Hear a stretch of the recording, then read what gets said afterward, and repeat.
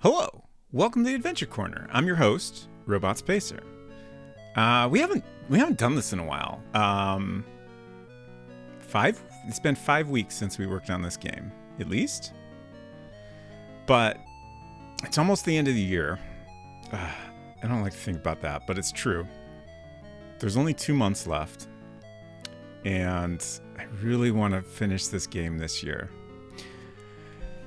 I'm a little concerned that is no longer possible, but I am going to do my best. Silver, good to see you. 6-7, great to see you as well. 67S, is that Helvetica with 2 L's? No, it is not. This is Purgatory, so we're not in hell. So we're just using regular Helvetica. Close, though. So today, we are working on a scene that was added very recently to kind of solve some problems. A minor problem that I keep thinking about is that I would like to... Phallus. 22 months. Phallus, thank you very much for 22 months of support, and also for the brisket emote. Thank you. I appreciate all your support very much. Pixel Turkey, great to see you. Let me give Silver a shout out first of all. Silver, we've really got to talk and figure out when we're gonna defeat Jimmy at dead of night. Hopefully sometime this month. Silver, I don't know what you're streaming next. Do you know what you're streaming next? Feel free to share if you would like to. Pixel, thank you. This is purple, actually. And it frustrates me. It's a really good purple, and it shows up so incredibly blue on this camera. I don't know why that is. Like, everything else seems fairly normal colors. So, I guess maybe purple is just kind of hard to capture. It doesn't look bad. I wish it showed up the correct purple. Can confirm it is the purplest purple to ever purple. Yes. It's a mystery. Maybe ideal purples can simply not be captured. 3D Dot Game Heroes. Oh, okay. It's a PS3 game that is an homage to the original Zelda, made up of voxels in a tilt-shift style. Made by the Dark Souls team? Really? I've heard of that game. I think I've seen some images and maybe a trailer or two. But interesting. I'm up for dealing with Jimmy anytime. What about right now? No, not right now. Yeah, I'll message you later or tomorrow. I would love to get back to that soon. I'm determined to deal with that. So let's see. What was I saying? We recently added a screen to this game. We added a couple screens, one of which we've mostly finished up the other day. By the other day, I mean like 2 months ago. And then the one we're working on today is currently completely blank. It is going to feature a like kind of closed or abandoned storefront, probably with like shutters over the front. So it'll look very plain. There will be a semi-working vending machine in front of it. And next to it is going to be, I guess, like a little bird's nest, including a bird. We originally talked about adding a loon to the game, but I realized today that we have another option, which is very tempting to me. An egret. Did you mean to leave the Garfield is dead tag on? Yes, I did that on purpose. I thought we just needed a reminder that Garfield is dead. So there's the loon. The classic loon. Familiar to all World Builder game players. And then we have the lesser known egret. Which is just a really good sound. Rip to Garfield, yes. Let me give Pixel Turkey a shout out. Pixel Turkey has been playing Of course, Father World, continuing her training against Zinus, and also has started playing Gabriel Knight, the first game, for the very first time, which has been fun to watch. Yeah, the egret sound is pretty good. So I think we're going to do a poll. Just because why not, right?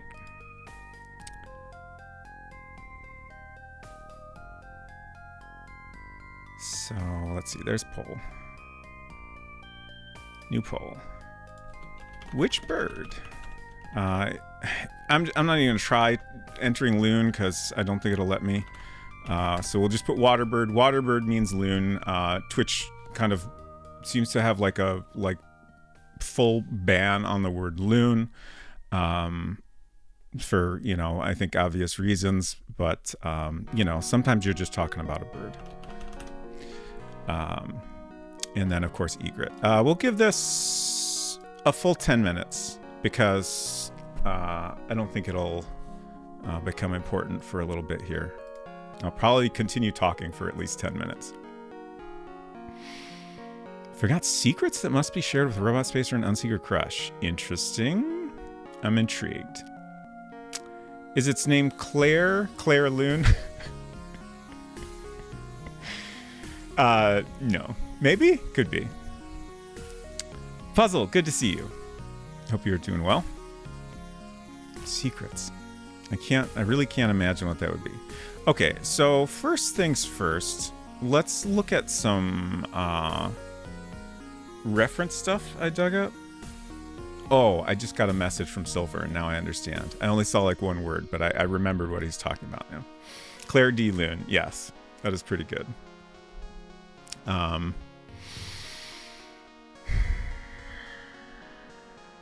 think this button will just work. Okay, there we go. So here's an example storefront. I think this is maybe a little more detail than we want to do, though it is kind of nice. Let's see what else we have here. Oh, this is just a page with a bunch of stuff.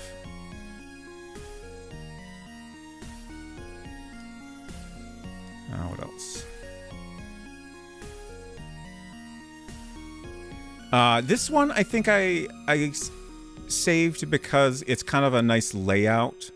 Like I want something kind of like this with like some space on the right side. I don't know if I'll necessarily have it go up, and in fact it should probably go down. The idea originally at least was that there would be kind of a suggestion of a lake behind here, because if it's a loon, loons tend to nest generally in like a island area surrounded by water, but sometimes also, you know, just next to water. So that was the plan there. I haven't actually looked into where egrets tend to make their nests. Let's do that right now. Where do egrets make their nests? Oh, in a tree or shrub. Usually 10 to 40 feet above ground or water. Sometimes very low. Okay.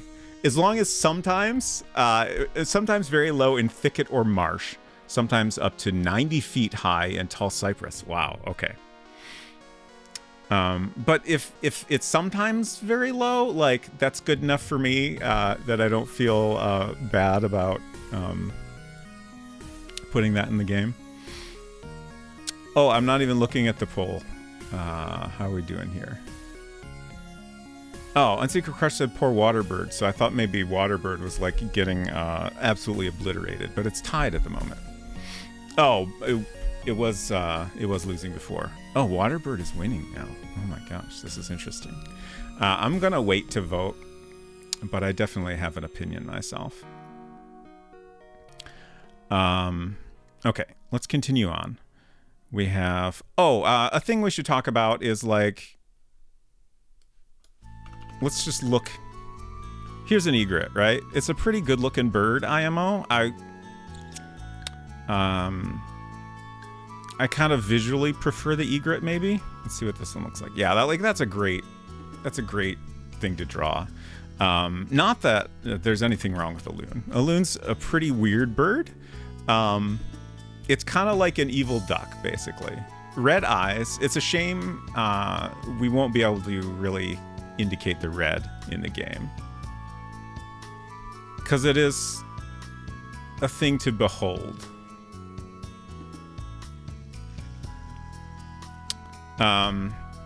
And while we're talking about the birds, the plan for the bird is, first of all, we get to add a good bird sound to the game.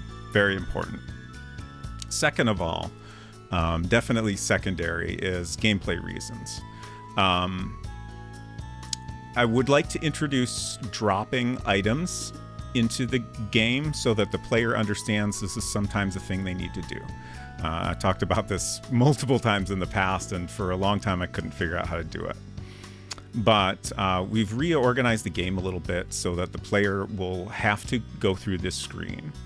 And my thought is, and I feel like this will work reasonably well, that the player will have an item, probably something they start with, and when they come through the screen, the bird will basically attack them and try to take it. My thought is that they can come to the screen, they can see that the bird is there, but as soon as they try to take an action, the bird will attack them if they are holding this item. And we'll have some text to, at the very least, suggest what it is the bird is after. So then, basically, if the bird attacks them, I think I will set it up so they kind of automatically run away back to the previous screen, which will be the bus stop.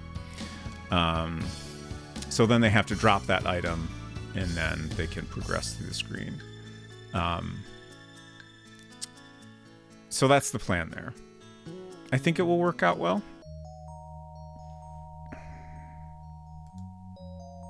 Look at that lovely dithering pattern on its feathers. That is a pretty good point. We currently have a tie between Loon and Egret. That's very interesting. We gotta get more votes in here. Did everybody vote? Can't remember if I ever showed you this comic, The Mighty Loon. We're gonna look at that on stream here. The Mighty Loon, captain of the water, champion of the sky, goes on land sometimes. That's a pretty good comic. Thank you for sharing. On store.falseknees.com. Let me give Unsecret Crush a shout out. All right, let's look at this Egret again. The other thing we're going to do on this screen is the vending machine is going to be our source of a bus token. I would kind of love to figure out a little puzzle with it,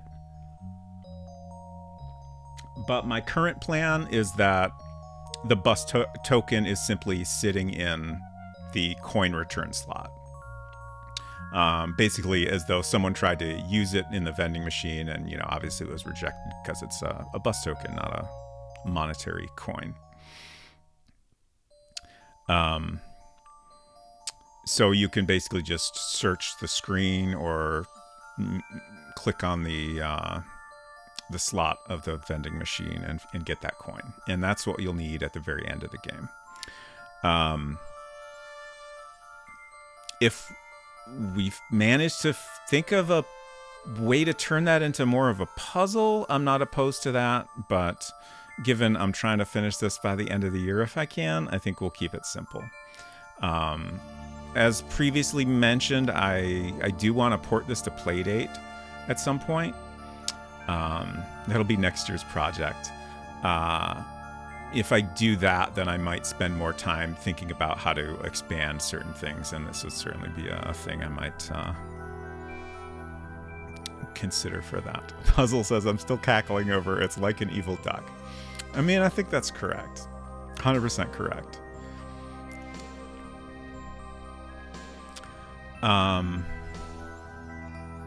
We're getting down there, and it's still a tie. I can't believe y'all are doing this to me. Like, I'll break the tie if I gotta, but I would love to have someone else do that. So yeah, that's all the plan for today. Let's look at some more reference photos I set aside here. Did we look at this one already?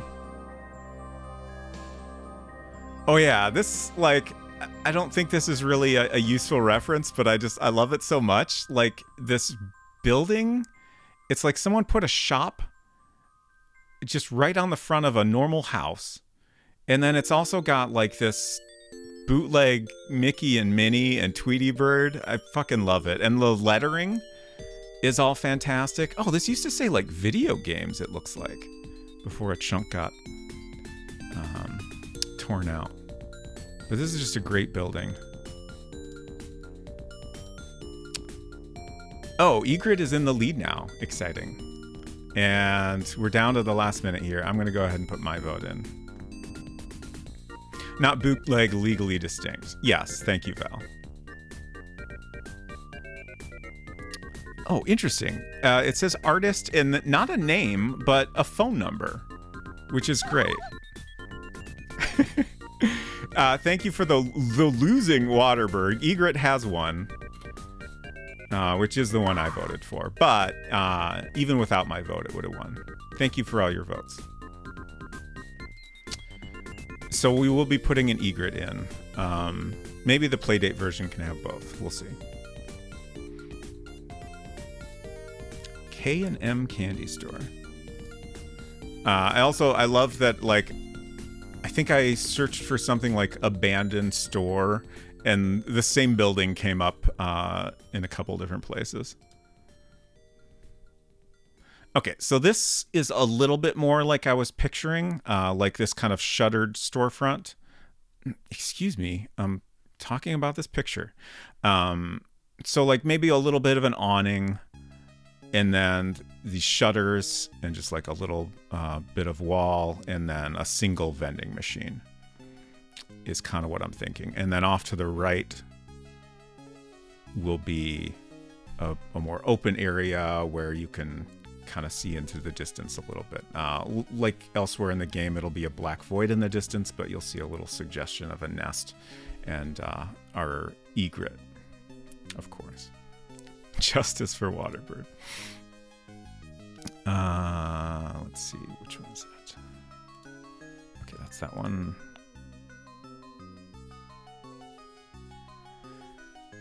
There's another one. Just kind of same thing. Definitely more detail than we'll have in ours. Oh, here's just a search for old Pepsi machine, which it kind of has a nice vibe to it. I don't know what era I'll go for. But the vending machine, I think, rather than this kind of super fancy machine that you'd be more likely to see in Japan, I think we'll do something kind of like this. Like, to me, this is my classic childhood vending machine. Is this gonna... Okay, good. Very simple design with these big plastic buttons. Why are these images not loading? We could do something a little older, which might be fun. There's a lot of choices.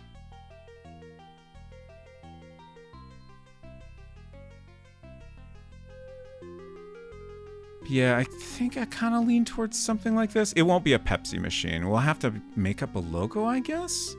I hadn't really thought about that. Okay, so that's all my reference images. I thought I had more, but the other ones are bus stop images for the final scene where there's a bus present. Okay, so I think first thing we will start with just a very simple sketch in my sketchbook like we've done in the past. Actually, before that, we'll take a look at the surrounding area in the game, because we haven't looked at the game in so long.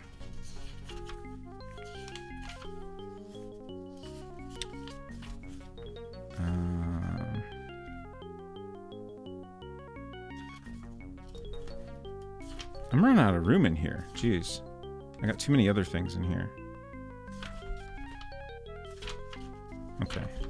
Well, here's a page we can use. Okay. Just glancing at these again. This is probably like, I think I'll just do a straight on view. Just to keep it simple. So I'll probably use this as kind of my main reference image, but a lot of the details are going to change.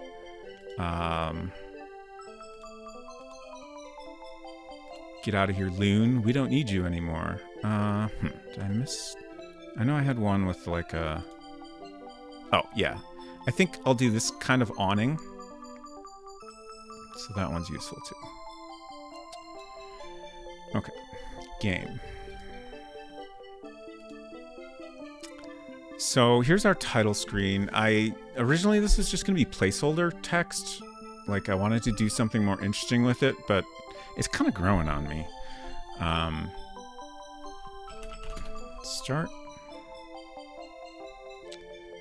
And then south of here is the screen we'll be working on today. You're outside a store. There's a vending machine here. Paths lead off to the north and west.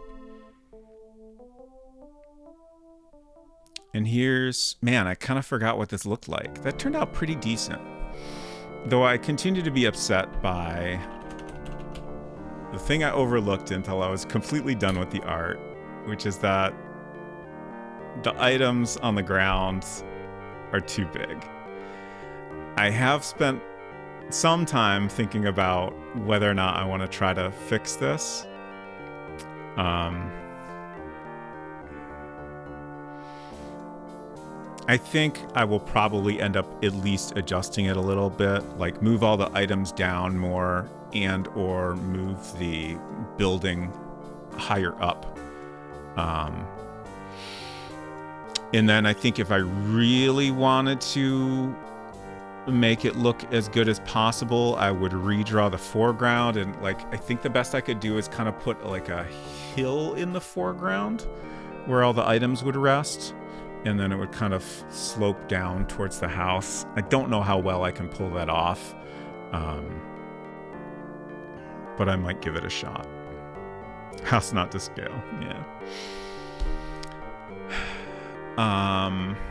You're in front of a totally normal house. There's a walkway north leading up to the porch. A path winds west around the side of the house. So we have north, totally normal porch. South, back to here. And then here's our twisty little path.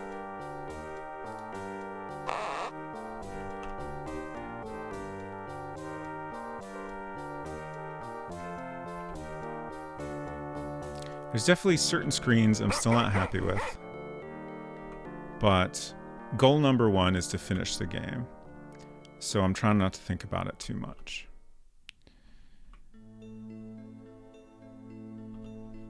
Just like the level of detail we put into that house screen is like great. Let's get the key so we can poke around inside. And I would love to have the same like level of detail and polish everywhere. Oh, a thing I just thought of is unlock door, open door. Oh, there's our buddy. Excuse me, sir. I love that creek. So if we go south back here, the door still looks like it's closed. I think I might not worry about it, but that's something we could fix if we wanted to. Like it's dark enough that I think you can just kind of brush it off and not worry about it. Like it doesn't look obviously bad or anything. Like if the game were in color, it might be a little more obvious that it's still closed. We have our bathroom, of course.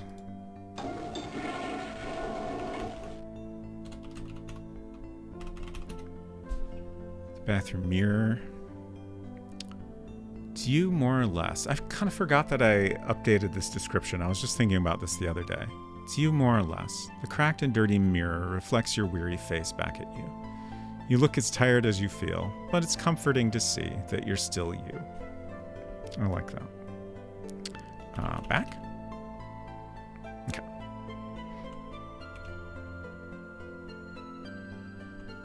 Up. Let's take Scully. Take the book. One of the books on the shelf is titled Purgatourism, Travel Tips for When You've Got No Better Place to Be. Phlebotomy 101 by Dr. Acula. Okay, let's push the button.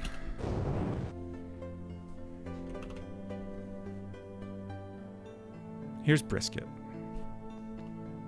Talk to cat. Oh, hello, the cat responds. I was just doing a bit of reading. Are you lost? No. I see. Well, the exit is just behind you, same way you came in. The cat doesn't seem to be enjoying your company. Let's keep talking. I suppose I won't be getting any more reading done right now, the cat says, clearly annoyed. My name is Brisket. And you are?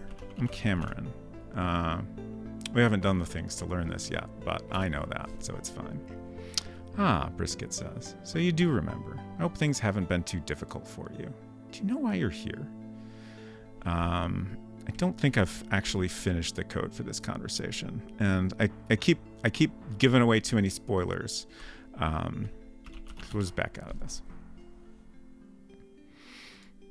I've been trying to not spoil the game too much, just for folks that want to eventually play it without that, but I keep forgetting. Been working on this too long; it's hard to remember. Okay, so that's a good tour of the game so far. I think we went to most of the major areas. Oh, you know what? One thing I want to see again. We redrew the plant, right? I think we did that. I'm pretty sure I did that. So let's see. We'll take all the items we need. I guess we need some water still.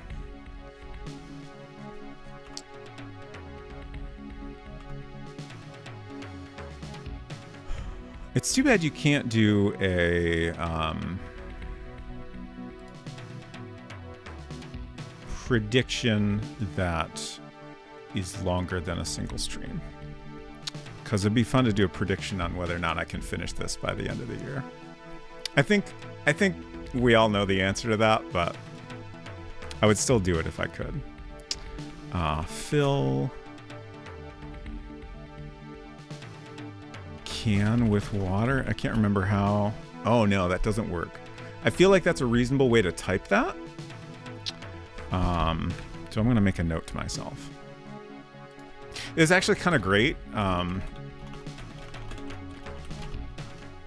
Having taken a break from this for so long, because it helped me find a problem like that where I'm typing a normal way to do a thing. I can think of some slightly awkward ways to phrase this that I'm pretty sure will work, like take water, I think works, or put water in can. Fill can with water doesn't work. Fill watering can? Does that work? Okay, that does work. It's a bit difficult to get the watering can into the toilet, but somehow you manage. The watering can is now full of toilet water. Perfect.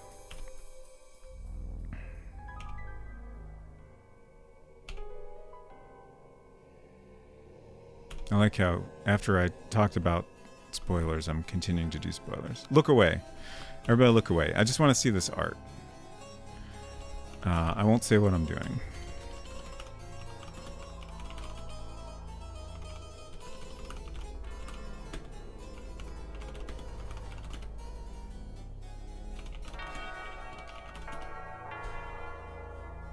Okay, now we just need to wander around a little bit, give that some time to grow.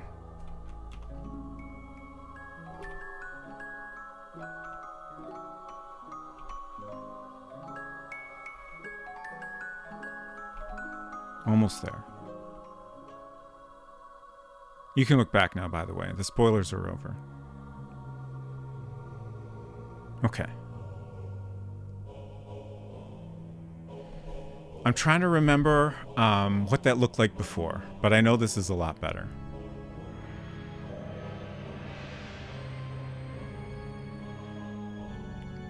I still, it's hard for me to look at the art in this game, even like stuff that I've redone. Like this, I spent a good amount of time redrawing, and the front of the house I spent a good amount of time redrawing. But I still feel like I could do better, mostly because I've been trying to do as much possible as vector art, and the vector art tools in World Builder are very, very hard to use. Anyway, it's hard to resist the urge to keep redoing things. I also, like, when I was a kid, I used to draw monochrome art a lot, but I have not really done that much in a long, long time. And it's hard to, like, figure out how to do it. Especially, like, to me, the best monochrome art that comes to mind is, like, the game Dark Castle is a great example. And in there, it's all bitmap art rather than vectors. There's more of a focus on like black and white with minimal dithering, using a lot of contrast to make the image work, basically, and more dramatic lighting. Whereas with this, you know, again, I'm trying to stick with the vector tools and kind of give it a typical world builder look. So that kind of guided me towards decisions that, like, I feel like are not necessarily ideal. Like, I don't think they look bad. It's just, it's hard not to wonder how else I could make this look, basically. Anyways, let's start drawing this new scene.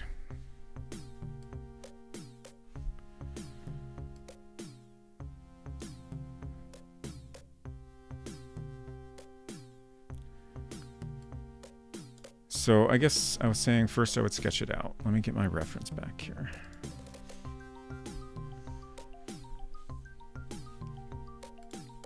So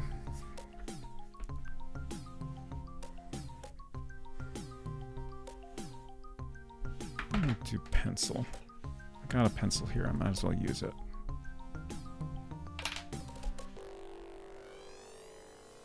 So we need foreground for the items. That's important. We can't forget that.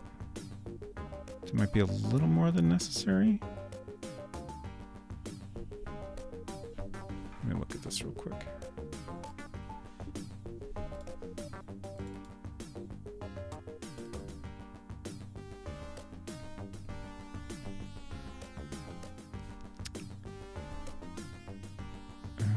Starts. Sheet items. Okay, so we don't need a ton of room, just that much.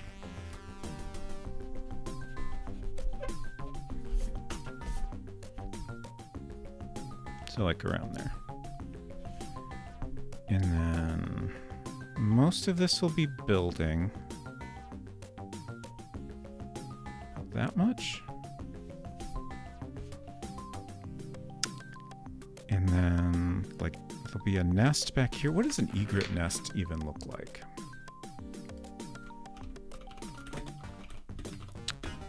Since most egret nests are apparently up high, let's see if we can get an example of one on the ground. Occasionally, the great egret will build its nest on dry ground near a marsh. Can we see an example of that? Okay. Okay. So it's a, you know, pretty typical.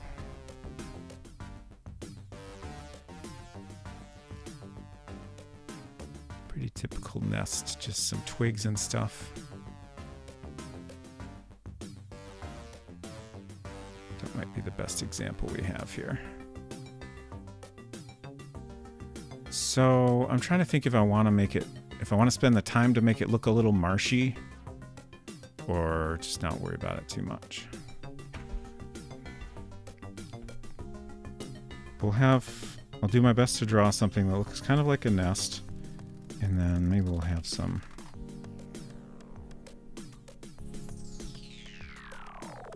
stuff like that. Let's see. I'm just thinking about this transition here.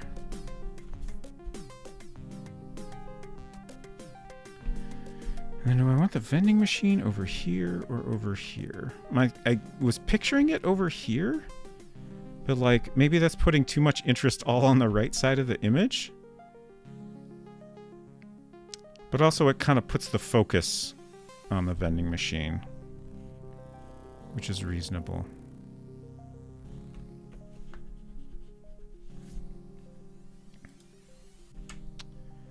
The gamer lights on my gamer headphones are kind of spoiling the Slay the Princess vibes. That's unfortunate. Can you turn them off or just like make them, I don't know, red?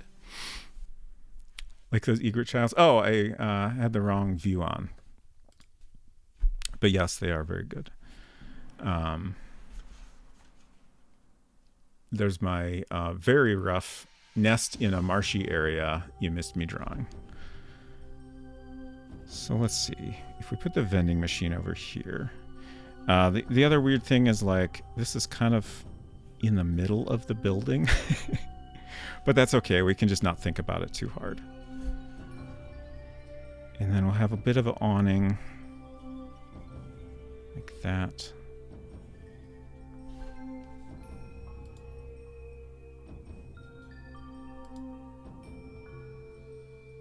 Okay. I'm just checking out this this awning here. It's very interesting. I guess, okay, this is all fabric strips. And then there's like a bit that hangs down over a bar across here. I don't know that I want to put all this detail in, but I do like the way it looks.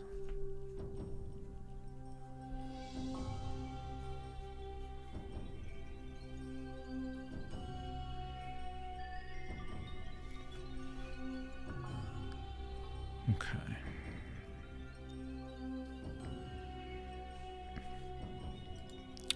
And then the vending machine.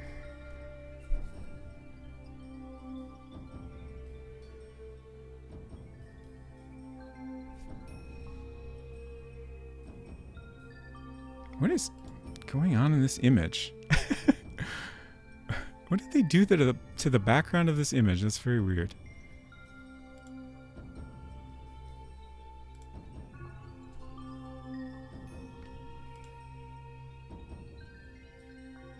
That's a pretty good example, I think.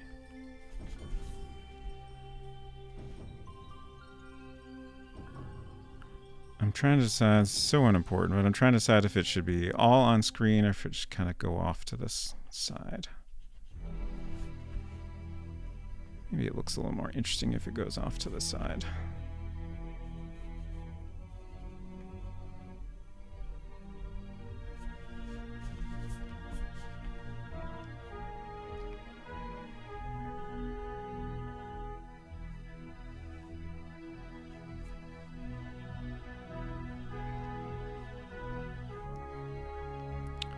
Trying to picture exactly where the coin slot is. I know it's off to the right side here. Oh, Facebook. Oh, come on. That's smaller. I wanted it bigger. There we go. Perfect. Okay, so there's the coin return slot right there.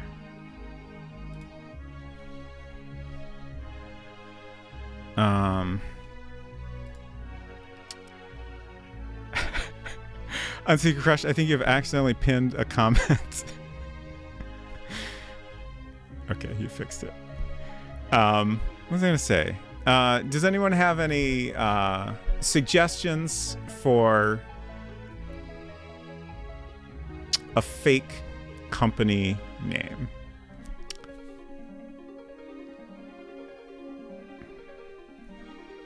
You have a confirm action on that. I mean, it's fine. It's not like it's a fatal error or something. It is kind of funny when it's done accidentally, I think.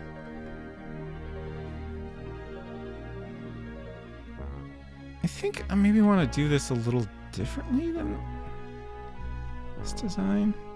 And have like a bar, like a section here that comes all the way down, and then just like a slot in the middle of that. And then over here we'll have buttons. Maybe 4 of them, and then a little slot. And then I guess we need something to suggest where you pay up here.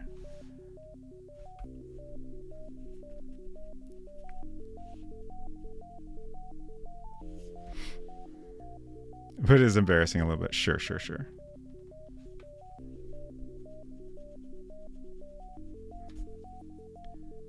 Okay.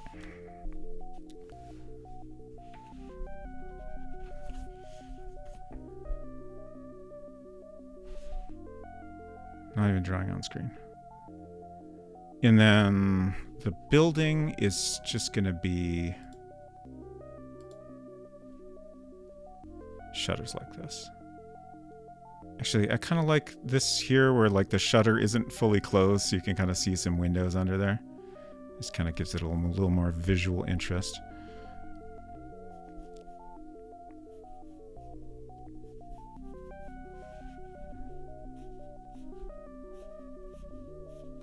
Hopefully we can just use a pattern for these shutters.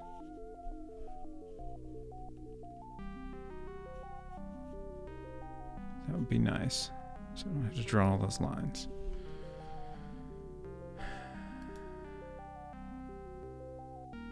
I can't be sure, but I think one of the buttons on this Pepsi machine is for Miller Lite, under the mug button to the left.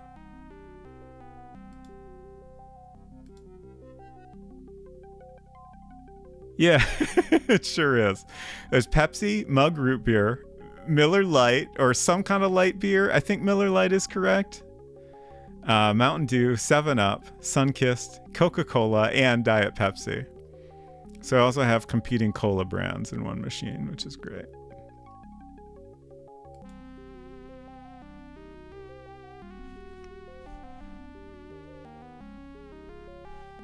All right, I'm going to go over this in ink, even though it's not important.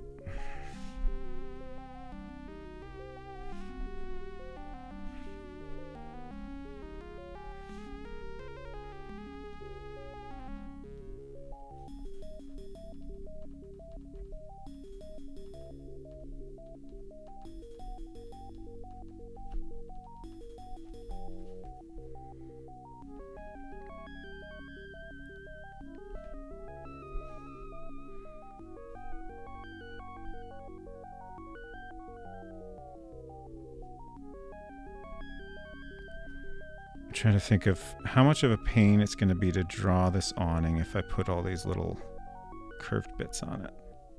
I don't think it would be too bad.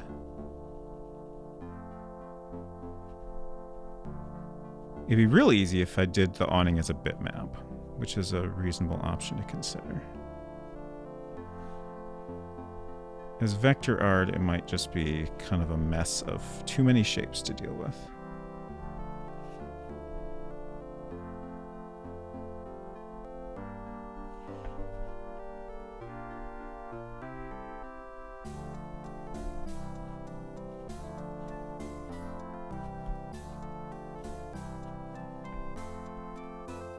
Oh, I didn't actually draw the egret. I do want to have it visible.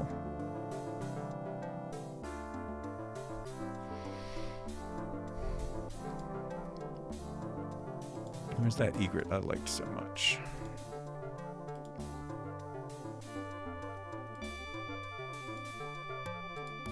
There we go. Okay. So I think, excuse me, I think the egret will be kind of standing off to the right here. I should do this in pencil.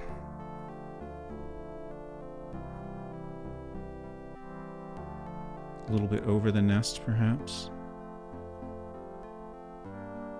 Ooh, how big is an egret?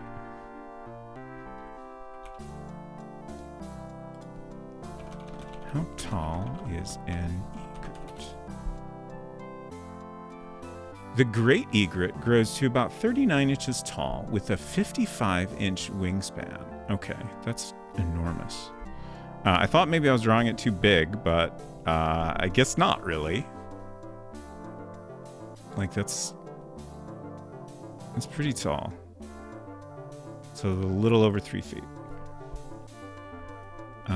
Still maybe a tiny bit large, so let's shrink it down a little bit.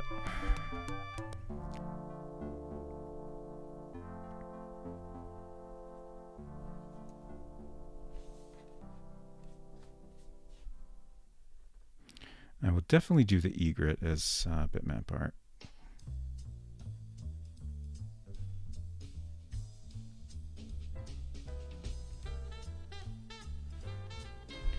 Ooh, we could have a potential death here. If you really make the egret mad, maybe? I'm trying to think of what you could do to get murdered by an egret. Oh, maybe if you mess with its nest? Egret aggression? Egression? Yes, exactly, Grizzleby. Good to see you.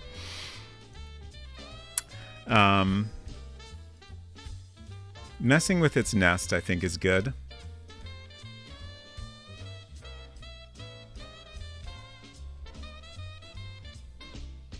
But I'm open to other thoughts on this. Showing blood dripping on the beak would be stellar. So in general, our death scenes have been like a very dark, kind of suggestive drawing, like there's a part where you can get killed by a person. I think we just have a hand reaching out. You can get killed by a cat, which is just a claw kind of pawing at the screen, and it's all very dark.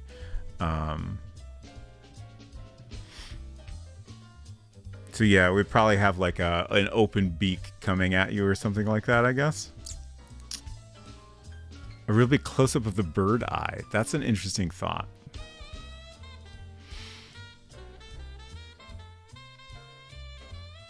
We could maybe have a combination of beak with the eyes visible. That would be a pretty good look, I think. Yeah, they do have pretty great eyes.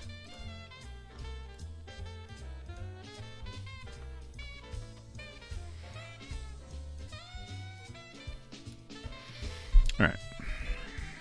So I think something like that is what we're gonna have. Finish inking this, and then I can start drawing it for real.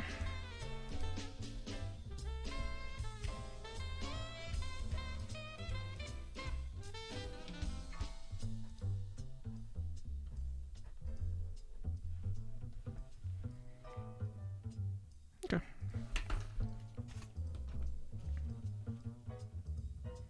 That's kind of what we're going for. Should be relatively straightforward.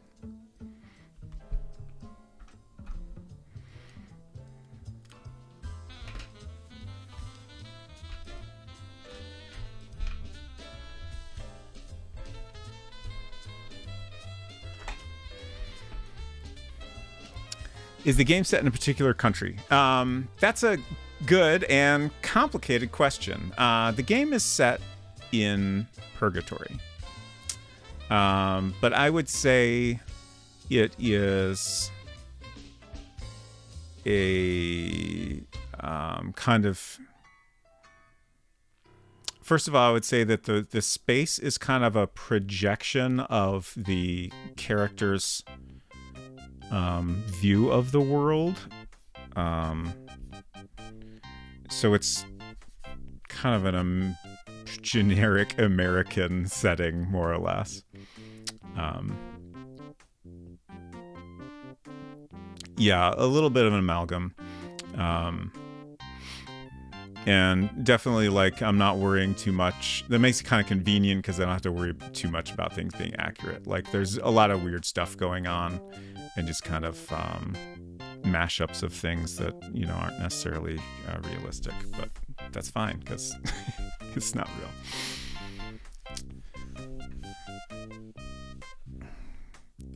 Okay. Wait. There we go.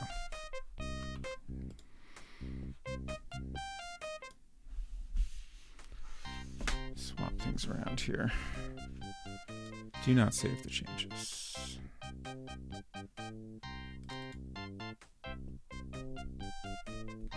Yeah, that is a soda machine over here.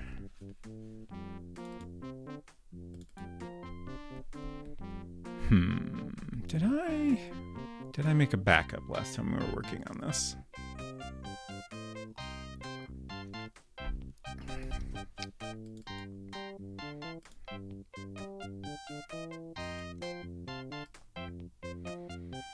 Nine? Okay, I guess that's right, huh? Wait, when was this last modified?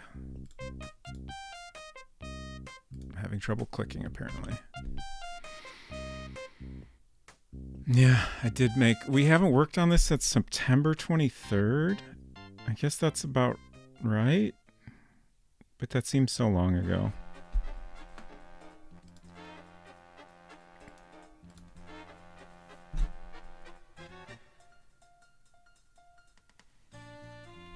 Getting a lot of notifications here.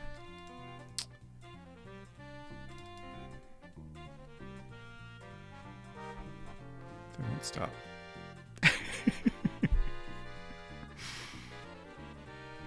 Okay.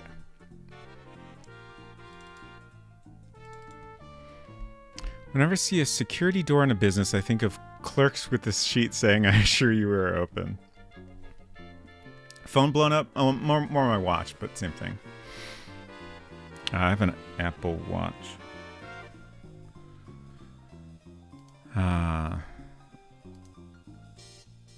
Because I make Apple apps. Therefore, I must use all the Apple technology. That's not really true, but I do kind of feel obligated sometimes. Where are we going here? That's all our close-ups. So down here we have bus schedule, bus stop, storefront. That's the one. Thought it was the Samsung phones that blew up. Okay. I guess, in retrospect, I should have drawn this more square, but that's okay. That's not really a problem.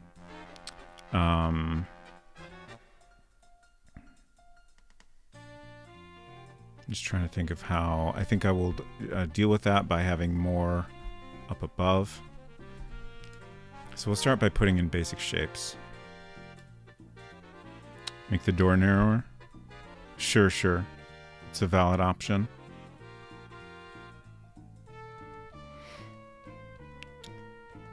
But we'll start...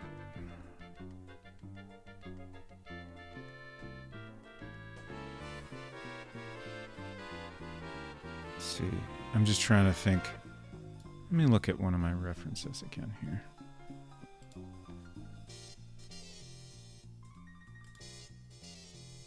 Not that one. This one. Oh, okay. So there's some brickwork above that. That's kind of nice, but I don't know that I want to do all that.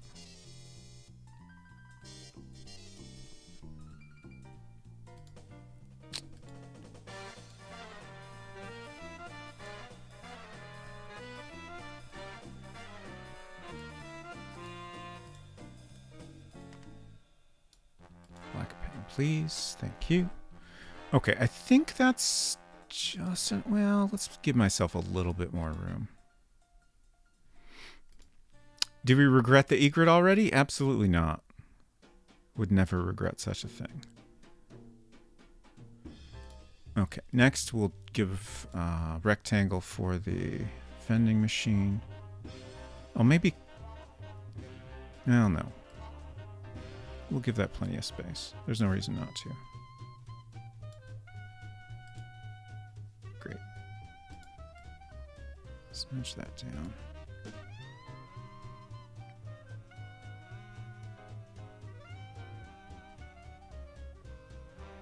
Is that a good height?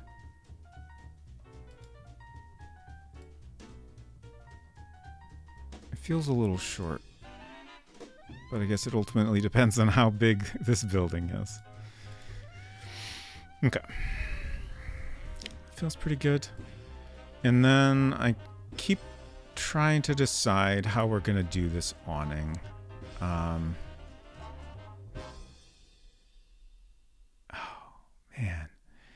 There's no horizontal line pattern. Why did they do that? There's a vertical line pattern. Like this, I feel like this is maybe the worst pattern. Just these black bubbles. Like, I can't imagine what you would use that for. That could easily be replaced with something more useful. Oh well. I guess I'll simply have to draw a bunch of lines. That's okay. Not the first time. And then... Well, I guess I could maybe get away with an awning with this kind of pattern on it, but I feel like that's not really what I'm going for. I was just wondering if maybe we had some angled lines that I could take advantage of. I guess I could potentially use this. Let's see what this looks like.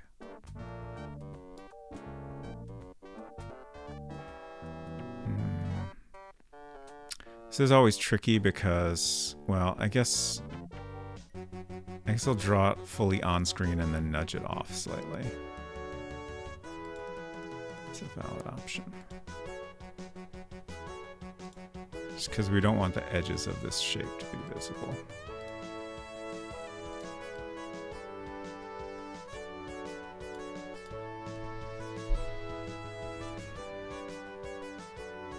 Yeah, I don't think that's really the look I want. Like, I want something with a dark fill, but then, you know, the same kind of lines I've drawn here.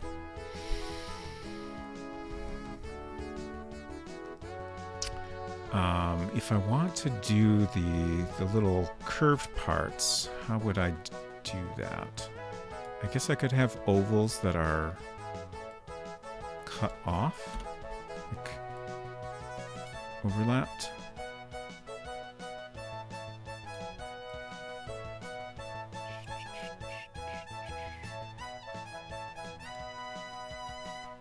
Maybe?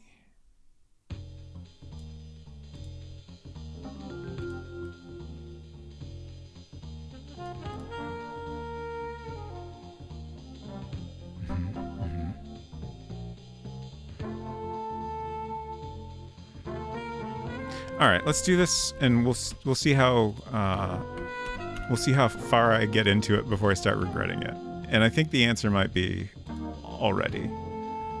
Simply because every time I drag one of these out, like, I can't hold shift to drag it straight over. So it's gonna be a pain to just align them all. Whereas it'd be so much easier in MacPaint.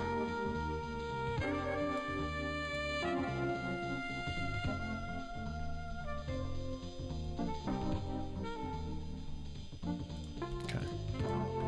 I think I'm settled. We're gonna do this awning in MacPaint. Let's take a screenshot because I like the way those lines look more or less.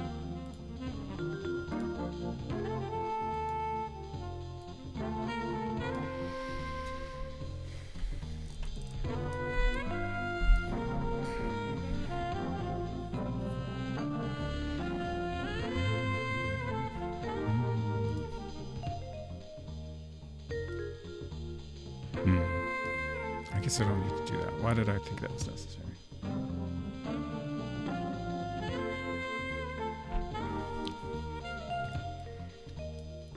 Okay, I guess I'll just copy this.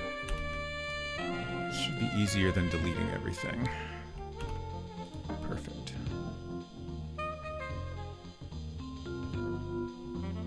I'll leave this little corner in just so we know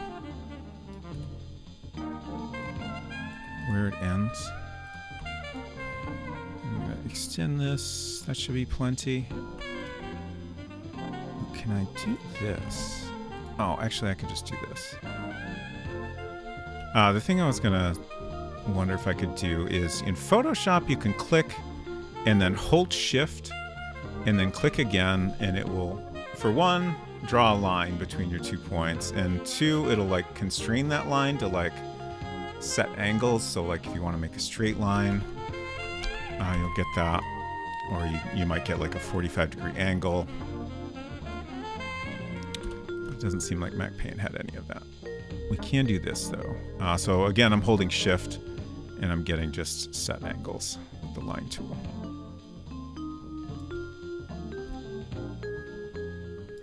Which is handy.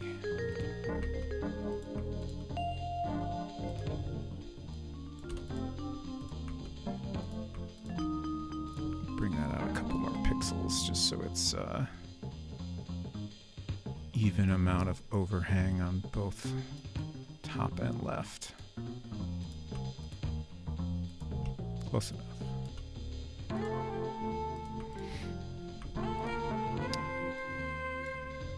Okay.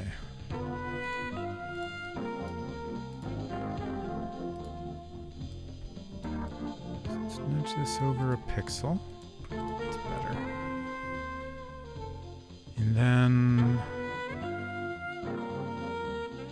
I'm trying to think, do I want to... Like, we basically need to draw some stuff and then copy and paste it a bunch of times.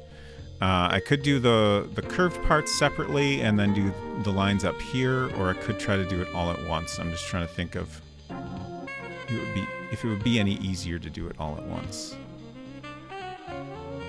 Maybe? Let's try it.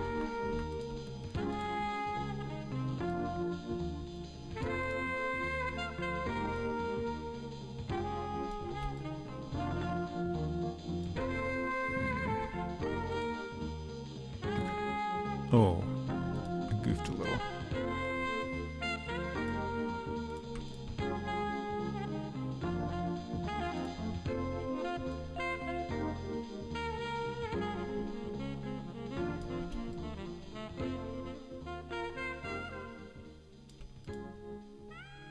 Okay.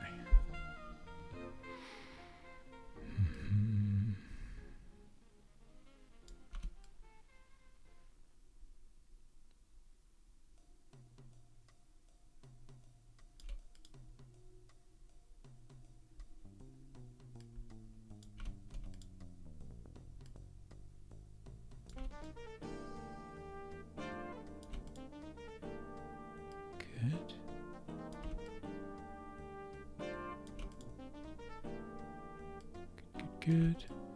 Of course, I ended up...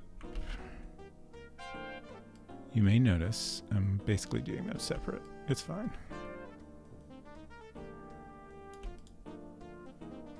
I just need one more.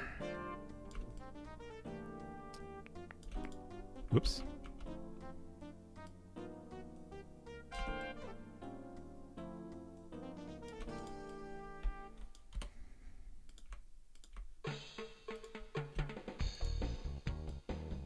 I tried to do the click 2 points to draw a line thing. Like, you use Photoshop for so many years, and it's just, there's so many tiny little things that are just complete muscle memory. I kind of hate it because Photoshop keeps getting worse and worse. There's currently a bug, which, to be fair, is Apple's fault. If you have the latest version of macOS, which just came out, like there was 14.1 just came out like a little over a week ago, I think. And I recently learned that Apple fucked up something pretty significant. I won't bother trying to explain the technical details of it, but it affects a number of apps. And basically, there's a certain thing that's kind of flipped on the y-axis. And because of this, like, you know, Photoshop has a similar setup here where you have a toolbar on the left side, right? And there's a gap below it. And basically, because this axis is flipped, these coordinates are flipped, like, you have this gap below here, but Photoshop thinks the gap is up here. So if you click on the top several tools in the toolbar, your click will go straight through it to whatever is behind it, which might do something you did not want to do. Fortunately, I haven't had that happen, but it also will not select the tool you're trying to select. it's very exciting, and there's no fix for it. And like, it's totally Apple's fault, but I'm also a little surprised that Adobe didn't catch it sooner. Like, I don't think they were aware of it at all until after the update shipped, which, you know, they could have been downloading beta versions and checking for issues and stuff like that. But oh well. Yeah, it is wild. And it's wild that Apple would like, I think Apple has historically been not really doing any like automated testing of their software. That's the impression I've gotten. I think they're like gradually starting to improve on that, but like there's so many bugs that slip by them just because if you're not doing automated testing, like it's really easy to just like goof up some little thing and then it has, you know, unintended consequences that you might not catch. Software.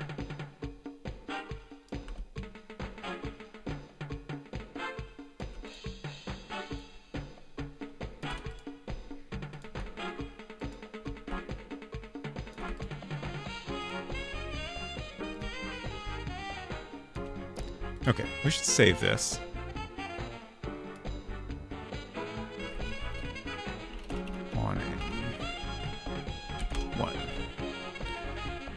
Let's see. I finally moved the World Builder folder up to the main directory, which I think will help me greatly. It's a little easier to get to. Okay, so there's our awning. I do want to fill in a pattern. Let's duplicate it.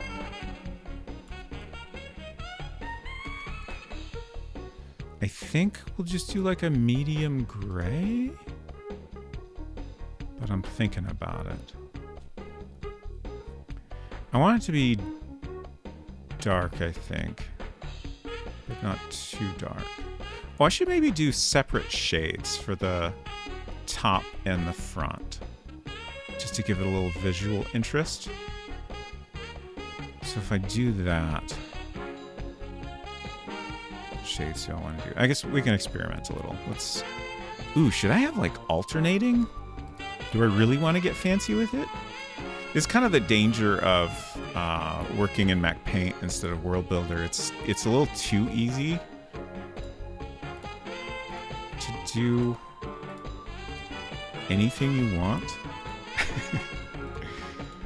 And there's a little bit of a danger of just going overboard and then it doesn't fit in with the rest of our art as well.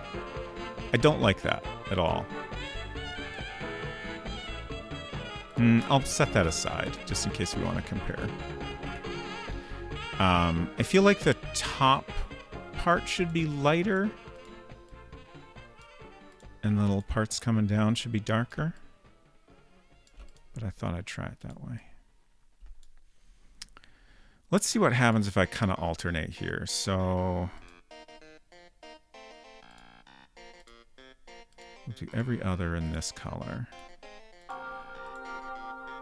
And then I want this darker or lighter?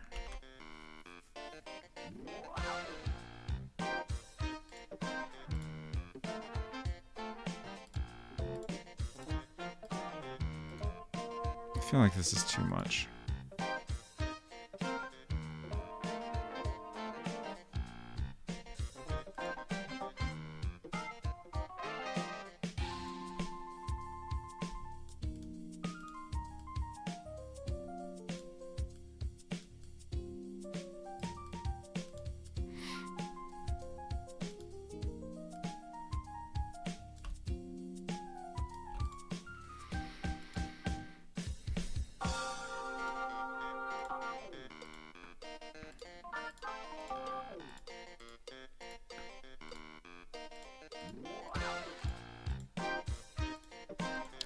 Okay, so I think I'm gonna draw a pattern to use for the rest of this. Okay, so we start in the top left.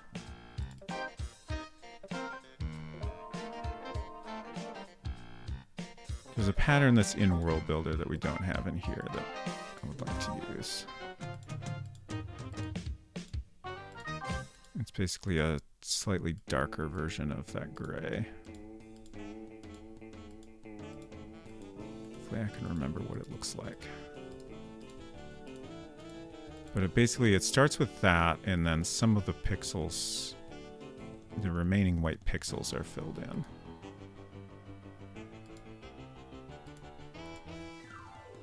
Is that right?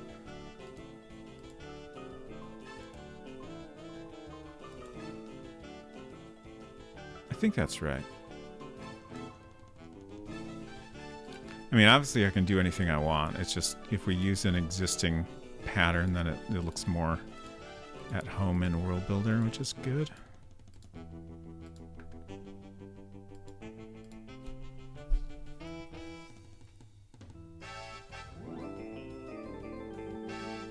I think that looks pretty alright. We'll see how it looks. We can always come back and change it. Oh, we need to... I think this will be fine, actually. Oh, where'd that come from? If this were taller, we would need to go copy it from Super Paint to make sure it goes into World Builder as a single shape, but I think this will be fine.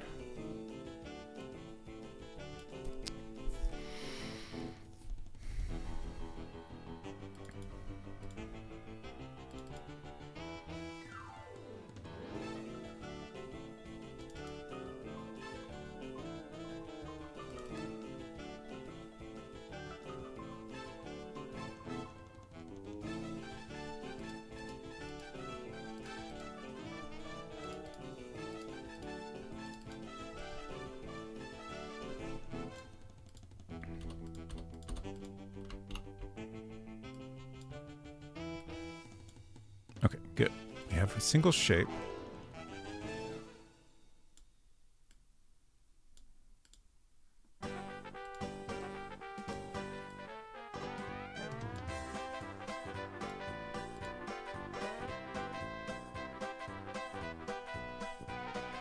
I'm trying to decide how close to the awning the top of the vending machine should be.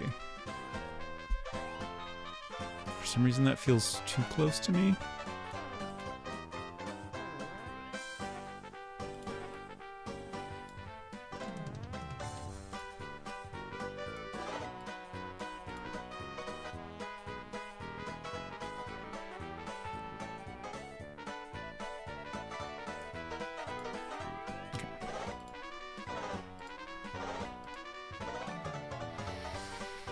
That seems fine.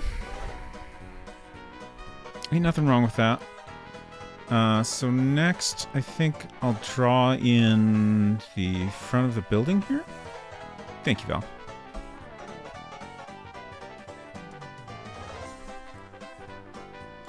So...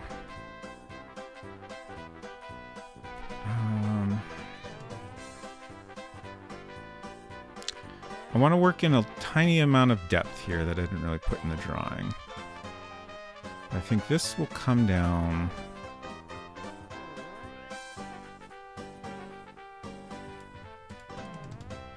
It won't look like that, that's for sure. I think we'll fill in everything with white initially.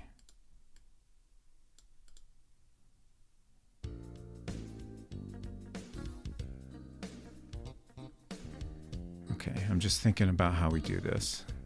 So I'm going to break this up into more shapes.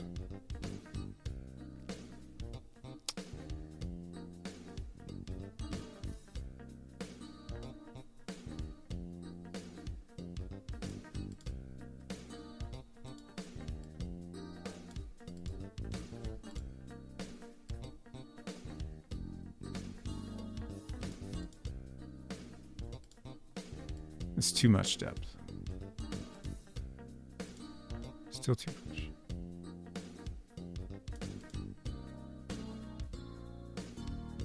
That's about right, I think.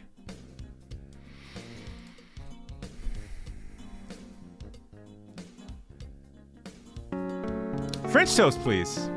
Hello. Welcome, y'all. ... I agree. I hope you're doing great. I hope you had a great rest of your Jackbox 10 stream. And it's great to see you. Thank you so much for coming by. You know, it's so nice to stream without gloves on. It makes things a lot easier. Robot Parade, thank you so much. the raid emote, that's great.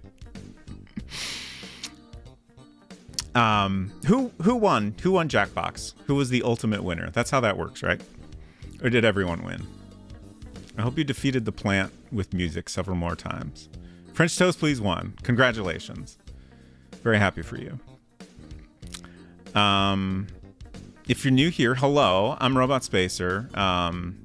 Unfortunately, you missed Garfield was streaming last time, but I'm just a guy. But we're making a game in World Builder, which is a program from 1986 by William C. Appleton for Macintosh. Just spanning random emotes now. That's okay. It's called Transfer Point. We recently came up with a title after working on it for 24 weeks. We're currently drawing a storefront. I have a little sketch here. There's an egret on this scene, which is gonna introduce a little bit of a puzzle. There's a vending machine over here, which is a little bit less of a puzzle, but still a puzzle. And then I'm currently drawing this storefront with a nice little awning and a shutter over the door area. Finally found a relevant one. You did. Thank you for the brisket. No more Garfield. Okay, never seen in chat again. Oh no, please come back. We still have Garfield emotes, if that helps. But Garfield is dead, so you won't see him again. In person. Egrets are famous for their puzzles. Yes, exactly. Fire Broadside, great to see you over here. I was hoping for some egret content. Well, we've got that.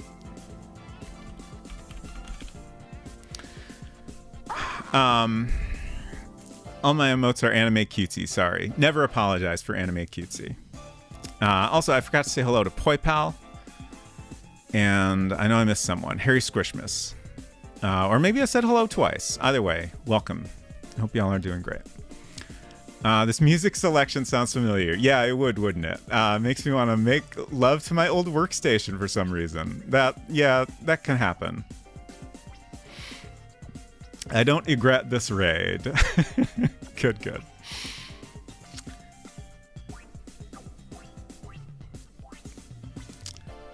Yes, this is MZizzy's, one of MZizzy's playlists, of course. That's the only stream safe music I have that I like. I also have a playlist of what's the artist name?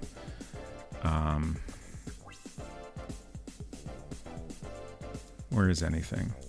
Stream Beats. I don't know, those ones are just a little too generic. They're good, and I appreciate them very much. Thank you for the egret.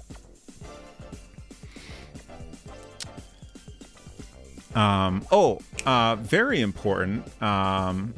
Emmy, I have already congratulated you 3 times already, but now I can do it with my own human voice. Congratulations on partner. You deserve it very much, and I'm very glad you got it.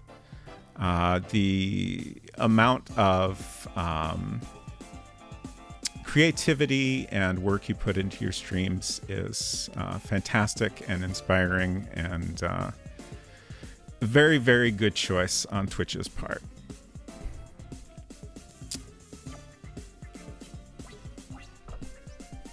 Game Dev Jeff, good to see you.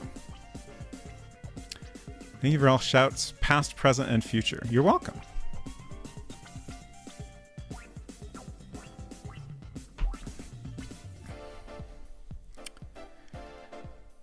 So now I'm smoking for and never have to thank you again. Yeah, exactly. That's fine. I mean, nobody ever has to thank me for a shout out. I'm happy to do them. I want to share all the great streamers that I enjoy. Hello. Hello from the shadows. Hello to you as well. Game Dev Jeff a shout out as well. I feel like I might have missed some shout outs. Fire Broadside, also an excellent streamer. And also a wrestler, which is fantastic.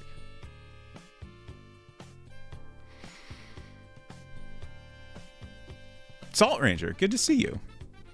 I am well. Thank you for asking. And I'm enjoying finally getting back to this game. Oh, you know what? Sorry, some fuzz just came off my hoodie and I was confused for a minute. I have decided to participate in Dawsember this year, which is a month-long event where any streamer can sign up and play DOS games for the month of December. You don't necessarily have to play exclusively DOS games, but that is my goal. Just because, I only do a couple streams a week anyways, so I figure we might as well go all out with it. And I already have DOS games lined up for my upcoming Tuesday streams, so I just need a Friday game. And I do have one in mind that I got a boxed copy of a while ago that I think I'll play. Yes, I did set my pronouns earlier. We were talking over on French Toast's stream. Let's talk about this a little more while we're here. Where's that link? Oh, I had it open. Shit. Twitch pronouns extension. Okay, so if anyone is not familiar with this extension, it's something I've been aware of for a long time. Thank you, Emmy. You beat me to it by just a few seconds. It's something I've been aware of for a long time, but I've never really used it because they don't support Safari. And I mainly watch Twitch in Safari or in the iOS app. But you can go and set your pronouns even if you don't use it yourself, so other people will know what your pronouns are if they use the extension. Emmy said you can also add it to OBS, which I haven't figured out how to do yet, but I will be looking into. And it's a nice thing. You'll see people's pronouns if they have set them next to their username, which is cool. It's just kind of something I'm constantly aware of and always wanting to do my best to use everyone's correct pronouns.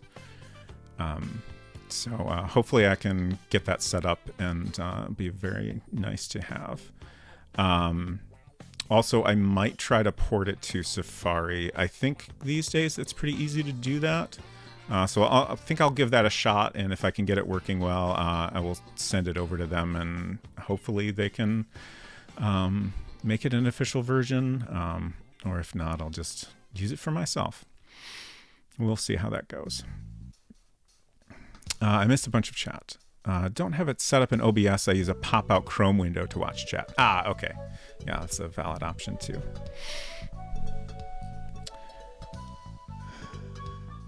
But I want to break OBS. Same. It's always fun to see what you can do with OBS before you regret it. Poipal says, I do wish it let you pick more than one set, but minor complaint. Can you not do a custom? Oh, okay, I guess not. Yeah, that is too bad.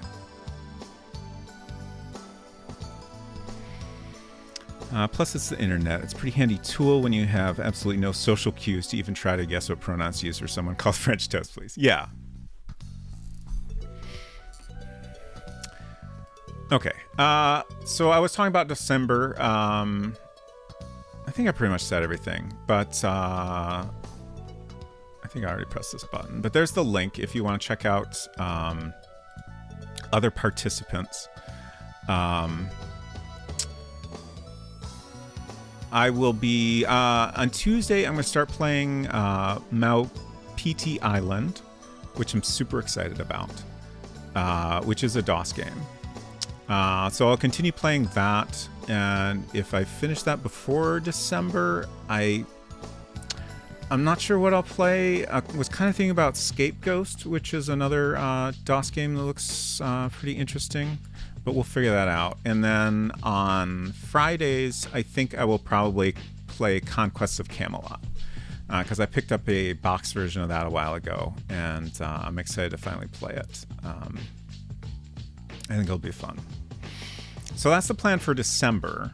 And as I've been saying, I really want to get this game done this year, so I think that means we'll just spend November focusing on World Builder. Camelot is great? Good.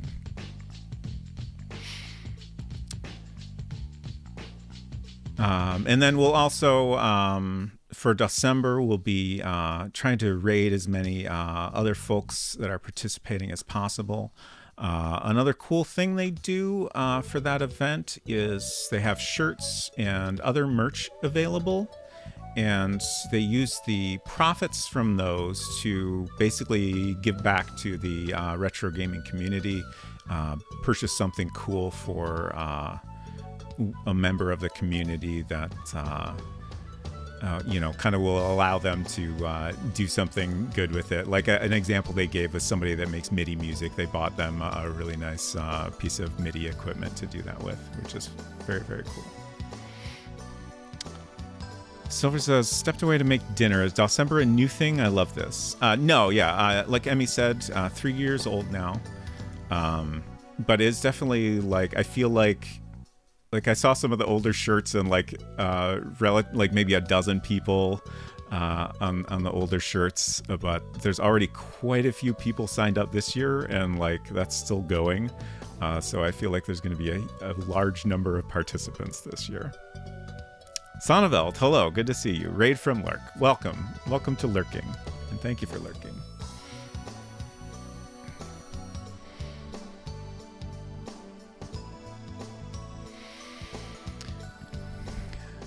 Gonna need a December shirt part 1 and part 2. That would be funny. They are doing 2 different shirts, but I assume they will have the same list of people on the back. I'll just have to print it really small. You're welcome. Wait, I clearly missed a comment. Maybe not. Maybe I just missed some context that happened elsewhere. Sonneveld said, thank you for teaching me about Egypt's independence to French Toast Please. I guess that came up on French Toast Please's stream.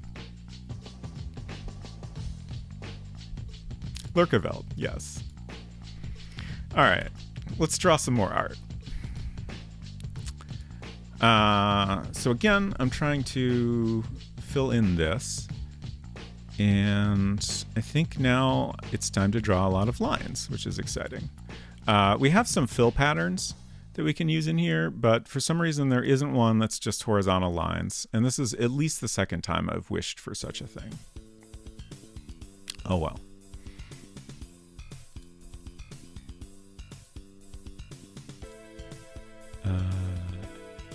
There we go.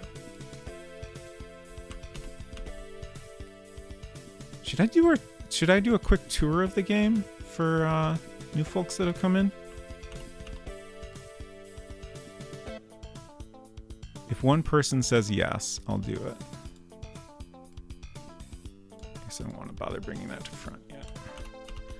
I will try not to spoil too many things, but I'll show off a little bit of the game, which will involve some minor spoilers probably. Tour? Okay.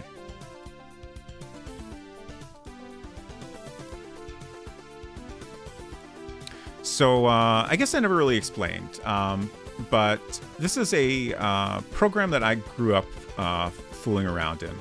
It was originally made for a game called Enchanted Scepters that was created by the same developer and released by Silicon Beach Software in 1986, like I was saying earlier.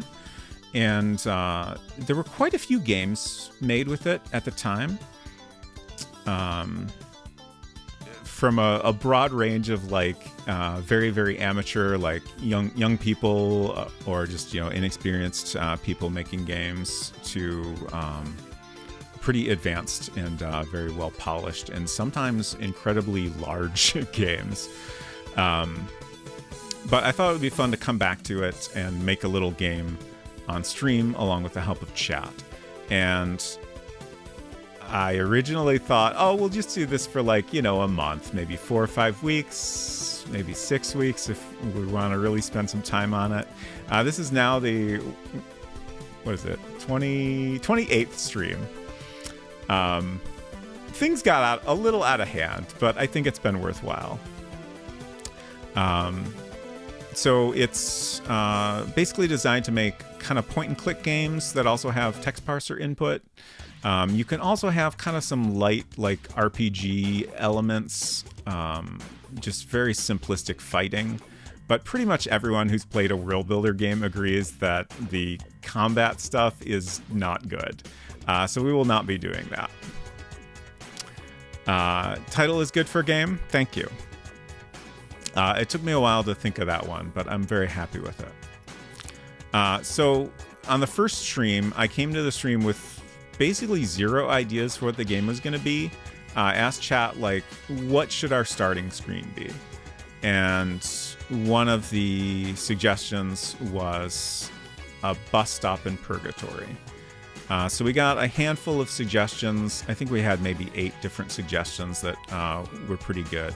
We did some polls, and that was eventually the winner. So that's our starting screen here. So this was the first scene that I drew. We also have a lovely credits screen with all the people that have given suggestions for the game. I have not updated this in a while. I will get to that eventually. I know there's some names missing here. I have been trying to figure out a new process for updating this. When I started, I would just watch the stream over, and every time someone gave a suggestion, I would add their name to the list. But over time, that has become complicated because most of the people giving suggestions are already on the list. So it's just been a lot of time and effort to update it. But I think I have a way to update it more easily once I get back to that. You are on this. Thank you for your help.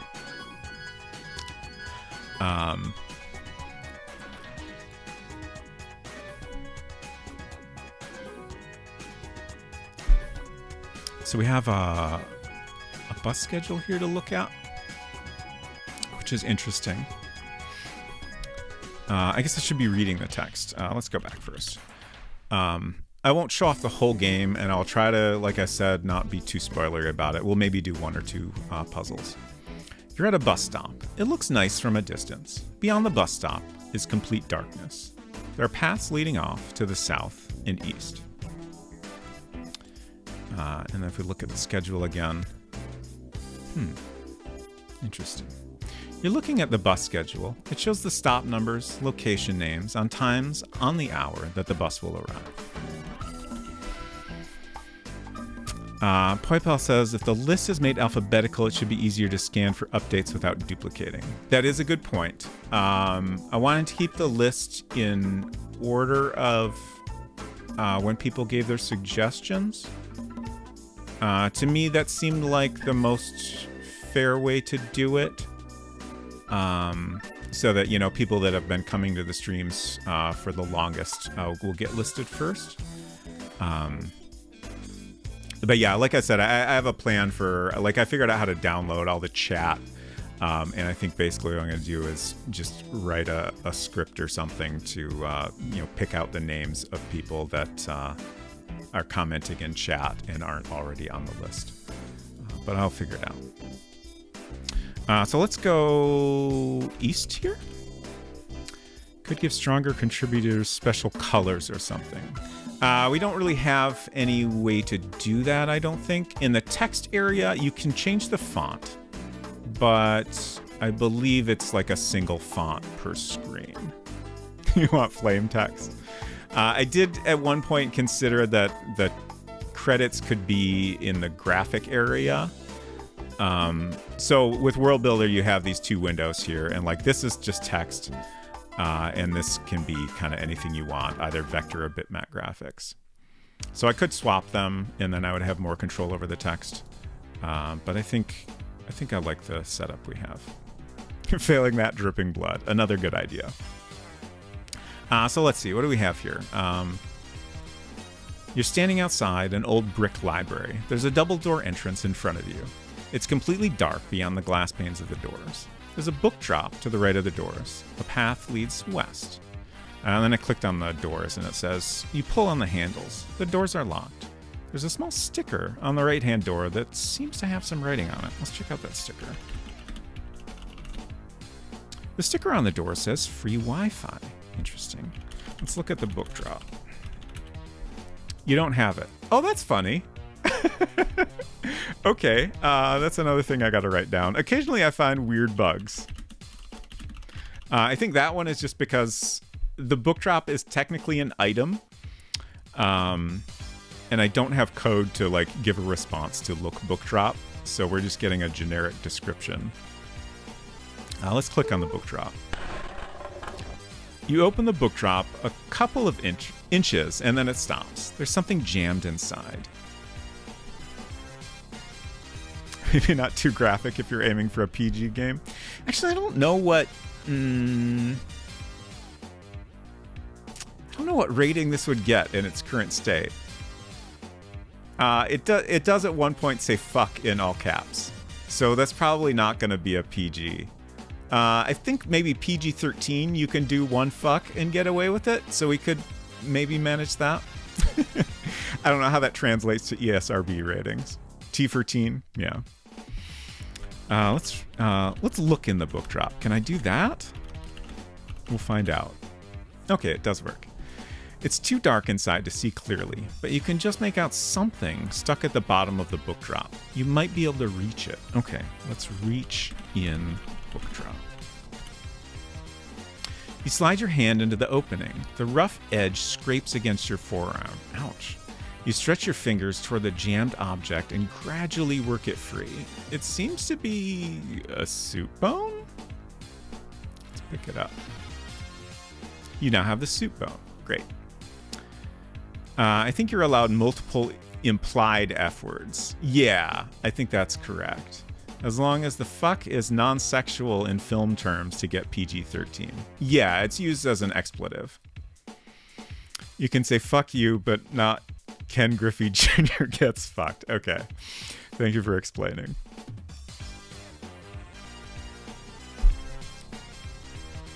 Okay, so we have a soup bone. There's a cool S here. Cool S, you think to yourself. That is pretty cool. Oh, we can't go south. Let's see. This is the scene we're working on. It says you're outside a store. There's a vending machine here. Paths lead off to the north and west. You can imagine there's an egret here, and it's mad at us right now because of reasons. But that puzzle's not implemented yet. You're allowed a fark? Fark? As long as it's preceded by a... oh, by a son of a belt. Yes. Fuck. Took me a minute to understand the reference. This is the last scene we added to the game. So you can kind of compare with like the library that was added very early on. There's been a little bit of an increase in time spent per scene. Cineveld. Thank you, French toast, please. I'm very happy with how this came out. So this is a totally normal house we're outside of. There's a walkway north leading up to the porch. A path winds west around the side of the house. Let's go up to the house. How does it feel to be clean shaven? I kind of like it. I would say that if I had to go always one way or always the other, just like based on feel of it, I prefer clean shaven. Just sometimes a beard can get kind of annoying. I do kind of like the way I look better with a beard, but I like that I can go back and forth. It is definitely not ideal now that it is getting very cold outside. I can definitely feel the difference. My face gets a lot colder when I go for a walk and it's like 40 degrees outside. So that's the main downside. What's your skincare routine? Your skin looks well cared for, to be honest. Thank you. Honestly, I usually don't do any skincare, but I have tried to get in the habit of using moisturizer more often. I use shit, I'm blanking on the name. It starts with a C, right? God, why can't I think of it? It's a facial cleanser. And I cannot fucking think of the name. Why is my brain like this? Cetaphil, thank you. That is it. I use Cetaphil, my face. I generally shampoo my beard with just... Wow, my left earbud keeps doing weird things. I generally just use my hair shampoo on my beard. And then that's kind of it most of the time. But like I said, I've been trying to use moisturizer more often. All men use Cetaphil or Dermavine. I've never heard of Dermavine. Interesting. Also, that's interesting that all men use these two things. Fascinating. Both sound made up. Interesting. Let's see. I missed some comments. Puzzle said, I very much like how the house came out. Thank you. Gwerk always tells me the beard stays, you go. Oh.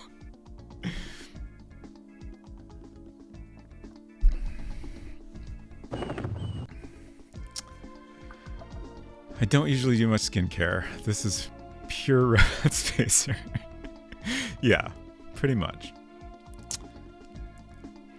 What does QV fall under? Is that another cleaner? All right, let's try to open this door here. It's locked. Crap. All right, we'll have to find a key, I guess. Salt Ranger says, Mzizzy is correct. I also use Cetaphil. All right, all men in chat, please sound off. What do you use to clean your face? We got to get to the bottom of this. Set category, health and beauty. Yeah, just for right now. We're not going back to the game until we get to the bottom of this.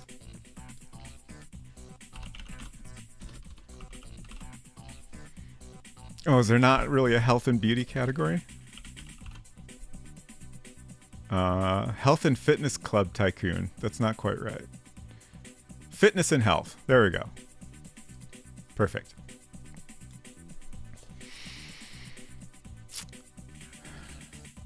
I'm not a man, but I use nothing. Okay. Pure Poiple. Yes. Poiple or Poipal?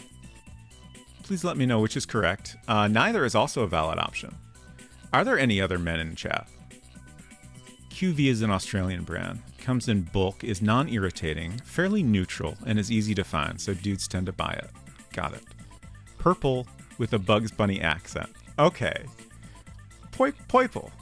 Poiple? Is that right? Poiple. No, good. Thank you. That's a very good way to describe the pronunciation. Assigned male at birth here, I use CeraVe. Okay. Thank you, Val. Sonovel says, Mzizzy helped with my eczema. Also why I tend to use bland deodorant, too. Interesting. On the topic of deodorant, while we're on the subject of health and beauty, I use band deodorant. I used to use liquid. Is liquid the right term? It was like a ball thing for a long time, and that seemed to start irritating me all of a sudden. So I switched to the solid version, unscented. Thank you. And that hasn't been an issue. But it's interesting to me because I swear ban used to be marketed as being like gender neutral, but at some point like deodorant became extremely gendered, and now it's considered a women's deodorant apparently. But it works for me, so I still use it. Automata is objecting to you, coward.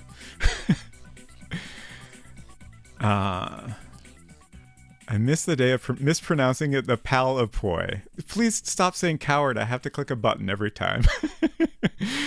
Poiple said, that said, I've been entertained by many alternatives, including suggestions that I start a kids show that involves being a pal of poi. Nice.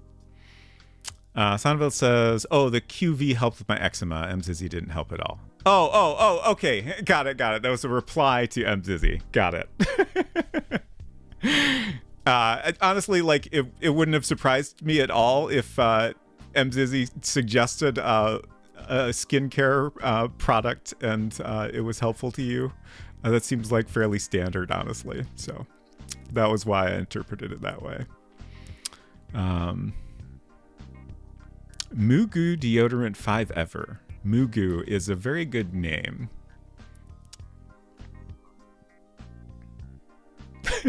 Secretly fed you probiotics.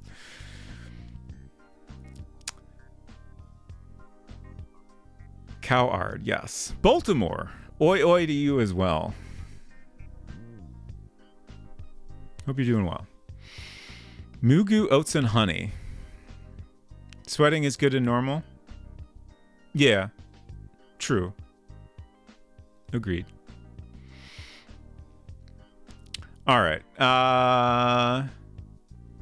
Doing aces? Good. Bolt, would you like to chime in on what you use to clean your face? That is what we're talking about mostly right now.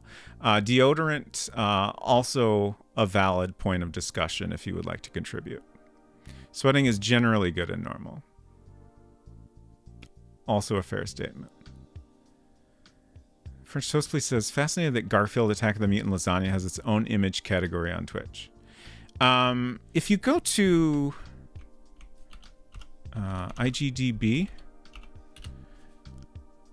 anyone can submit a game on this website. And if it is approved, then it will become a category on Twitch. There are some guidelines you probably want to look over before doing such a thing. Basically, it needs to be a real game, and you need like some amount of proof of that. I submitted 20th Century Frog, and the first time it got rejected because I was being kind of lazy and I didn't upload any screenshots initially, and also didn't have a website to link to. So they were like, this isn't good enough. We don't believe you that this is a real game. We're rejecting it. So I had to record a gameplay video and also took some screenshots and submitted it again. And now that is a category on Twitch. But yeah, I don't know if the developer submitted that or if just a fan of the game did or what, but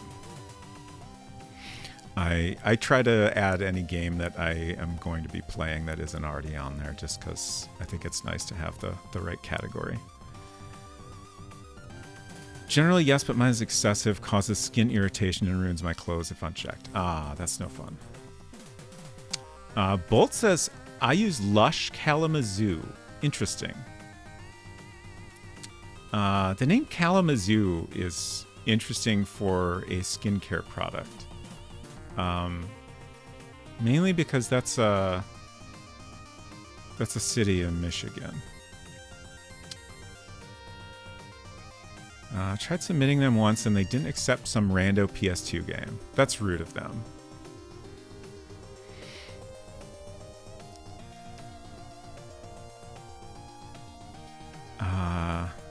Oh, antiperspirant versus deodorant is interesting. I think the stuff I use is just a deodorant. Emmy said just a deodorant. I'm a big sweater too, and I swear it's helped me sweat less. Aluminum free and supernatural. Aluminum free is something I think about a lot. I doubt mine is. But I've gotten the impression that's maybe not good. I don't know what it does though. I don't know what kind of bad things it will do to you over time. Only natural deodorant that holds up well in my experience. Wear Nivea deodorant, says Bull. Okay, nice. The weird about spelling too. Okami has to be Okami with the line over the O or it doesn't work. Interesting.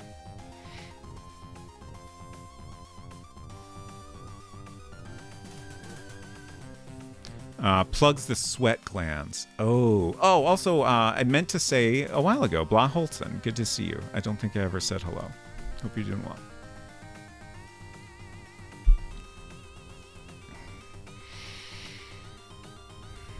All right, are we done with skincare and deodorant chat? I guess we can get back to software development now. Well, actually, I think we maybe did disprove Emmy's statement.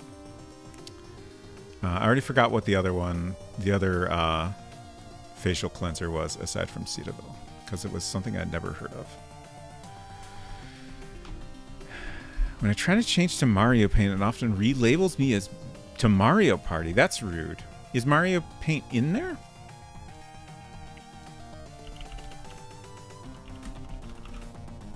Okay, it is. With a whopping 6.2k followers. As it should have. I should really try Mario Paint sometimes. I've never used it at all, but it's clearly a very good program. Amy is banned from making generalized statements, and rightly so.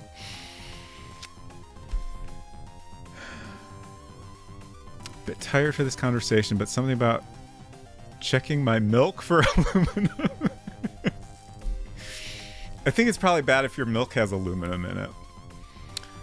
Okay, so we got distracted, but we were doing a little tour of the game. Let's get inside the house, because that's a fun thing to do.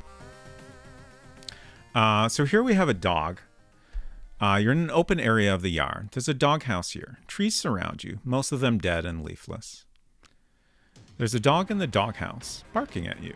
A path leads east, back toward the doghouse. So let's check our inventory here. Your pack contains a rapier sharp wit, interesting, and a soup bone. Let's maybe give the bone to the dog? I think most dogs enjoy bones. The dog takes the soup bone and finds a nice spot on the lawn to chomp on it contentedly. Okay. Let's look again. Let's search. Aha. All the way in the back of the doghouse, you find a normal key. You now have the normal key. Perhaps this is just what we need.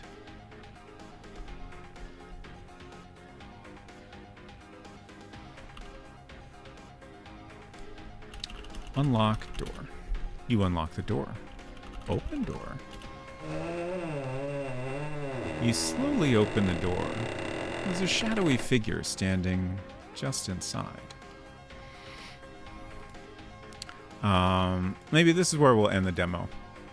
The shadowy figure blocks your path. The hairs on your arms stand on end as a feeling of dread washes over you. As you try to move past, the shadowy figure slowly extends a hand towards you. The ghastly arm enters your body as you realize you're frozen in place. Your vision fades, and you crumple into a cold, lifeless heap. Game over, man. The end. There is a lot more, but I don't want to spoil everything, so we'll stop there. You're scared? It's fine. We were already dead, so it's fine. Don't worry about it. Thanks. Thank you for the thanks, French toast, please. I'm going to investigate the night. Wish me luck, all. Have a good stream, Robot Spacer. I'll leave it lurking. Thank you for the raid again, I almost called you Robot Spacer, which is hilarious. That's me. Thank you again for the raid, French toast, please, and sleep well. Hello, Baltimore. You're welcome, French toast, please. Good night, Robot Spacer.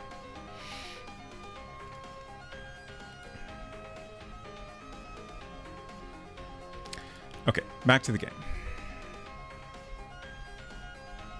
Back to making the game, that is.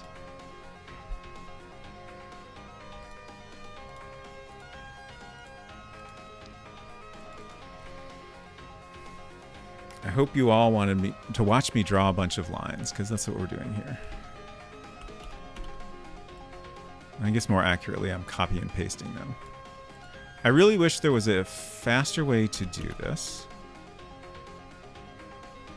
Or at least a way to keep them all aligned and evenly spaced. But all we can do is eyeball it. Lines are riot. You like lines? Good, good, good, good. That's what you're getting.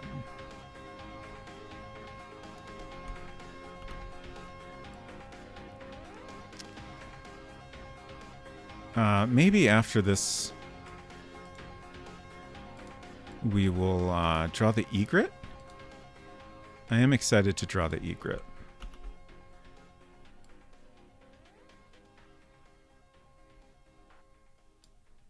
I hope I can get this scene done. I hope I can get this game done this month.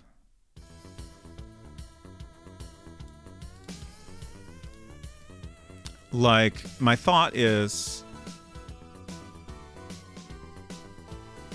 the best I can hope for is, you know, maybe I won't be 100% finished with it, but at least I can get it playable from start to end.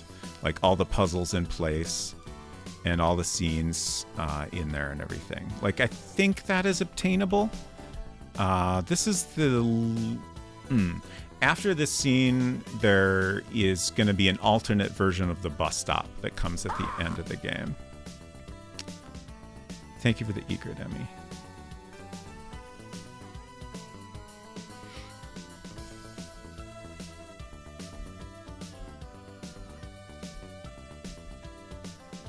Sorry, I'm confused by messages in chat.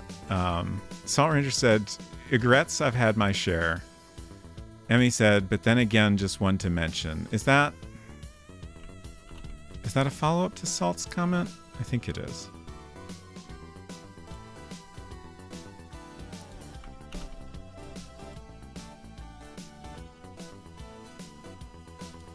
Lyrics. Yeah, that's what I thought. Thank you for clarifying. I can't quite think of how that goes other than what you have just said. Not heard it in a long time. And it's the kind of thing that's like, it's very familiar, but like I can't really recall it. Okay, I was gonna leave more space down here because we're gonna have a bit of the windows peeking through behind it. Regrets, I've had a few, but then again, too few to mention. My Way. Is that? Yeah, it is My Way, isn't it? Okay. Don't listen to a lot of Frank Sinatra.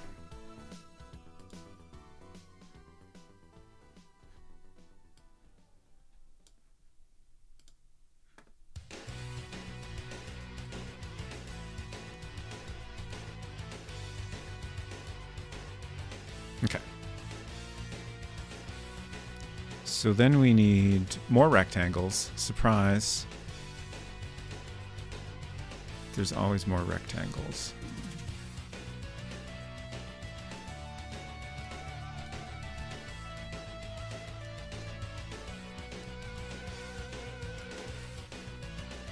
Is that?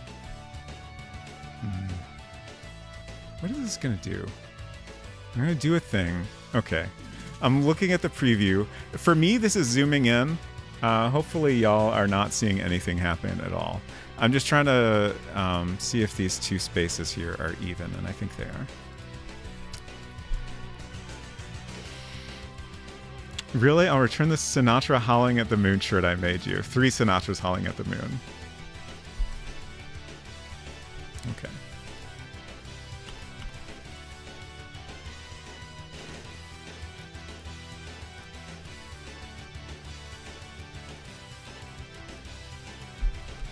Doing it again. I feel like cheating doing this, but it's very helpful. Okay, that's even. Looks pretty good. I think. Actually, let's do this. Oh no.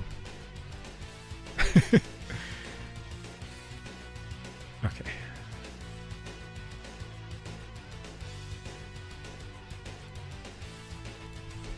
Make things more irregular here, actually.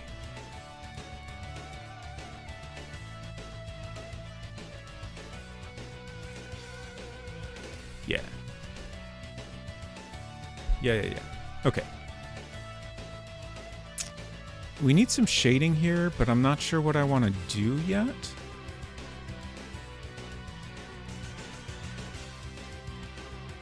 Actually, let's try a fill on this. Young, old, and Ghost Sinatra. Perfect. Hello, Afton. Good to see you. The Holy Sinatrinity, exactly. That's too dark. Ooh, that's a pretty good one. All right, I like that.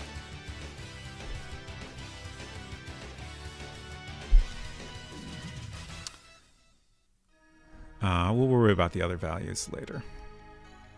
It should be dark in there, so let's make these black, I think. Or maybe this one. That's pretty good.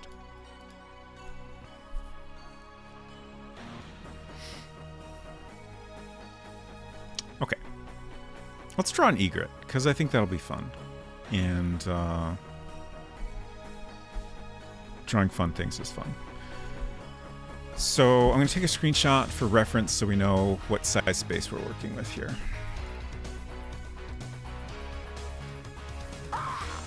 Are we making new content? Yes. We are drawing this scene here, which is a screen that was very, very recently added to the game. This is a storefront with shutters over the doors and windows. And then there's a vending machine outside. And then there's also an egret off kind of around back in a little bit of a marshy area there.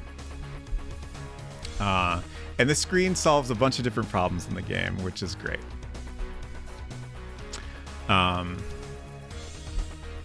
So the idea here is that the egret is going to... Oh, we should talk about this. I need feedback on this. The egret is going to attack you if you have a certain item in your inventory. This will most likely be an item you start with, just to ensure that you have it. So if you come to the screen with the item and then you try to do any action while still holding that item, the egret will come flying at you and kind of chase you off, and you'll automatically go back to the bus stop. And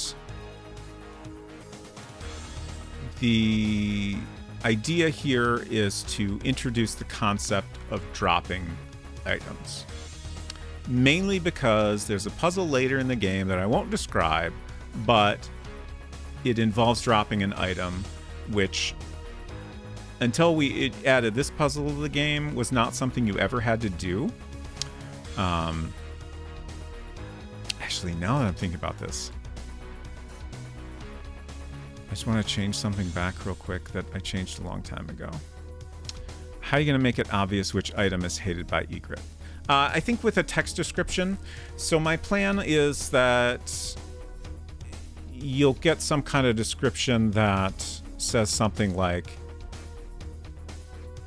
you know, the egret sees, like, it's hard to come up with a good description without having decided what the item is yet.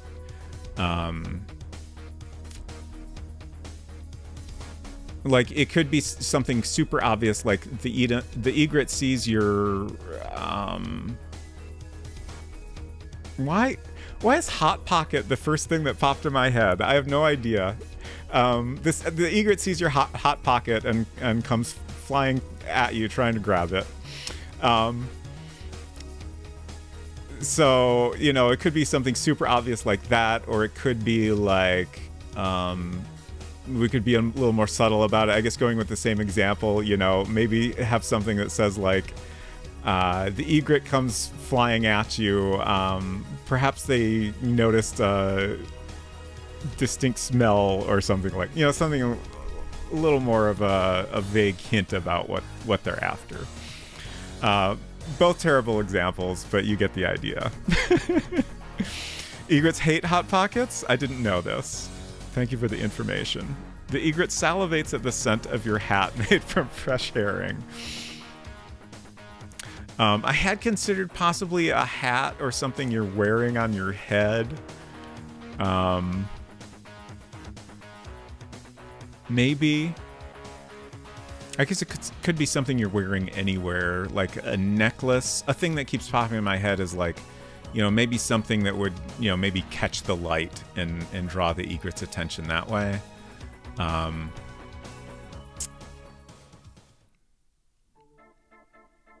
But if anyone has any thoughts, please contribute them at any time, and hopefully we can settle on something that seems good.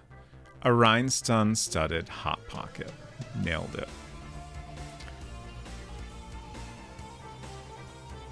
Dicevor, welcome. Good to see you. I refuse to have thoughts. I think that's fair. I mean, I do my best to provide a space where you can simply hang out and not have thoughts, which is extremely valid. However, if anyone does have thoughts, I welcome them.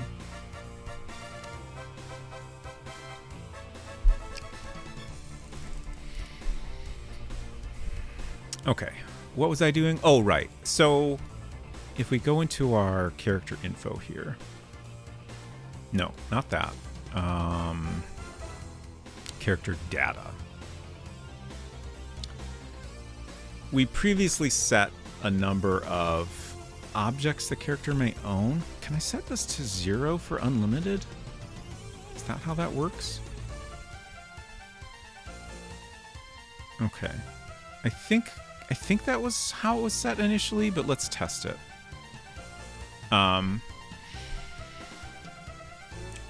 I previously had a thought of, if we have a small inventory limit, that's both like, more realistic and also forces the player to, drop something at a certain point. But we ran into some trouble with that because there's a lot of cases in the game where we have code to determine when something gets added to your inventory. And if we do that with code, there's no way to check the inventory limit. And also, even if we could, the way coding works in this game, it would be a huge pain. Worm in your pocket? It's a good one. It's also funny. Dry packet of grape Kool-Aid. Birds hate it. Should it be something that birds hate or birds like? That's the tricky part. It could be either. Inventory code management equals my adventure template nightmare right now. Yeah, I feel like it's never a good time for anybody in any game engine. Dr. Worm? Not a real doctor. A stuffed heron. That's kind of fun. That is kind of fun.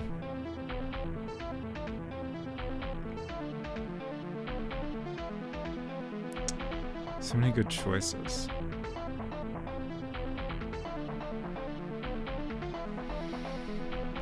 All right, let's test this out to make sure we can still pick up things. But yeah, there's like literally no way in code to check the inventory limit or how many items the player currently has. You could potentially loop through every single item in your game and check whether the player has that. Wouldn't a red herring thing be another clue? A novelty trucker hat that says, "I hate birds." This implies that the egret can read, which is funny. Or maybe it just doesn't like the hat. Start. Let's find something we can pick up. So open book drop. And reach in book drop. Okay, can we take this? Your pack is full. You must drop something. Okay. So apparently we actually made it so we can hold 0 items. Egret is bothered by your general fashion sense. Oh, so you have to go to the store and get all new clothes?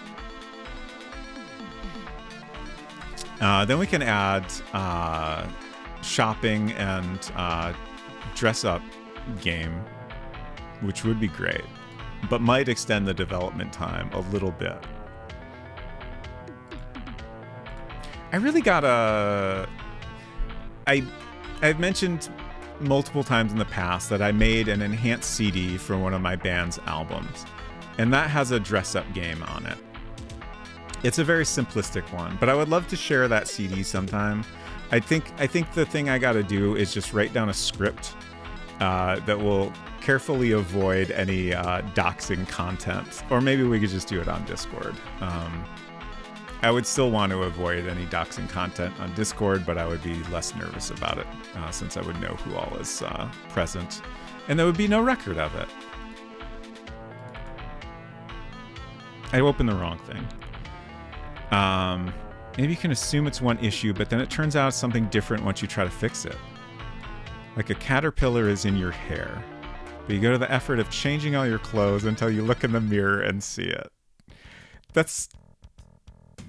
I love that, but that would be so much work. Are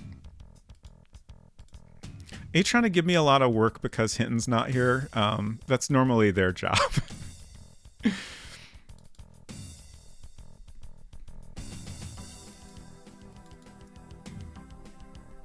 Okay, so we're going to set our inventory limit to 255. Which is way more than the number of items we have in the game. Just brainstorming, sure. I didn't mean to discourage you, by the way. It's very good brainstorming. But the only mirror in the game is past this point. And I definitely, like, at this point, no more scenes. We can't add more scenes. I already did that too much. Not precious about ideas. Okay. I just want to be clear. Like, anytime someone suggests something and I, like, shoot it down, like, I feel a little bad.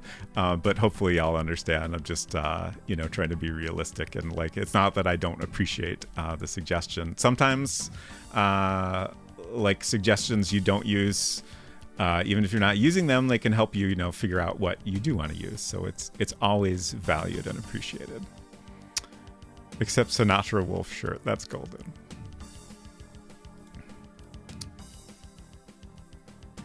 Egret. Okay, we fixed the inventory issue. Now we're back on Egret. I think screen 1 is what we want. I like to say noted because I still get to say no to the idea.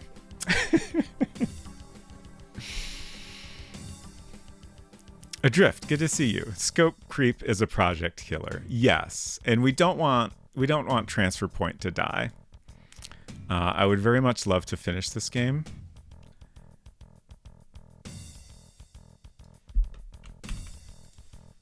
So we have to avoid that. And also, like, the great thing is any ideas that are good that I don't get into the... I almost said HyperCard, world builder version of the game, we can potentially put into the Playdate version of the game. Finish game? It's true, it can happen. Alternate text for a novelty trucker hat, no regrets. And the egret is dyslexic. Thank you for the scream, Efton. Okay, so this is our little space in which we have to draw this scene here. So there's going to be an egret, which we have a nice reference image for, if I can find it again. Oh, there's a show all tabs button in Safari. That's exactly what I need right now. Okay. There's a close-up of our egret, and there's the full view. Well, the mostly full view. This egret can't fit on screen all at once. His name is Ron S. Egret. Oh, that's anagram. Got it. For no regrets. Very good. I think that's good. I think we can all agree that this egret's name is Ron for sure. Looks like a Ron. All right, let's draw a little pixel version of this guy.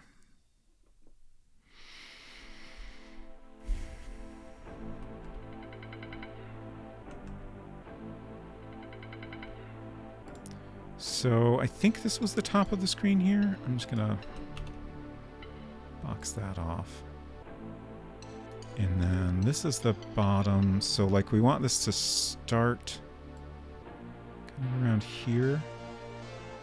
So it'll look like it's back a ways. And then there's a nest here.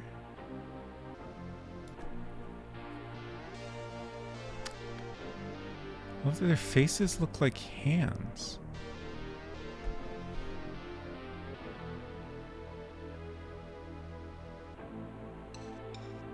What? We're talking about egrets? Or something else? I'm not seeing it. I'm so confused.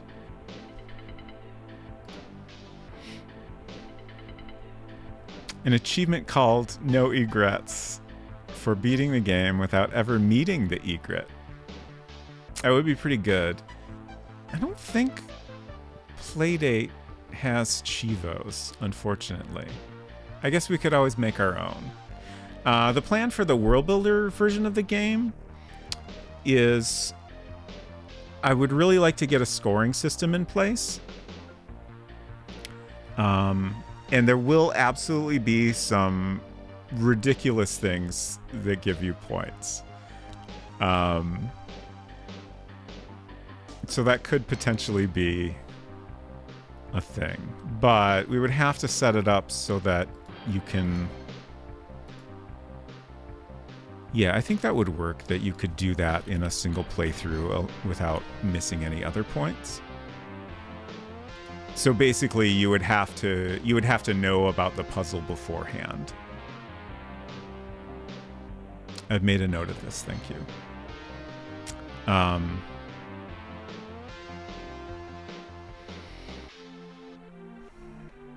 What was I going to say? Oh, and another thing I would like to do is have a death counter. That's a great... Okay. Okay. Okay.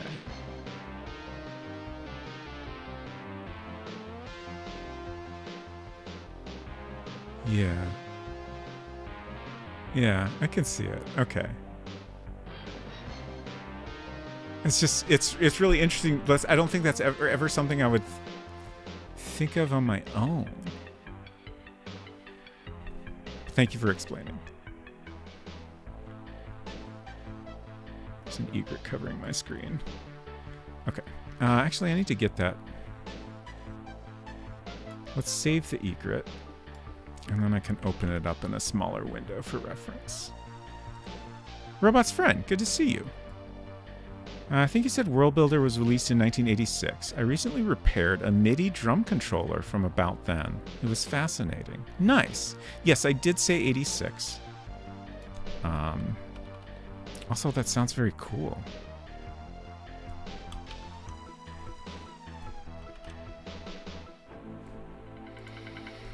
Okay. I have my egret reference arranged where it is visible. So this is a little approximation of the nest. And then I think about here. Actually, let's...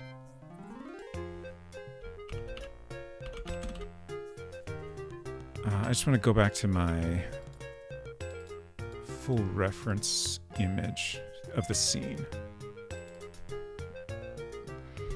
It turns out 80s microcontrollers not actually that different from modern microcontrollers, just 100 times bigger. Neat. Save.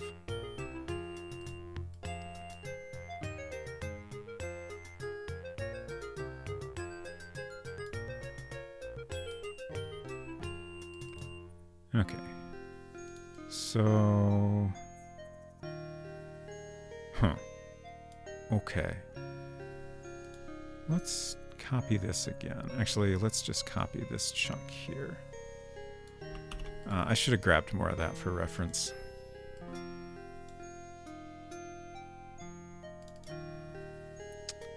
Title game, artwork, egret. Oh my gosh, we have so many MacPaint files. Right past egret. There it is. Okay.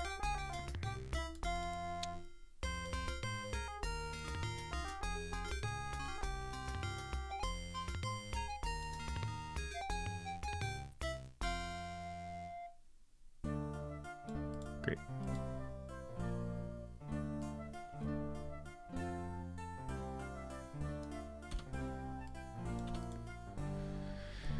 Is the idea that the egret item should be something that seems useful, so you're likely to grab it, but then only cause trouble with the egret and not actually do anything.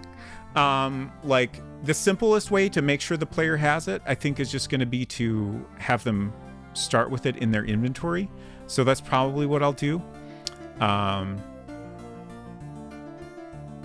If it seems like there's a reason to do so, I could have it so that it is on either the bus stop scene or the library scene. And I think, honestly, I think if the player sees an item on the ground, like they're going to see it there, it's going to be mentioned in the text, so they'll probably pick it up at some point in the game. So that's a totally valid option, I think. And I think you'll pretty much have to go through every screen in the game in order to complete the game. So I feel like if it's on one of those two screens, then that's going to solve the problem, at least for the majority of people. New mystery game just dropped on Steam that I never heard of before. I was about to say, is it the bed we made? Yeah, I've been aware of that one for a while. It looks very interesting. I haven't really checked it out beyond the trailer and the screenshots, but it sounds kind of cool. But thank you for sharing that regardless. I had not done so I appreciate it. But yeah, that just came out. I got a notification about it pretty recently, past couple days maybe, if I remember correctly. Hinton! Hi, Robot Spacer. I hope you are having a nice flight. Yes, I am. I'm having a great flight. Getting a little work done on the airplane. It's going well. We're currently drawing an egret. I hope you are doing well. I hope you're having a nice flight as well. Where are you traveling to? I'm going home right now. I'm not actually on an airplane. I'm sorry I lied to you. I didn't want to disappoint you. I'm actually at home already. I haven't gone anywhere in a long time. It's been a little while. Played the demo for this bed we made a few Next Fests back, and it's quite intriguing. Good, I'm glad to hear that.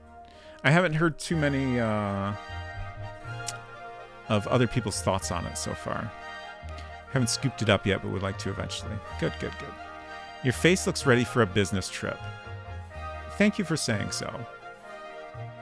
I have a tiny soda can, so I must be flying somewhere. I think that's correct, yes. Torsten Bronger? Let me know if I'm pronouncing that correctly. Hi, how do you use the Mac software? It is original hardware with a custom video connection and emulator. So right now, I am using an emulator called Mini VMac. Let me see if I can... Oops. I'll share a link to that.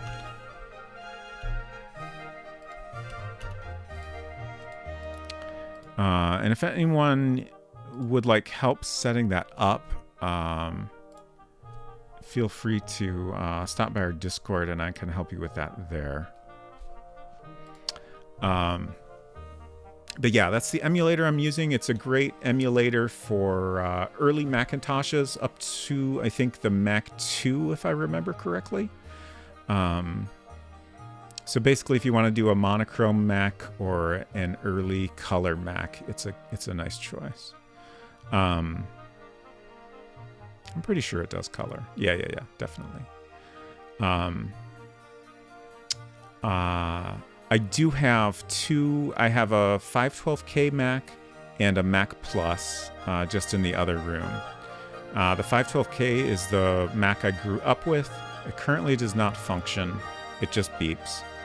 I hope someday I can learn enough to figure out how to repair it, but never really have the time to explore that too much. I recently purchased the Mac Plus so I could have a working similar computer and rescue a bunch of files.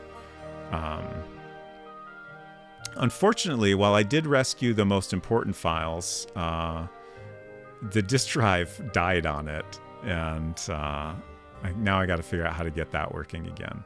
At least the computer still runs, and I have a device called a floppy emu that I can hook up to it that basically lets me create virtual floppy disks or even hard drives, so I can transfer files from my modern Mac to it that way. So it's still very usable, but I would love to go through all of my old floppy disks, and I did not have the opportunity to do so. Old computers can be challenging, unfortunately.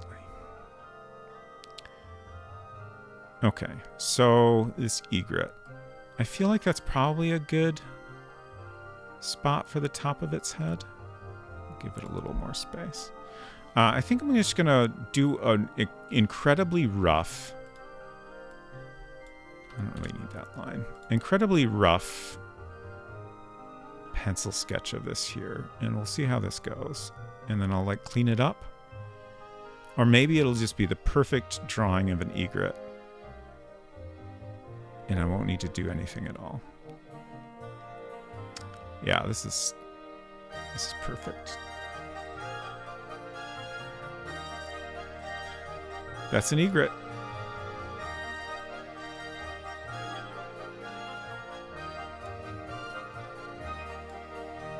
Let's see, can I... Shoot.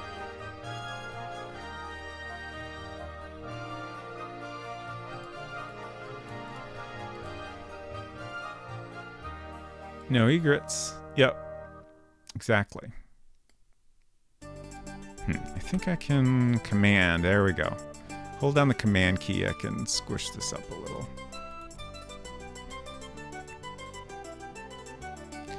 And we have completed the skincare and deodorant portion of the stream. But if you would like to share your preferred facial cleanser and or deodorant, feel free to do so. That goes for anyone that missed that discussion earlier.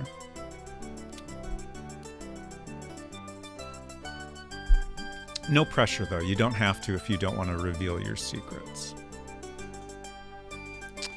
I need to get more of this reference egret on my screen here. Not really, no, but thanks for asking. You're welcome. Okay.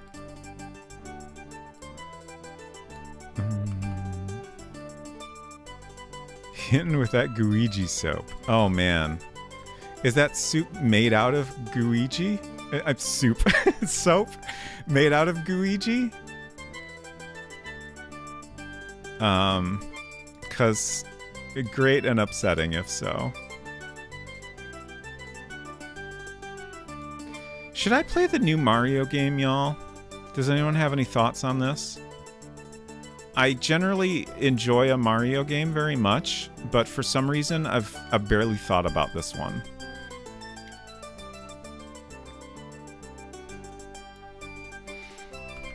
Mario Wonder good? Play game good? Okay. Thank you for your feedback, Hinton. I've only heard good things. Good. Thank you, Afton. Guiji Soup Opera. Oh, man. That would be a sight to behold. I opened up about Guiji shower gel in Nina Discord, and it only led to nightmares. I'm sorry, Hinton. I think the elephant power-up is very cute, and that's important, but I have not played it yet. Elephant power-up. Okay. I think maybe I've seen a little bit of that. That sounds very good.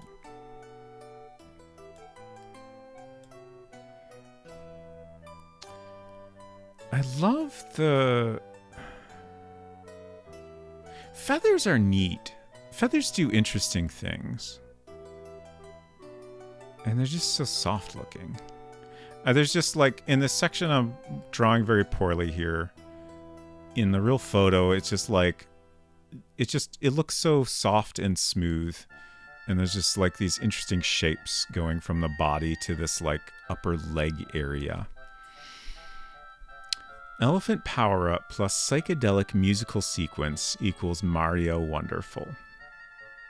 Okay.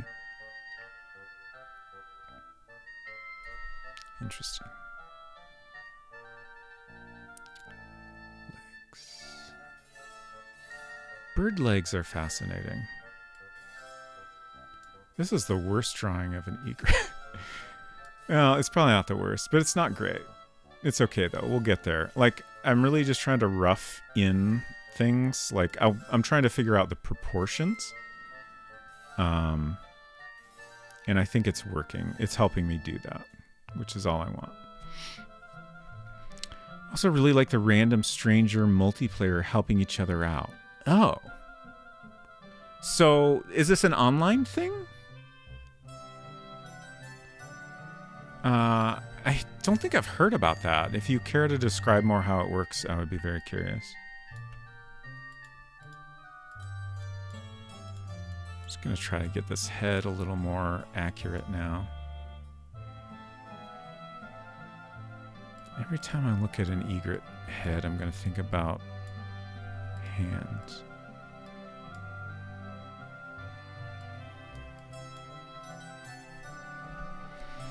Didn't know there was multiplayer, but I think that's very neat. I love Journey for the same reason. Yeah, you know, I still have not played Journey. I've seen full playthroughs of Journey more than once. And I guess I kind of keep hoping I'll forget about it at some point and then I probably won't. I probably won't forget it about enough to like fully appreciate it. But someday I'll play it. Very, very cool game. Hinton says, yeah, it's online. You can play with just friends. You'll see ghostly other players in the level at the same time. They can revive you, give you power-ups, and leave little revival points for later. And do silly emotes. Neat. I think Nintendo is very, very good at figuring out unconventional multiplayer stuff that works really well.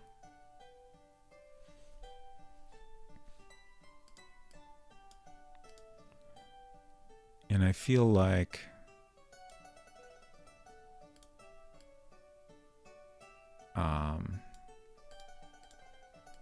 you know, a lot of times multiplayer stuff just ends up being the, you know, the obvious kind of like two people just playing the same type of gameplay at the same time or whatever, or more than two people obviously. But I think having that kind of like unconventional stuff is fun and good.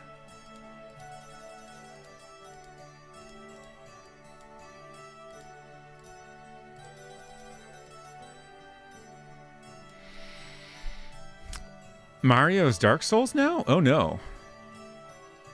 I will say this about Journey. Even if you have already seen it, it's still very good to play. Okay. Thank you for saying that. That is worth considering. Holton says, sounds a lot like what the Souls games do. Yeah, okay, yeah. I can see what you're saying. Yeah.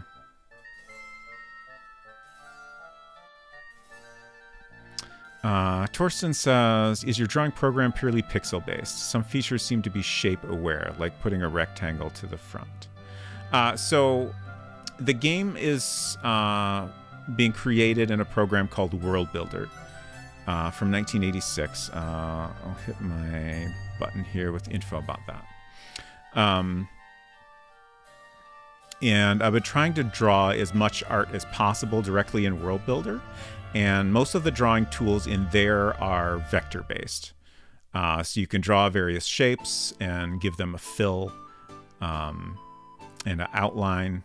And then you can, at any time, you know, modify them, adjust the layering and stuff like that. Right now, I'm working in Mac Paint. And when I'm done drawing this egret, I can copy that and paste it into World Builder as a bitmap. So right now we're just doing bitmap, but for the most part, I've tried to stick to vector. Basically, anytime we have something where it's appropriate to put in some detail, or we just have lots of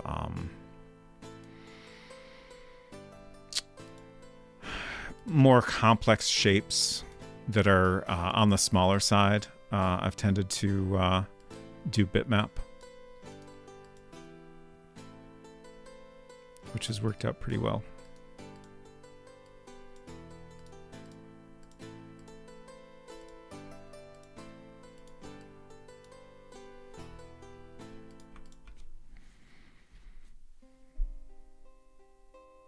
It doesn't go forward enough.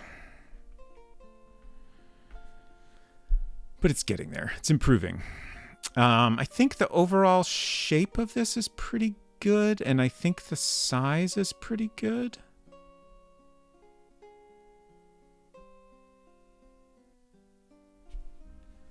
Just for reference, here's our reference. This is the egret I'm trying to draw.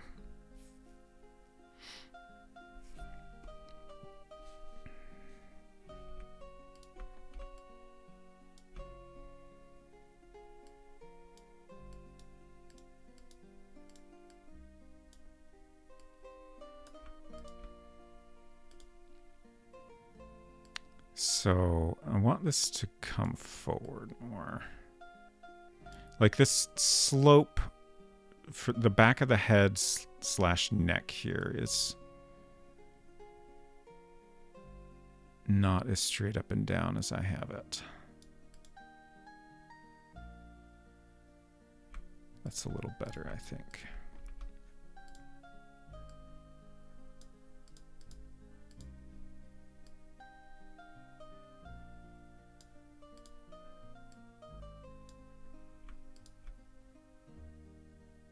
Maybe too much, though. Just 1 pixel back.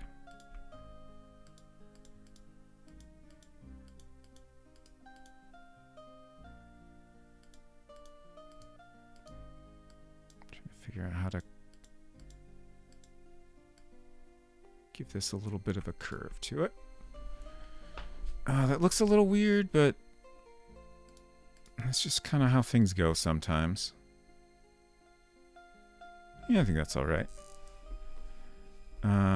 Actually, this down here is too... It needs to be more of a gradual curve down there.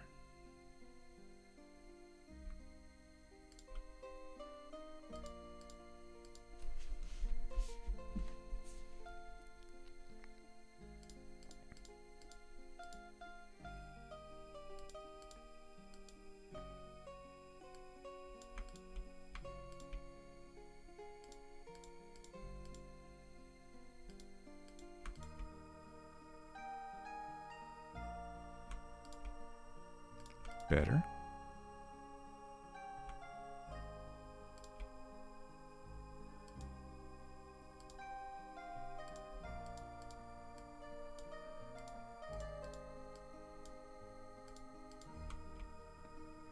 Let's get a little eye in here. This is gonna be tricky.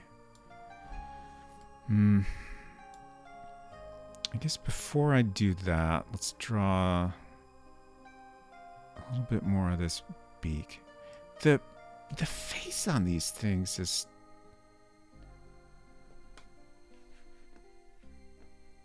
just, it's so good.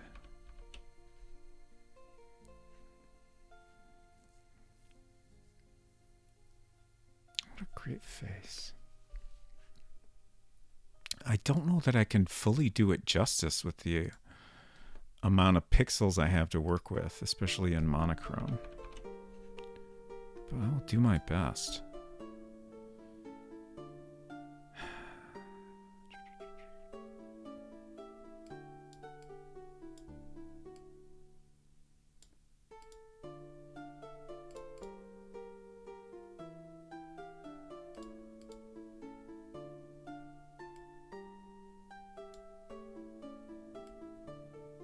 I feel like I could maybe do something like that. It seems wrong.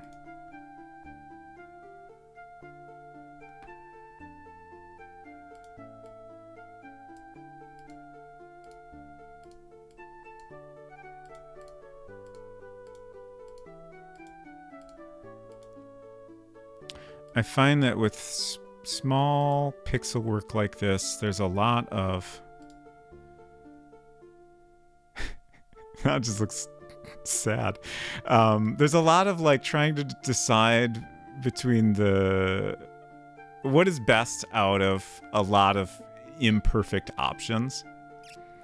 Like, this is about the size I want the eye to be, but having it be a square doesn't quite look right. And then, you know, options like this, like, that looks to me a little bit more like a tiny cross than it does a round shape. And then, you know, obviously that looks even more like a square. That just looks odd. That's not terrible, but it doesn't feel right.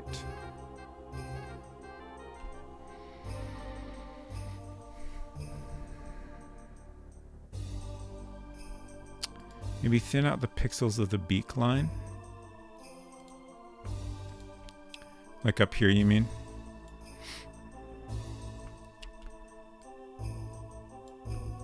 And I would also like to get a little bit of slope into this line here.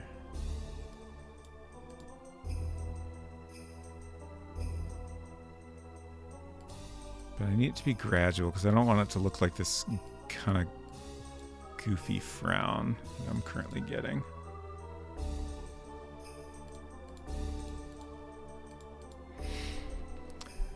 I think 2x2 reads enough like round. Do they have any brow line at all? Here's the reference again. I mean, not really, I would say. I mean, if there is, it's extremely subtle. But I do kind of lean towards the 2x2 out of the various options.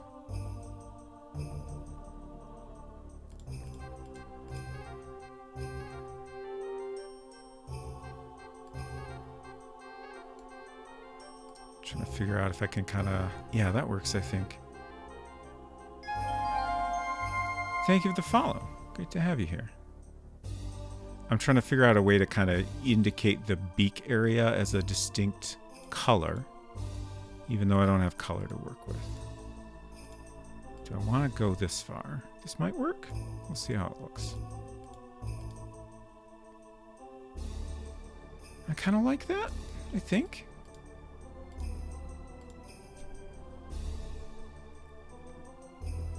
It gets a tiny bit muddy there, but I think that works pretty well. I'm going to leave that for now, and we'll continue working on the rest of the bird here, and then we can always come back later. Like, especially, it's possible that as I do the rest of this, I might decide, oh, actually the head is a little bit big or something, so don't want to spend too much time on it right now. Especially since I feel like I goofed up the neck ever so slightly. 4 pixels with the white in the middle is the lesser evil, I think. Okay. Let's try that one again now that I've filled in the beak. It just... Yeah, I feel like that actually looks worse now to me. I mean, I don't think either way is wrong, but I lean towards this one at the moment.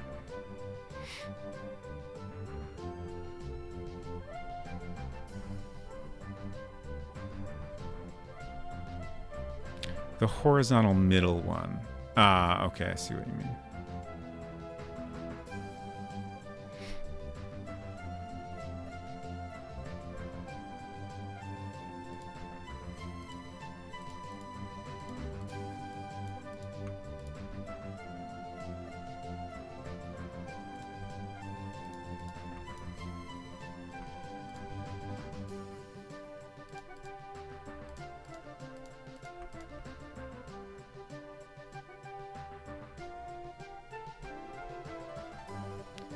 feel like this needs to puff out a tiny bit more, or maybe not.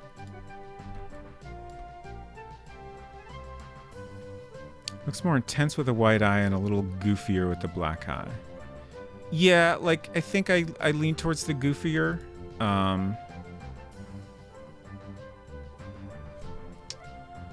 Like not to me the face of this bird is like a really great combination of it's a little bit goofy and a little bit menacing, especially the eye. But I don't think it's possible to fully communicate that with the tiny number of pixels we have to work with. So like, given the choice, even though this is a bird that attacks you, like I lean towards the goofy.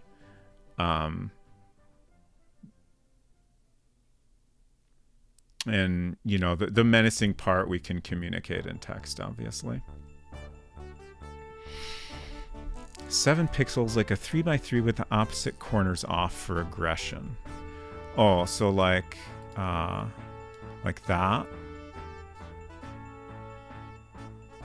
That definitely looks aggressive.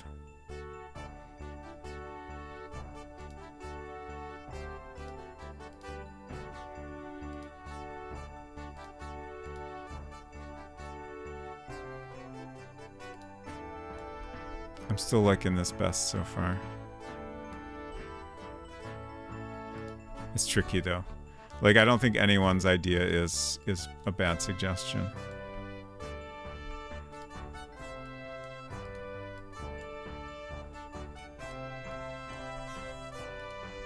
Midnight already. Oh my gosh. Should the bird look shy, dangerous, or mysterious?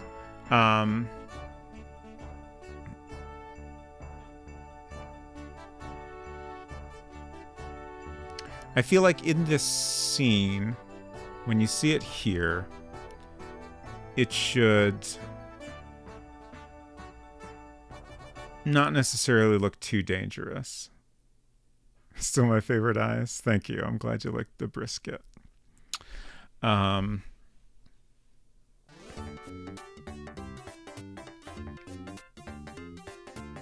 I mean, I guess it would be good if it looks a tiny bit threatening. Like it should maybe look protective to some degree. Like, you know, it is standing over a nest here.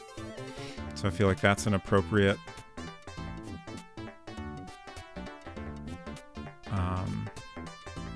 way to read it. But I think ultimately it's never gonna be perfect.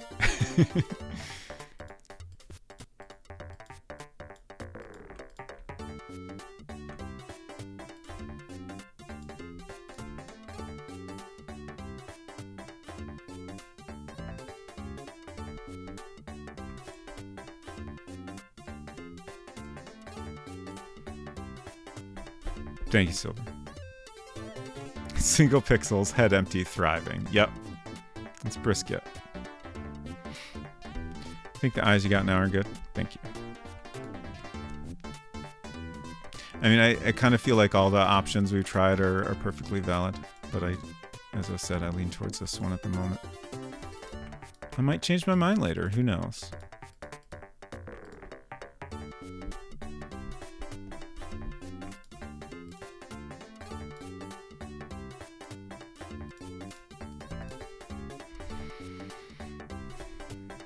I think this general shape here is about good. I feel like something feels slightly off somewhere in the, in this area. Let me just think. Like, the eye is slightly back from the most forward part of the chest, so that doesn't seem too far off. And then the back of the neck, maybe that comes down a little too far.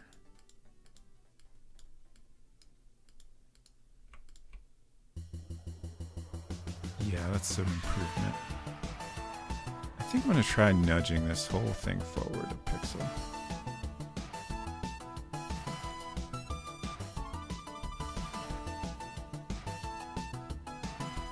I feel a little better about that.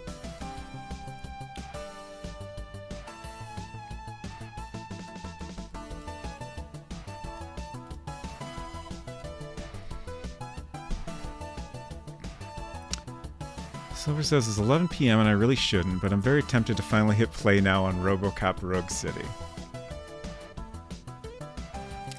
I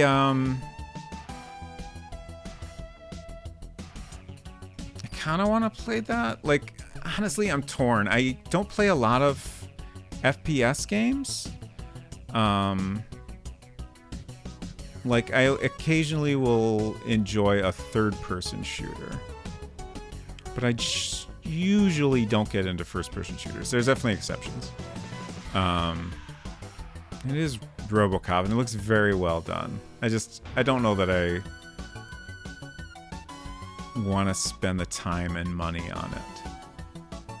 But it is very tempting. Also, like, I never find... I can't remember the last time I played a game when I wasn't streaming at this point.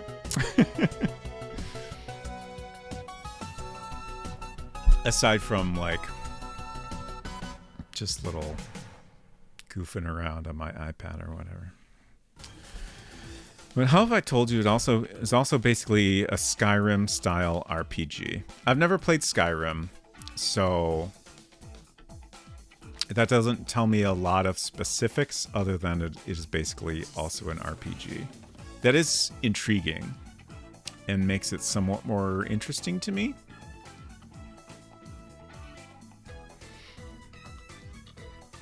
Definitely seems to be capturing the spirit of the original movie too, says Salt Ranger. Some jank, but charmingly so. Yeah.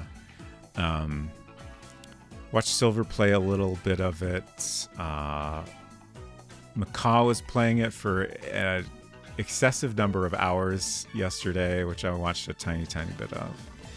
It definitely seems like it's got exactly the right vibe to it. Spacer's RoboCop is named Robot Sonofovich. Yes, correct. Hinton says, when are you not streaming? I mean, most of the time, I think. I hope so.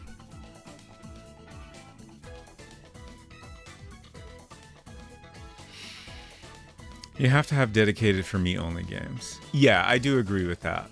I just had a hard time figuring that out lately. Should check out Skyrim too. Thank you, Pixel. It's coming along. What was I gonna say? I think my brain was just kind of wandering about for me games off stream. There keeps being ones I think about playing, but then haven't gotten a chance to. I've had a combination of life stuff and work. Work has been a real pain lately.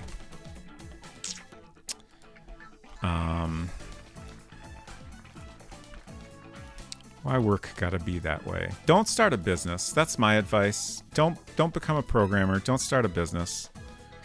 You know, the thing about programming and also starting a business is like the main, like, it's fun to make things and program usually, but with both of these things, there's lots of like adjacent activities that you will have to do that are not fun. Especially if you start your own business.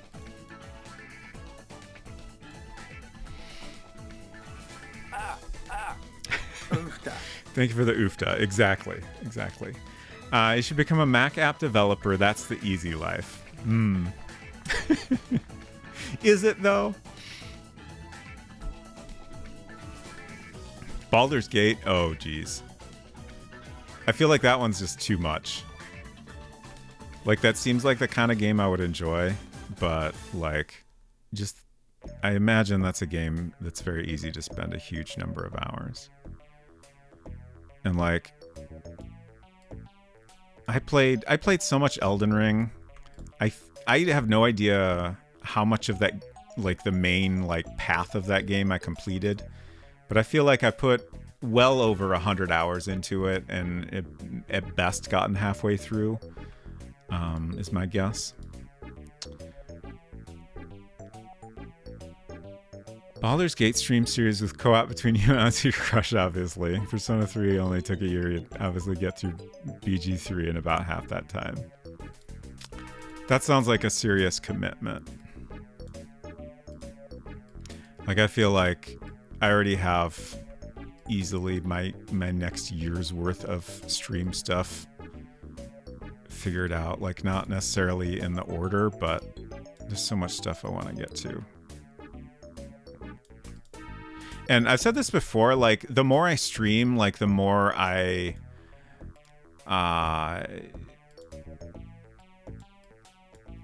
become far more interested in playing, like, weirder stuff. Like, you know, there's so many people streaming Baldur's Gate 3, like, you know, I'd be happy to play it on my own time, but I don't see a ton of value in me streaming that. You know, not that it wouldn't be fun. I'm sure people would enjoy it. It's just like, there's so much other stuff I'd rather like dig into and share with people.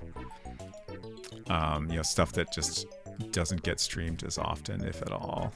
Just like, I've enjoyed doing those kind of games. Like Murder Club is maybe like the prime example of that. Like, that was so fun. I really enjoyed that. And I love getting into stuff like that. It's like a unique challenge and like,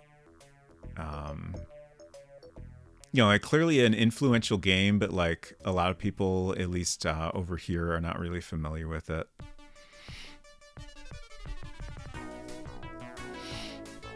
Yes, it is an egret.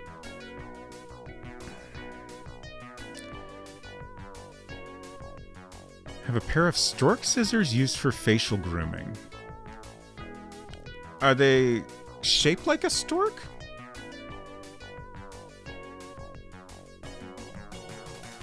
Lesson of the day is to avoid open doors and never ever look inside.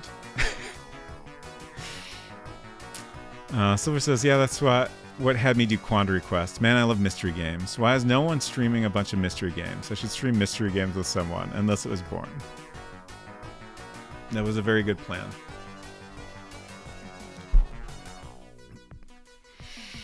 And also definitely inspired me to stream more mystery games.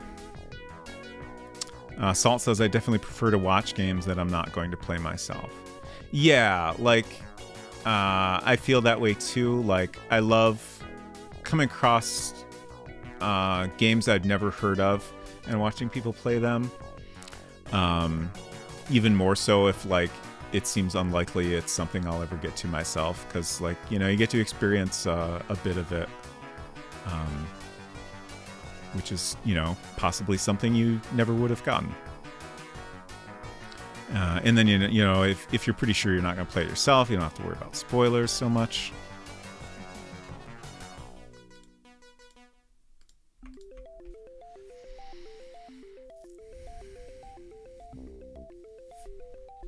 Humbling. Oh, come on. Silver, you are great. You're a very kind and constantly supportive person. Your streams are fantastic. Quandary Quest was a wonderful series. Always appreciate you and your streams very much.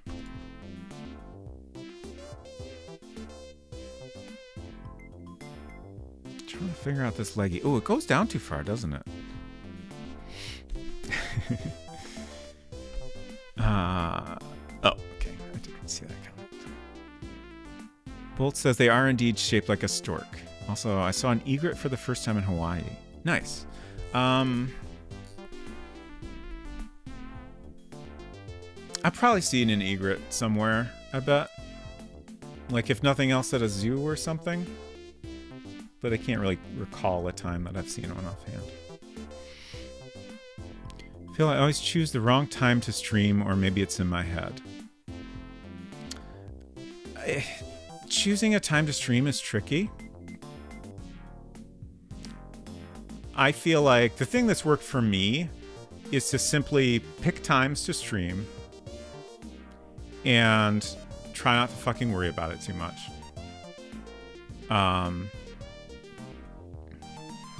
Like, yeah, I missed your stream again. Like, I feel like I'm always missing your streams, Bolt. Like, there were a bunch of people streaming at the same time, and I picked the one who I felt like I hadn't been to their streams in a while, which was French Toast, please. But yeah, it's always a bummer when like there's multiple people streaming that you want to watch. And you know, when you are streaming, it's a bummer to know that, you know, there's other people streaming at the same time that people might want to watch. But yeah, like I feel like for me, it's worked out reasonably well to just pick times and stick to them. And, you know, if folks want to go watch someone else, you know, that's fine. I feel like being consistent, it seems like it has helped with, you know, if people want to watch my stream, you know, they always know when it's going to be for the most part. And I've heard other people say that consistency is important too. So like, that kind of gave me that idea. But yeah, I don't know what exactly your concerns are with picking the right time, but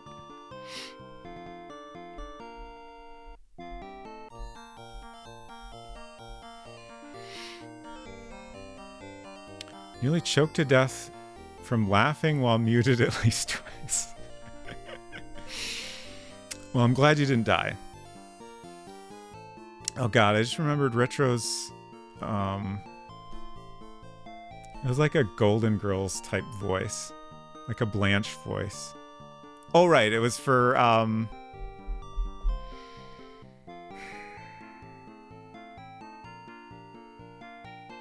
what's that fucking game called? Why is my brain so terrible, especially when I'm streaming, but also just kind of always?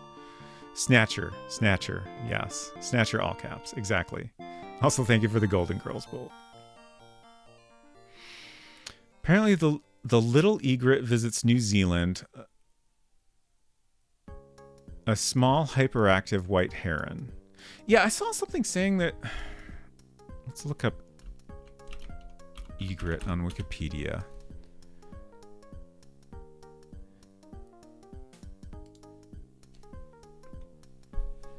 Egrets are herons, generally long-legged wading birds that have white or buff plumage, developing the fine plumes, usually milky white during the breeding season.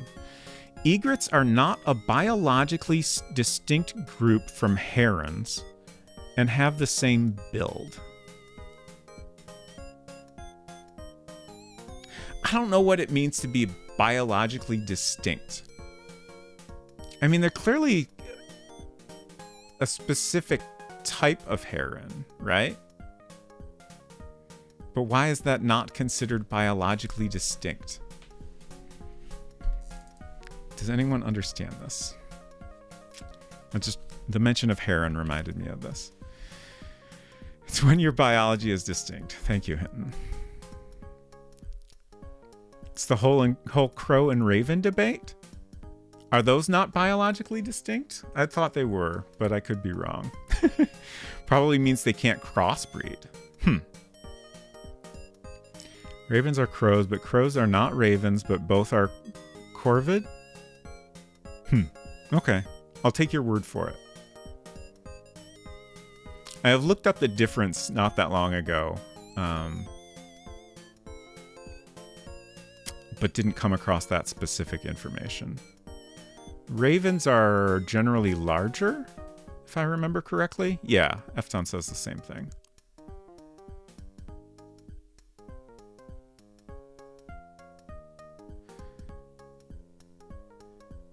Blaholton said, I assume it means they can interbreed without any issue. Okay, got it.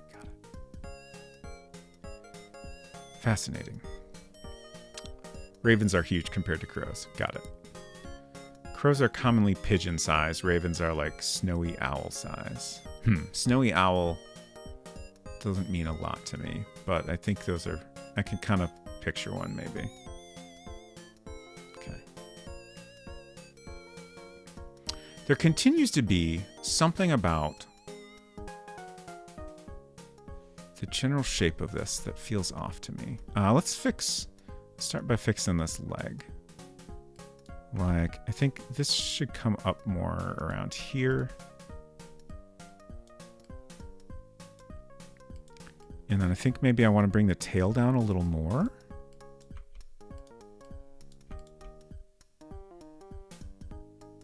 Just a little bit. Like, let's see. Oops. Dang it.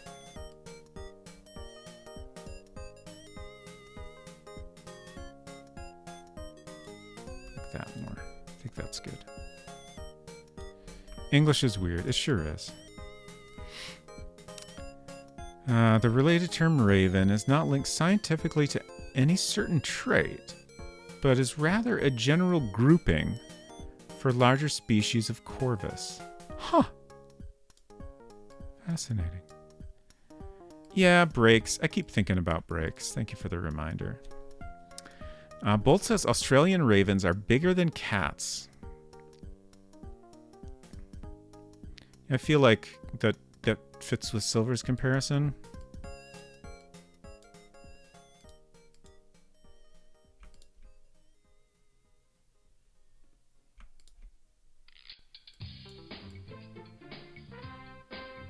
Honestly, I probably should have taken a break like at least an hour ago. Just gonna zoom in on. There's like a little.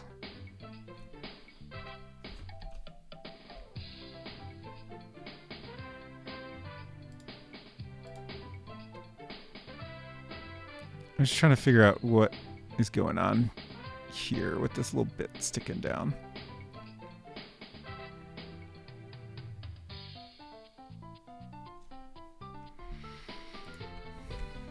Going to take a break to walk Bee and Willow. Nice.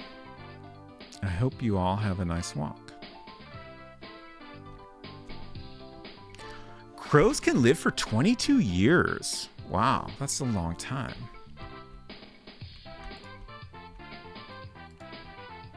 I wonder how long an egret can live.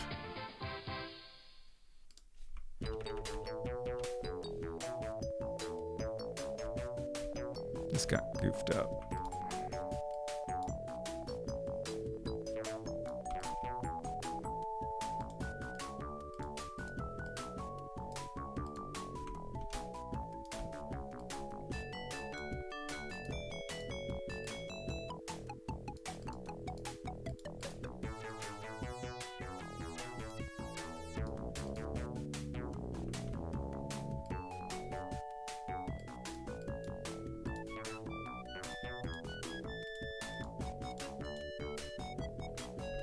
This song. It's a good one.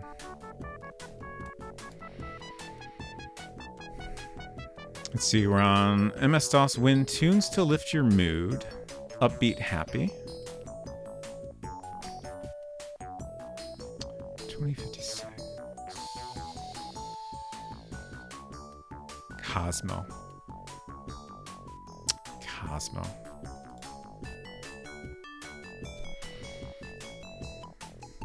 Oh, Blaholtzen says, I got a lot of rooks and jackdaws where I live. Those at least have specific names.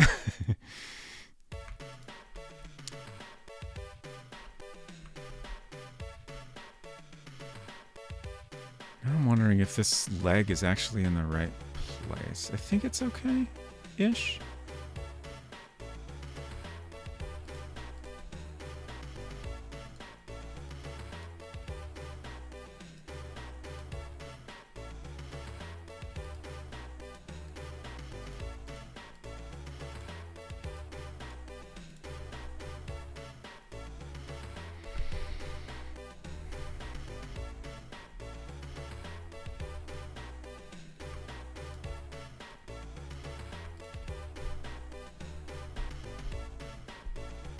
We're getting there. It's starting to look more and more like an egret.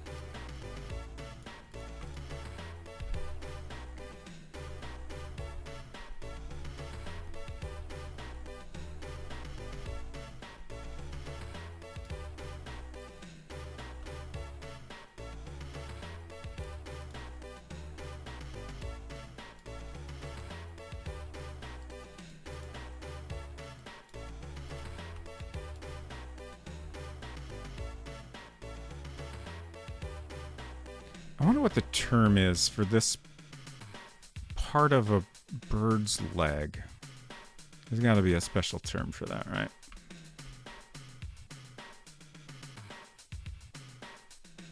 Just the upper area that's all covered in feathers. Thigh? Okay, yeah, that makes sense.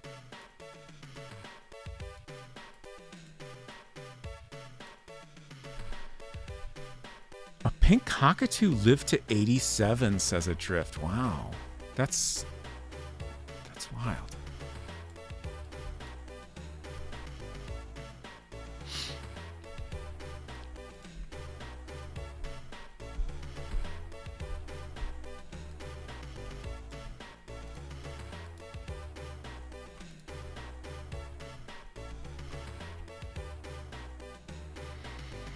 Okay, so this thigh, I guess, is not...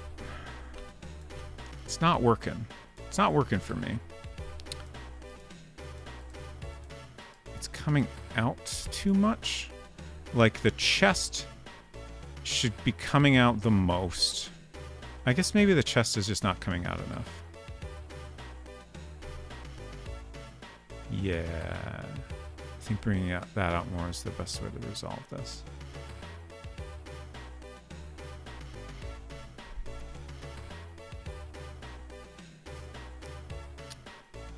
Speaking of thighs, I went for a walk for over an hour and mine are sore. I am sorry to hear that. I've been going for regular walks for a while. It's been hard lately because it gets dark so early, and goddamn it, the time is changing this weekend in the United States, and I'm upset about it. On one hand, it means my schedule will be an hour less bad than it has been, but I'll also have even less daylight than I already have, which is very bad.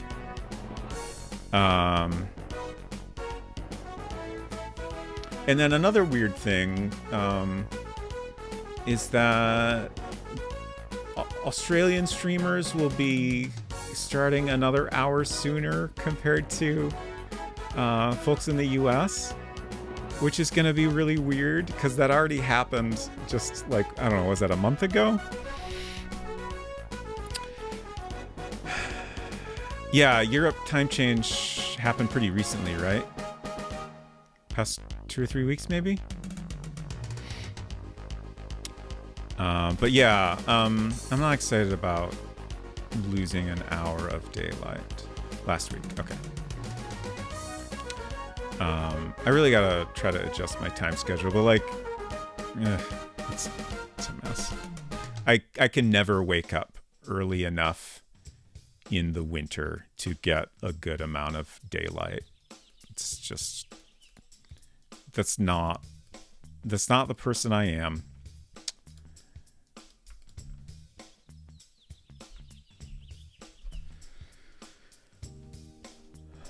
When is U.S. daylight savings times change? This Sunday, we will go back an hour. So right now it's 12:25. After the time change, it will have been 11:25 at this moment.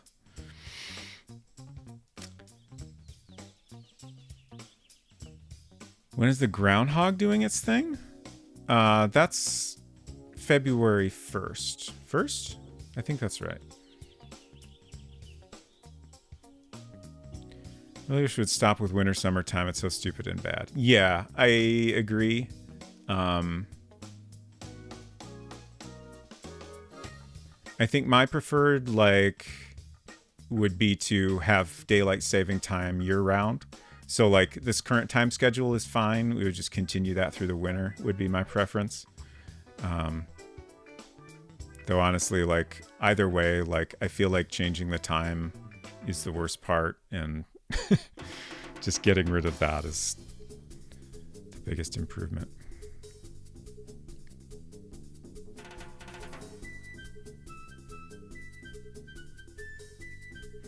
Everyone who likes it can change their own schedules instead of the whole damn time. Yeah. Winter's hard with brain insisting night is awake time. There are days I never leave my house during daylight. Yeah.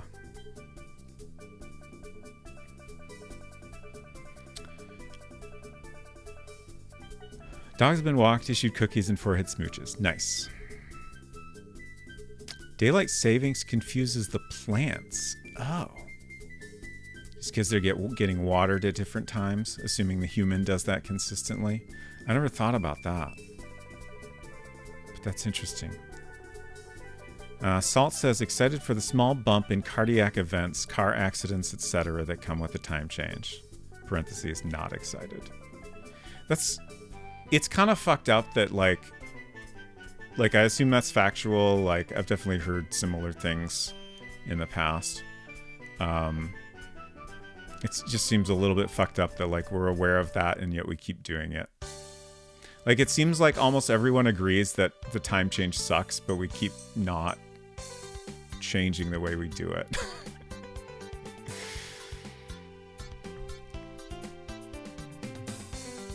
I don't know. Maybe that's just kind of the American experience.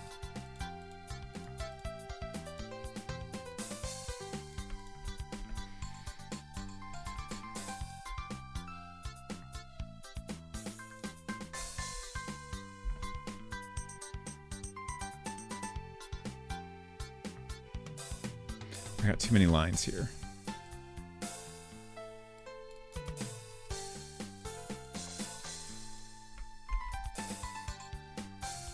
Dystopia is convenient, thus it continues. Yeah, I guess that's kind of it, isn't it?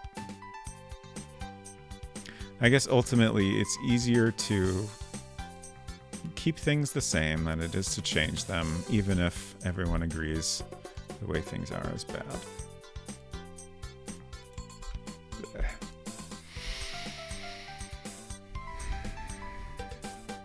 Daylight savings, I just kept my same schedule. Used to wake up at 6 and go to bed at 10. Now I wake up at 8 and go to sleep at 11. Wait. I think you're getting an extra hour of sleep there, but I support it. We're aware of tons of things. This is true. Say we adjust so we get the extra hour for the weekend, but never talk it back after. So after a while, midnight will be midday. Completely ruin our biorhythms. Perfect. I see no problem with this. Why are you trying to take my hour back off me? I'm not. I support it. Keep doing it. I'm sorry I drew attention to it.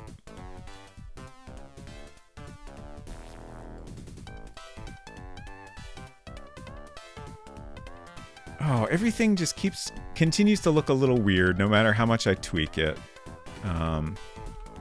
We'll figure it out eventually. I'm sorry I'm spending so much time fiddling with little details. I'm sure y'all don't mind, but I do feel like I'm spending a little bit longer on this egret than I ought to.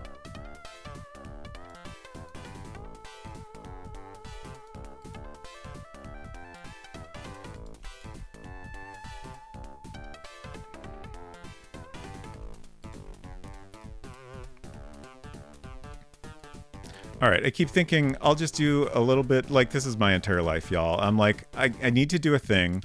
I'll just do a little bit more of what I'm currently doing, and then I'll do it. And then guess what happens? So I'm going to take a break. I'll be back in, this is definitely going to be a longer break because it's been so long. But I don't know, maybe 5 or a little bit more minutes. I'll be back in a bit.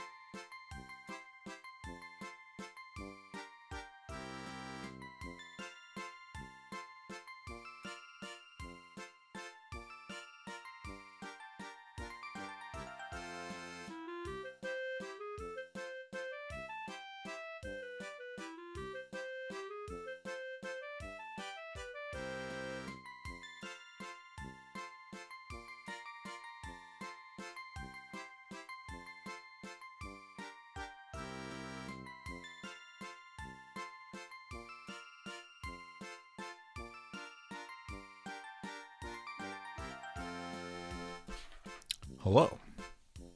Man, remember the time I ate an entire lasagna on stream? I mean, Garfield ate an entire lasagna on stream. That was a good lasagna, I bet.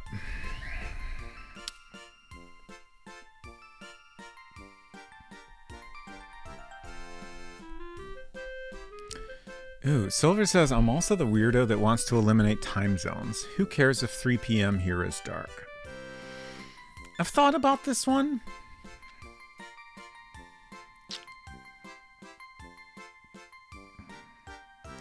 I feel like time zones are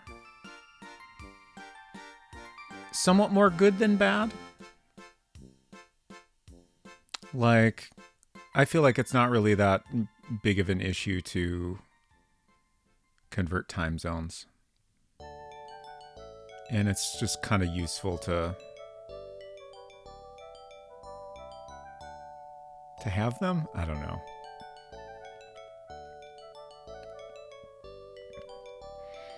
Bolt says, tell you what is fucked. Daylight savings says borked Slack and macOS. At work, Slack can't be changed to correct time.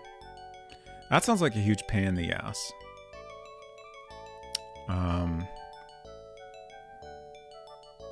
I feel like Slack is kind of a mess in general, honestly.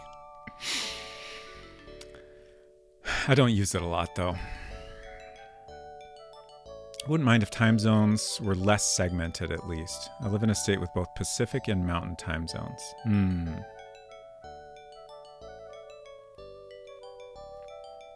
I think... Oh, wait. I was about to say I think Michigan is all one time zone, but I believe part of the Upper Peninsula is a different time zone, if I remember correctly.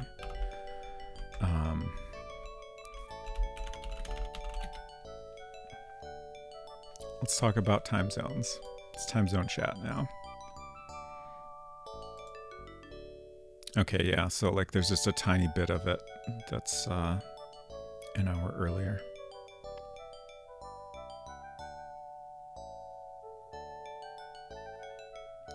But yeah, the ones where... Well, what's going on in Indiana? Oh, what the fuck? What is this? That's so weird. And like, why isn't it more of a straight line down if it's going to be weird like that? Is this... Let's consult a different map. That doesn't have states.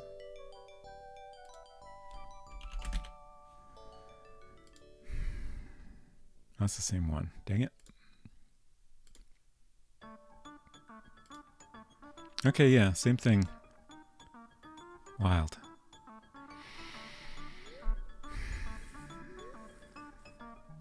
But like something like Kentucky or Tennessee, especially, I can see since it's such a long state, like it'd be a little bit weird to have everybody in the same time zone.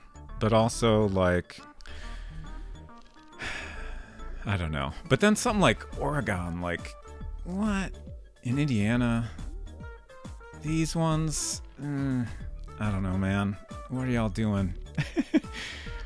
And Arizona's... What's going on in Arizona with this shading? Can anyone explain that to me? Yeah, it's a lot, though. I don't know, man. Okay, Arizona doesn't do DST. That's kind of what I was thinking, but I wasn't positive.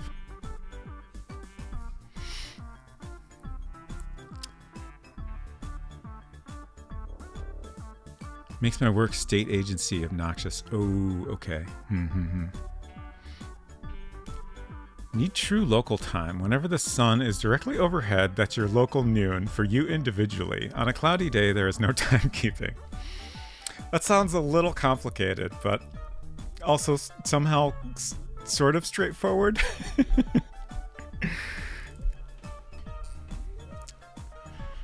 Oregon shuns the part of the state in a different time zone. Western, Central, and Eastern Tennessee could be different states for how different they feel. Okay. The Navajo Nation inside Arizona's borders does, though. Got it. They call it Oregon. Got 'em. All right. Let's figure out these fucking legs.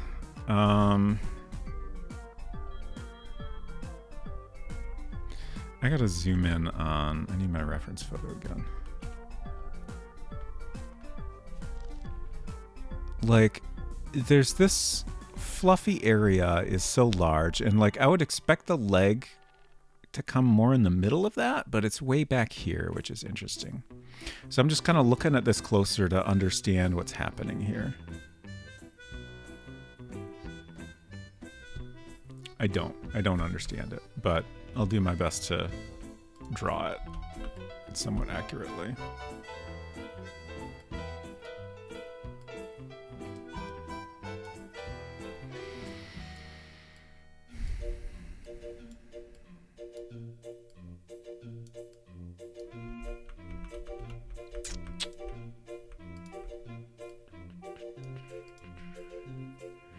I think parts of the U.S. railroad system used to do that. Keep track of time relative to noon at each station. Oh, interesting.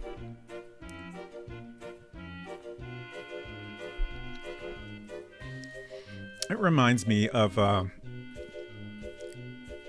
there's a city in the area called Novi. N-O-V-I. Which, as I understand, got its name because it was like the number 6 train station or something, which just got mashed together to Novi, which I really enjoy a lot. Little knee nubbins. Yeah, I gotta get those little knee nubbins in there. And the knee nubbins are probably ankles, the thicker part. Oh. You think?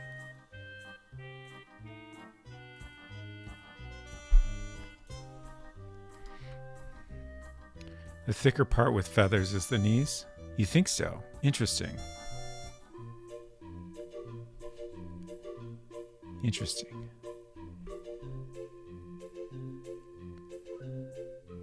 You know, I think I'm gonna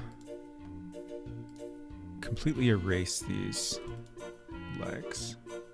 Oh, we don't get anything in between there? Okay, this one's fine. Let's just redraw the legs. They're a little too sloppy to be useful.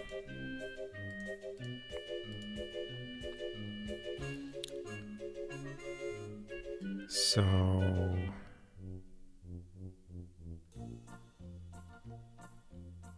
let's see, whatever this nubbin is should be right around here.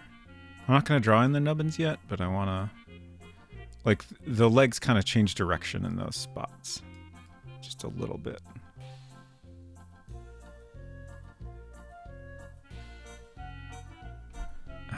Where exactly is this bird standing? Did I draw this fucking bird too big? It's fine, we can deal with it. I do feel like I maybe made it a little bit too big. Let's see, we figured it's a little over 3 feet tall. I do think I drew it too big. Maybe this is just a great egret.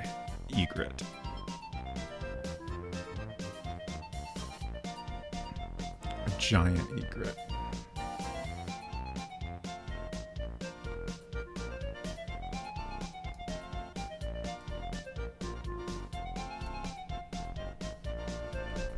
Got a little too skinny, maybe.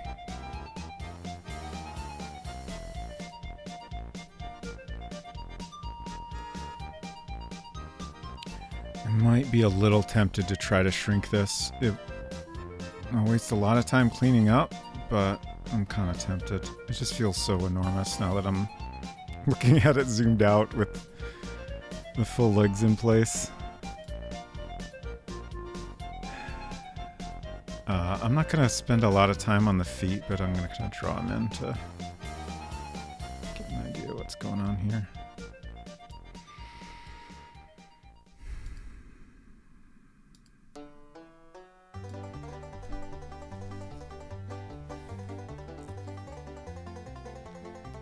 Oh, Efton, was that a link? It has been censored. If you can whisper it to me, that would be useful.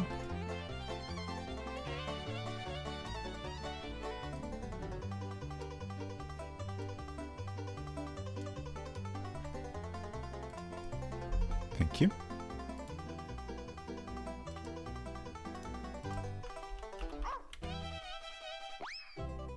Oh, look at that. Thank you for that.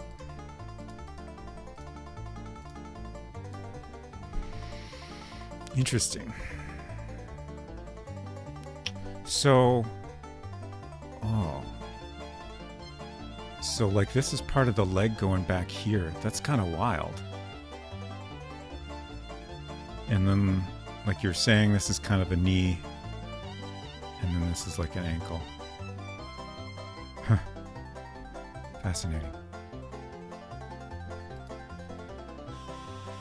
Vertitree, good to see you. Hope you're doing well.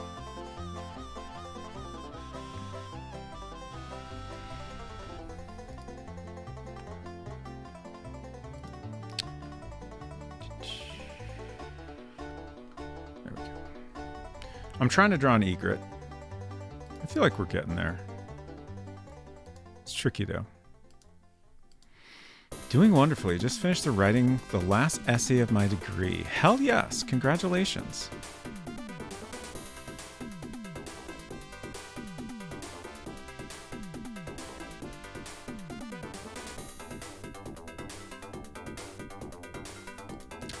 I mentioned this before. I went to art school.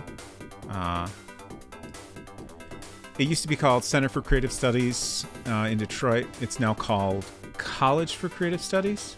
I don't think like it was always a college. They just changed the name, I think. I'm pretty sure it was technically a college when I went there. They just wanted to make it more clear that it's like a real school. Anyways, it's a well-respected, like #1 school if you want to be a car designer. But they also have a decent graphic design program and stuff. But I went there for 4 years, and then I just I couldn't do it anymore. It was part of like I've always had like pretty much my entire life had issues with like sleep schedule and getting to things on time, and that became like a bigger problem. I was also struggling with some health issues around the time, and I was really struggling to get there. And at some point I was just like, I was doing some work stuff at the time, and I was like, this stuff is so much more valuable than what I'm learning at school. So I just kind of gave up on it.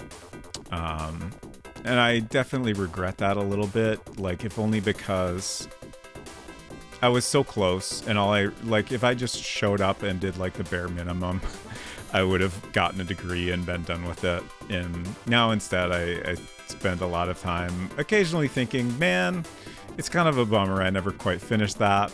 I wonder if I should go back and finish it sometime. It'll probably never happen, but oh well.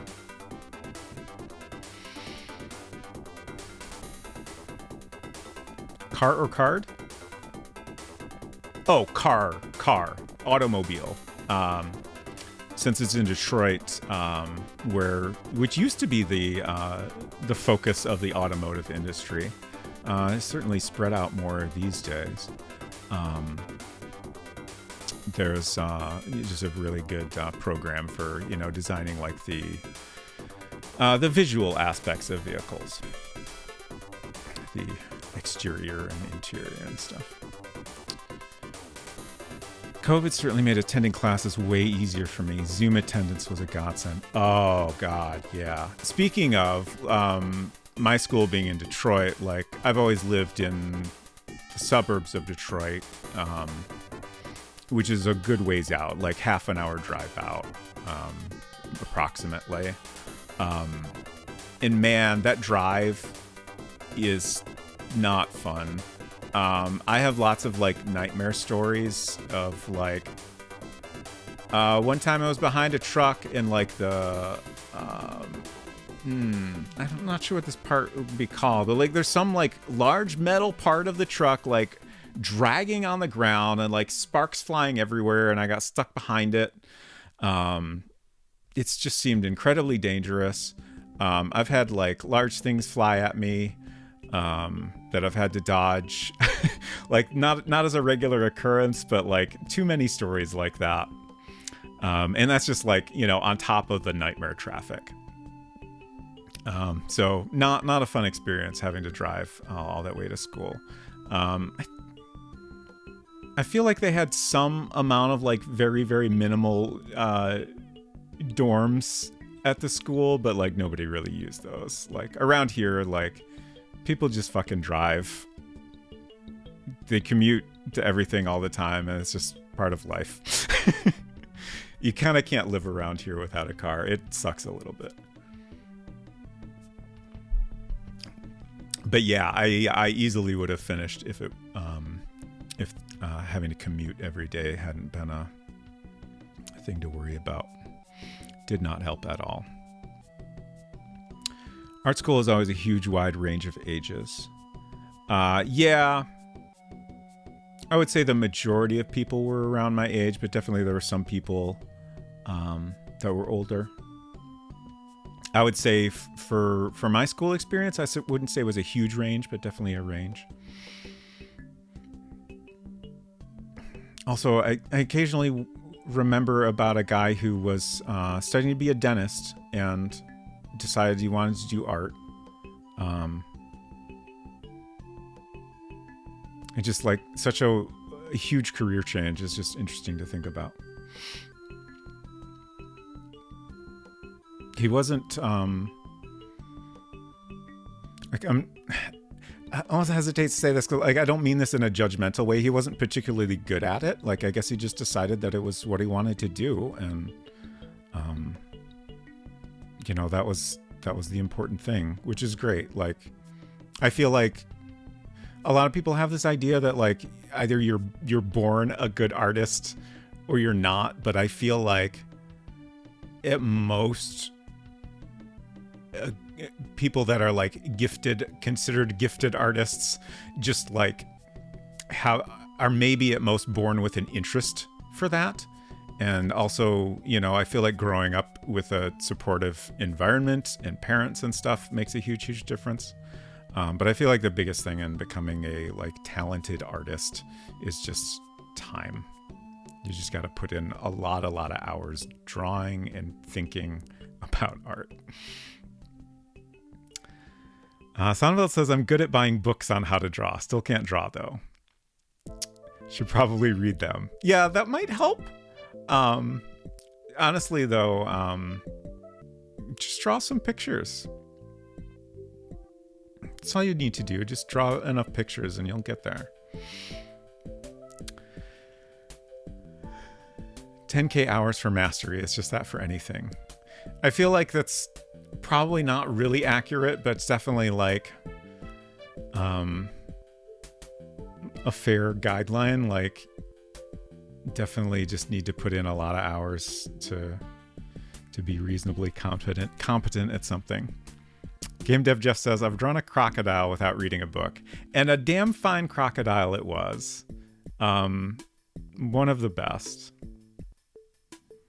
The eyebrows on that thing. Googling what is pictures. I hope you learn, Hin. All right, let's keep drawing this egret.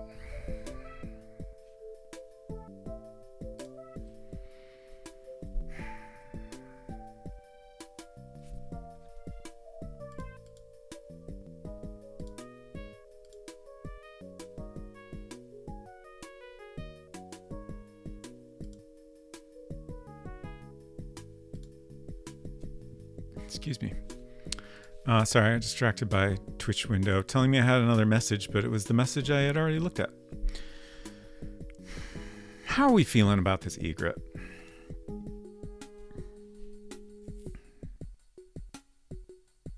It's not a bad egret, but it bothers me that it's a little bit off. You know what? I think maybe the biggest thing, the head is too small. Let's go back to my reference. The head is a little bit too small. That's not... Oh, I shrunk this window. Let me fix that. There we go. Can you make it smaller, please? There we go. That's a pretty sizable head, and I think I've gone a little bit too small in my version of it. So maybe this is what I can do. Maybe I can shrink down everything but the head a little bit. And then, obviously I have to do some cleanup because Mac Paint is not good at scaling things. But we spent the most time perfecting the head. So if we can leave that alone and just shrink the rest of it, then we get a better sized egret. We'll see how that goes. Let's save. And I'm actually going to do a save as here, I think. Well, we got lots of room.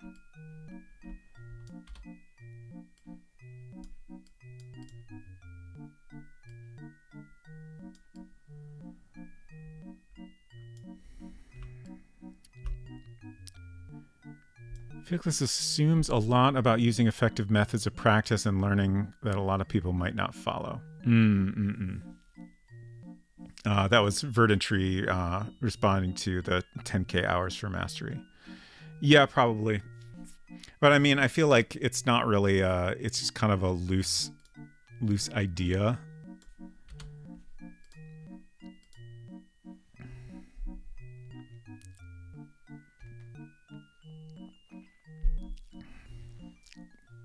If you don't want to spend too much time, you can always use the age-old trick of covering it up with reeds. That is true. That is true. But we'll see how this goes. So I'm going to lasso this bird. And we're going to move it over here for a sec. Because we got to use the rectangular marquee for scaling things.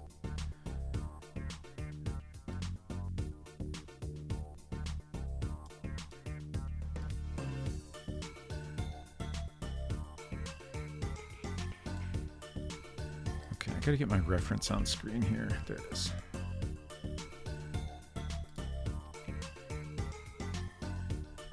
So if I hold Command, it will scale it, and then if I hold Shift, it should keep it in proportion. That's too small, I think. Maybe around here.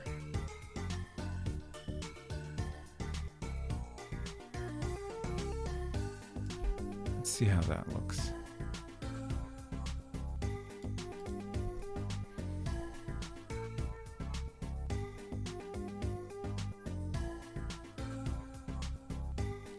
It feels more right to me. It's not a bad guideline, but I'm always hesitant with anything Malcolm Gladwell puts into the world because he makes shit up all the time. I'm not familiar with this person. I'm really only familiar with the whole 10K hours thing. But yeah, like it wouldn't surprise me if it was purely made up and not based on anything, but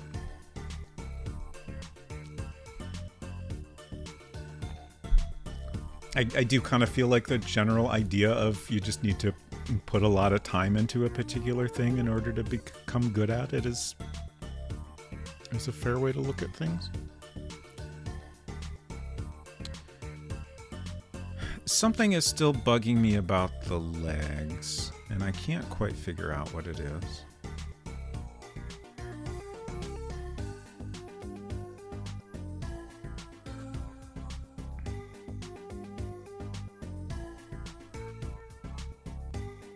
Maybe it's not that big of a deal. Maybe they're about right.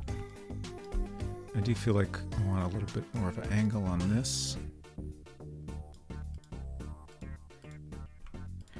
So like, I'm continuing to think about this.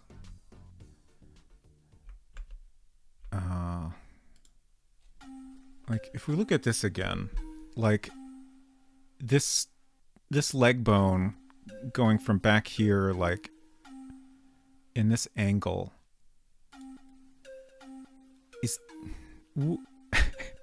where is that within this? Like, is this going up here and there's like a knee here and it's going back here? Is that what's happening? I don't know.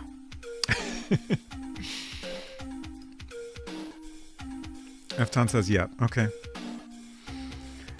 If I'm not good at something right away, it probably sucks, says Hinton.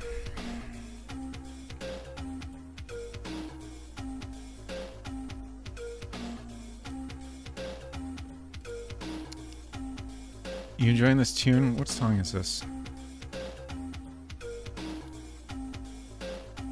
This is Tunes to DOS and Chill 2.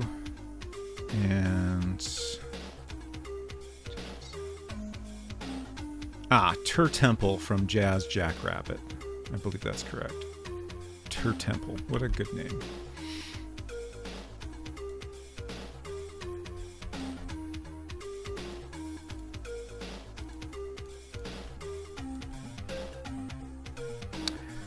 Silver says, sadly, something about how I'm wired made me not great at art. My adopted brother was amazing at art and actually tried to teach me over a few years. I got worse. That's interesting. Honestly, like, I could see that, though. Like...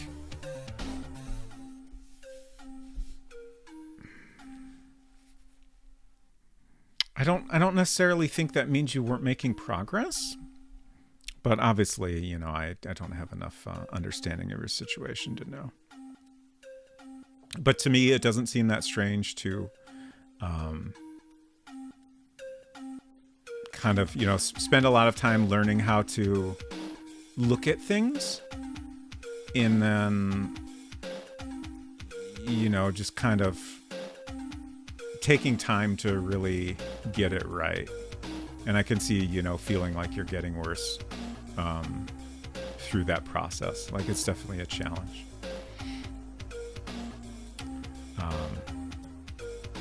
I've definitely had times like both on a bigger scale and like sometimes even just like within a single drawing, like I spend more time on it and it just gets worse.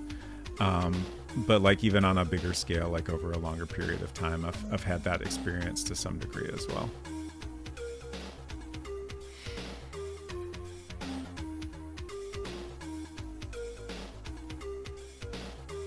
Efton says, I had a teacher who was an absolute master at his craft. At the end of our class, he showed everyone his student work, and it was unbelievably bad. But his point is, everyone has a turning point where it starts to make sense in your own mind of what you're doing. Yeah, exactly. And I also feel like there's, an aspect of like kind of figuring out your style.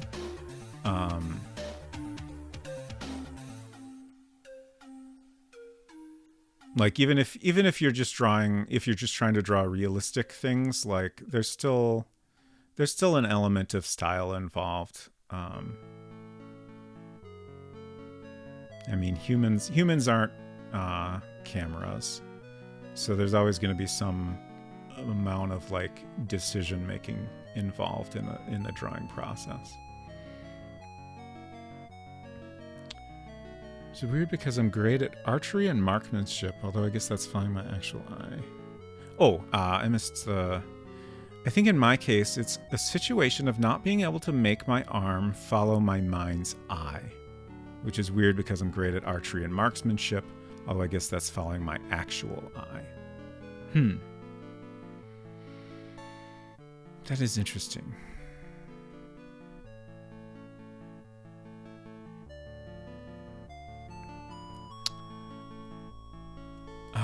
And that also, shit. Once again, I'm blanking on a word.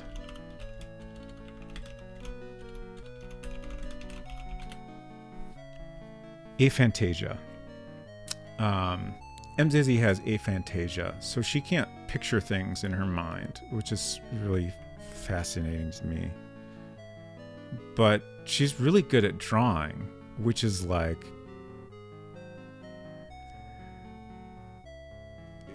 baffling to me. Like, I don't know. It's just like, it's hard for me to understand. I want to say seeing things that way, but like, obviously that's a bad choice of words.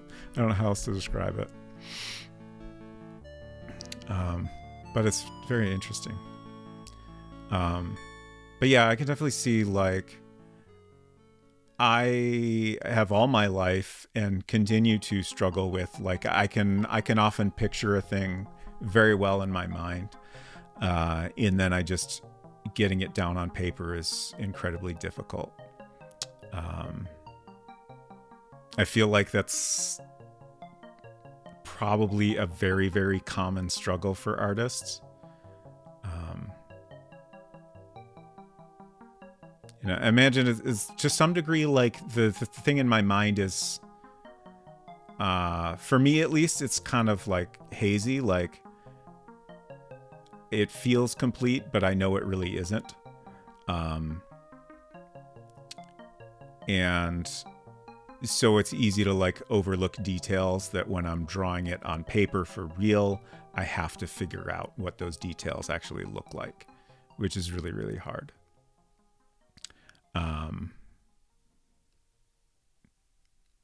But yeah, complicated. Alternatively, at one time while I was a technical writer, I was touch typing at 160 words per minute with 98% accuracy. So heck, I don't know. Drift says, I can draw a thing, but only if the thing is in front of me.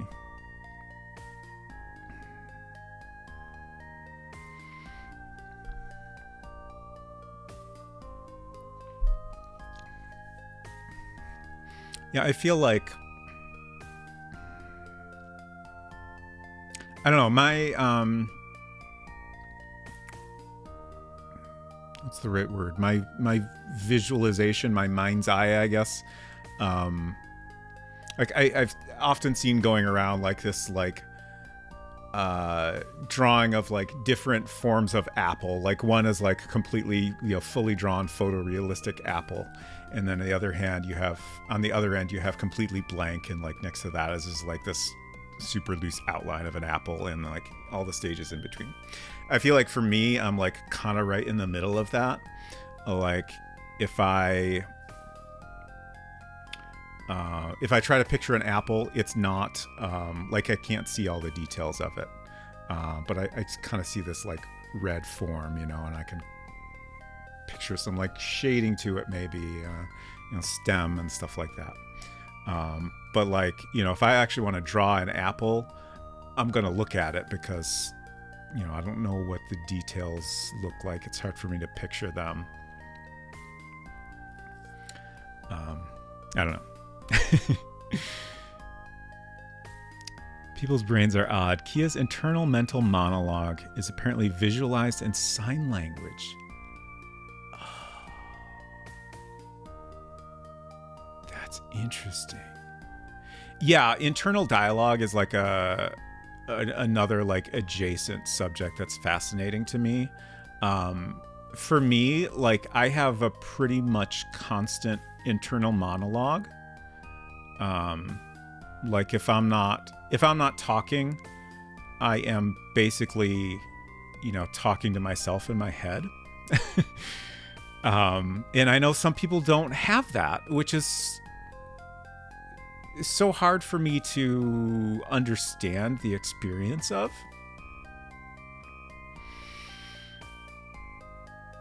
You, Silver, you're a monologueless person. That's so interesting to me.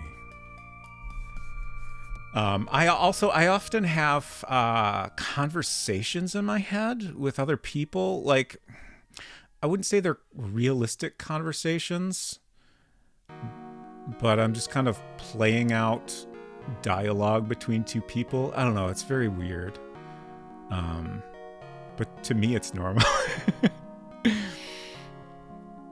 think I would like that. It sounds nice.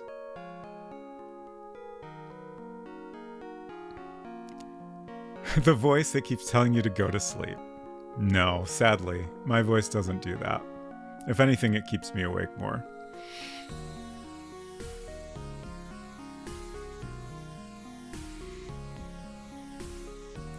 I frequently read chat out of order. F-Town said, yeah, I mean, when you're speaking in other languages, dominant one can take over and you're translating that in your head. If you draw that one thing enough times, it becomes an entry in your mind dictionary. Ain't nothing wrong with using reference. Yeah, for sure. Yeah, people who like know multiple languages really well and like start to think in multiple languages is also a really interesting thing to me.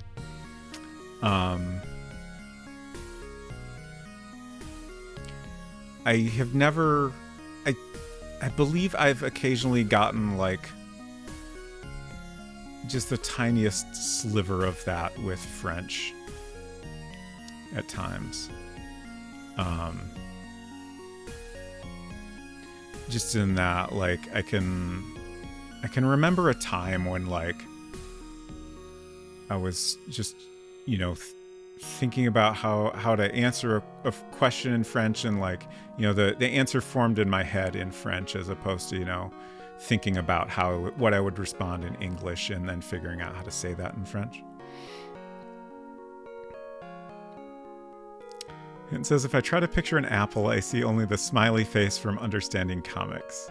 I'm familiar with that book, but I don't remember the specific reference you're talking about. I don't know that I've ever read that all the way through. Silver says, for me, well, it's not like silent in my head. If I'm trying to figure out how to pronounce a word, I'll think it through in my head. But like, I'll just see whatever concept I'm thinking about rather than hearing it a lot of time. Okay, so you will visualize things.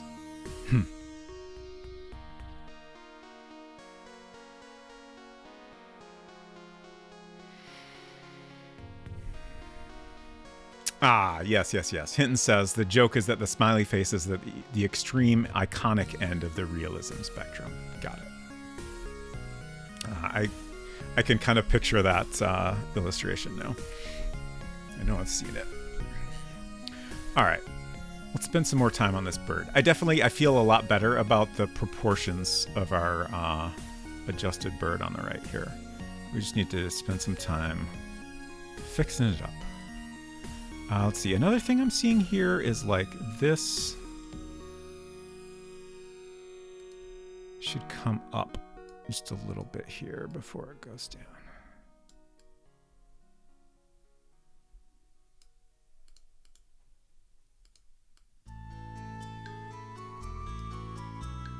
It's been 0 days since I explained my joke to a sympathetic streamer. Good. That's great. Also, thank you for taking the time to explain it.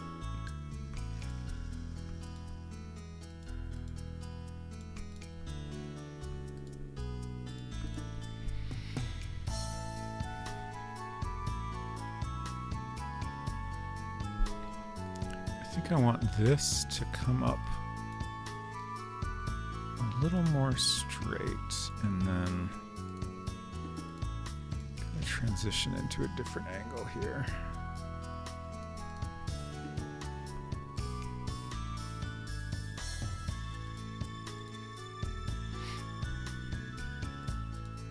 $130.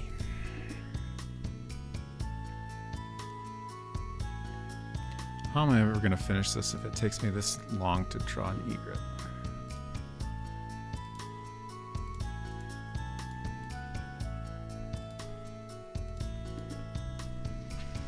Another thing I keep thinking about is, like, I feel like increasingly I have a lot of somewhat less interesting things I need to work on. And I should probably do some of that off stream.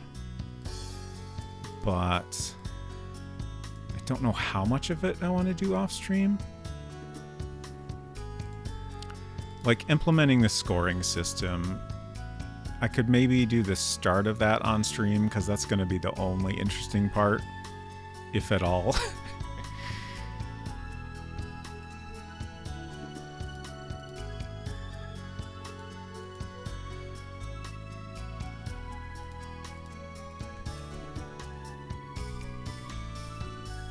This shape, this line rather, is really subtle. I won't leave it that obvious. I might make it a dotted line. I might remove it. I just kind of wanted to draw that in there because I feel like it's giving me a better understanding of the overall shape of the bird. Silver says, I do believe it's time for me to lay in bed and play Castlevania for a bit, then sleep. That sounds great. Enjoy your Castlevania and you're sleeping. Thanks for hanging out.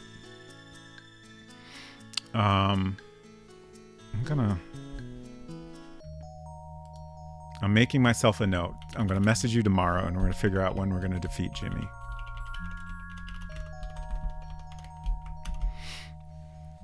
But that's tomorrow's problem.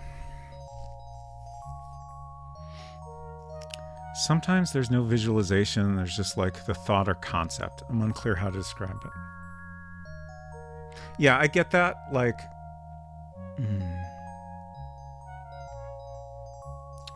I feel like for me, like, that quickly turns into either picturing it or having an internal monologue about it. But I get what you're saying, I think. Just that initial, like, is kind of there in your mind, but there's not really any form to it. Jimmy Two Shoes. That's what they call him, I think. Maybe not.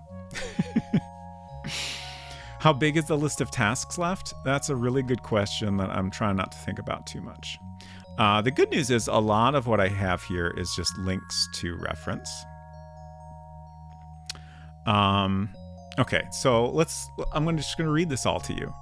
I might skip over some, but we have finished the storefront scene. That's what we're working on today. Finished new house scene. We already did that. I can just delete that. Final bus stop scene. That's going to be the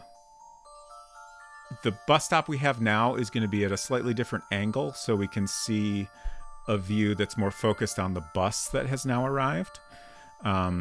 So once you get to the correct point in the game, you'll see that image anytime you go to that screen.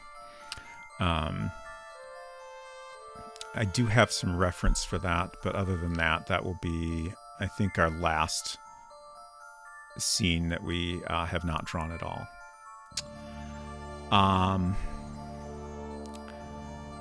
You know, a thing I haven't talked about at all on stream is that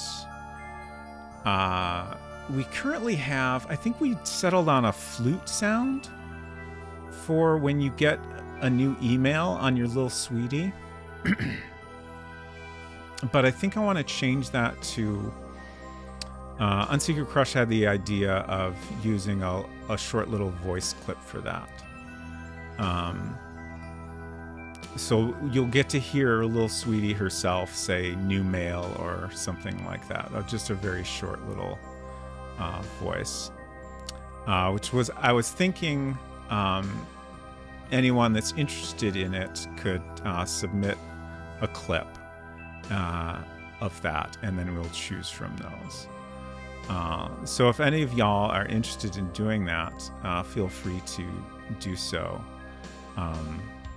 Like, it could be just new mail. It could be the old "you've got mail" in a little sweetie voice. It could be honestly like anything that it would be an appropriate way to communicate a new email message. You've got an email, Baka. Perfect. And I'll try to bring that up occasionally. That's no rush. I mean, we can drop that in at any time. I also had the idea that if we get, if it's too hard to choose from the submissions, we can have it choose a random one from a list of options, which I think would be kind of fun. So everyone gets a little bit different experience of the voice of Lil Sweetie. Let's see. On our final email that we receive, I want to add the option to reply to that message. There'll basically be like probably 3 canned options to reply, and then one that's just, do nothing. Just close the Little Sweetie. I don't know if that'll be a distinct option or you just hit the power button or whatever. We need to finish the help screen. That's super rough right now. We need to finish the credit screen, including adding all the names. We talked about possibly having the credits show up automatically at the end. I figure for that, I'm going to see how the end of the game feels and whether or not that seems like an odd thing to do. Actually, like the more I think about that, like nothing can really happen automatically. So I'm not sure how like mechanically that would work. You would have to type or click something in order to go to that screen, but we'll think about it when we get there. Content warnings will need to be updated. Egret, we're working on that. We're now in the miscellaneous category. At one point, when we're all done with everything, I need to move the death screen objects to the end of the list. I've done that a couple times now, but we need to make sure those are last so they always appear on top of everything else. Can you record it to sound like it's being recorded by tech of the time? The good news is, because of the audio quality supported by World Builder, it will come out like that regardless. Just in downsampling it. Like if you were here for the death sound earlier, like I recorded a little jingle for that, and it added a lot of like appropriate character to the sound. Like it just sounds like a kind of lo-fi recording. So yeah, that'll just kind of happen naturally. The score system, the keeping track of all the death scenes system, that's a little bit secondary, but I think I want to do that. We still don't have a "you pick it up and place it in your purse" Easter egg. There were 1 or 2 places where I put that text in there temporarily, but then I think I took it out. I either want to do that for something that's like not on the main path, like something optional to pick up, or it might be like a randomized message, like 5% of the time you get that message or something like that. I just like it to be like more of a subtle Easter egg.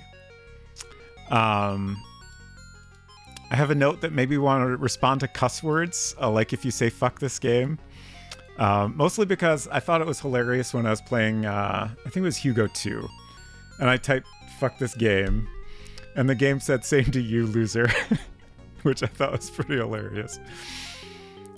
Sierra does that too. Yeah.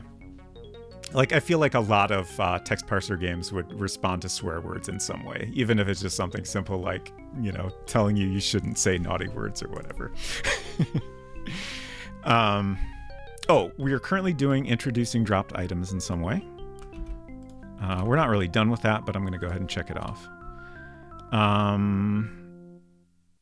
Some of these things here are just like, we had Kinney Games offering to do playtesting. I have some notes about merch. I have a link saved. I mentioned previously I want to create box art for this. So I just have a link saved to some inspiration for that. And I have some notes about the software we can use to have it playable in browser, the same way you can do on archive.org or on donkeyisland.zip. And I also have a link to Itch, the page for getting started selling your own games on Itch. And that's pretty much it. After that is just some little notes about things like that I wanted to keep track of.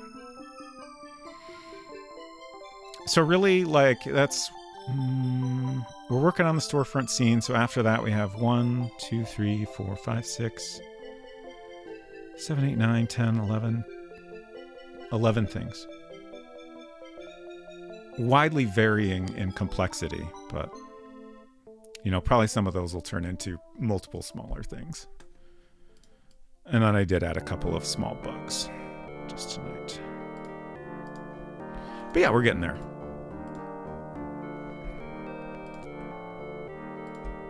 Let's see if I can finish up this egret before I need to wrap things up.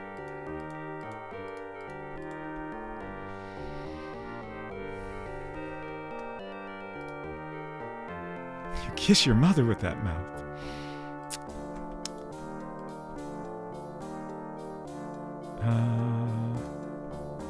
Oh, that's interesting. I ended up with a widely different... is this the right picture? Nope.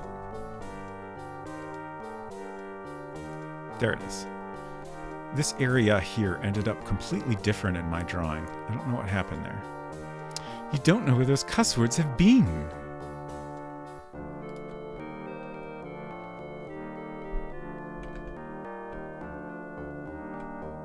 I feel like that's gotta be part of why my drawing doesn't quite look right to me. So let's see if we can improve this.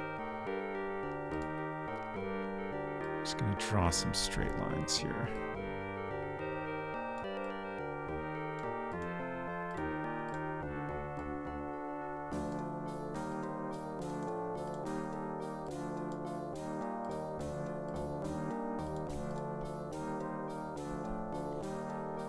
That's better.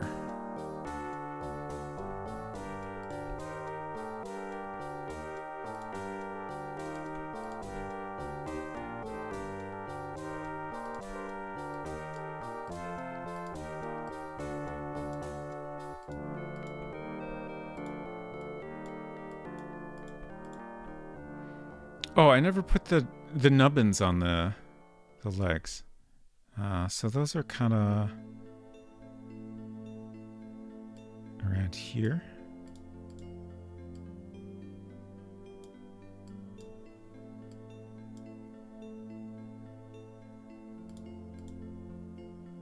Something like that. It looks a little weird, but I mean, I guess they do look kind of weird.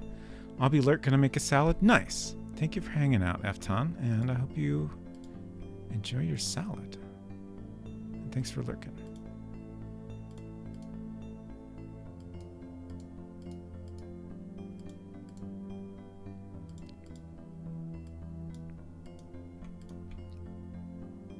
God, that looks so odd.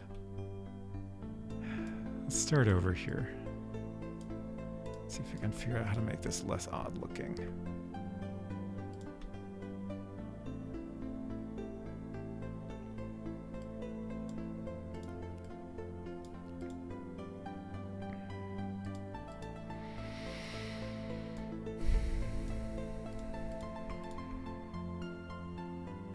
Nope, can't do it. Alright, well. It's just how it goes, I guess. It's just gonna look a little odd. Like, I feel like it needs an increased thickness there. And I just gotta do my best. It might help if I...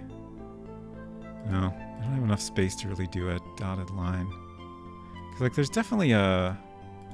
Like, you can see where the bend is there. Does that look okay? Can't tell if that looks weird or not.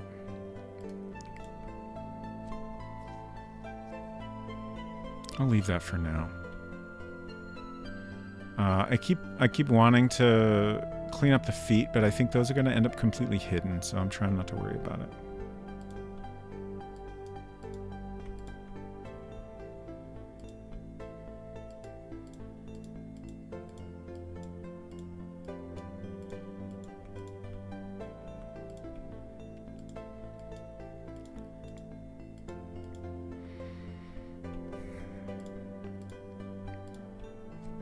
Oh yeah, speaking of time change, I don't know. I don't know if that's going to affect my stream schedule.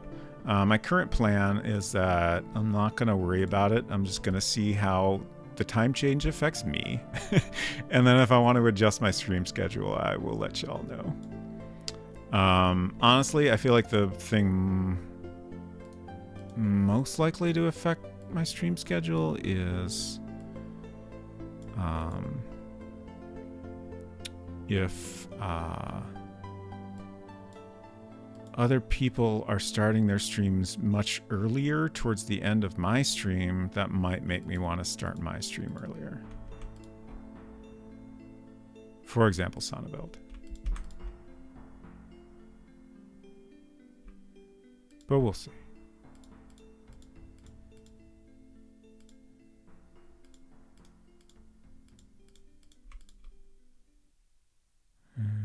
Is it?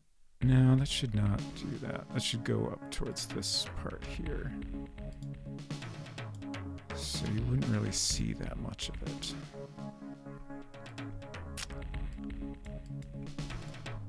Also noticing how these legs are a little bit different in thickness.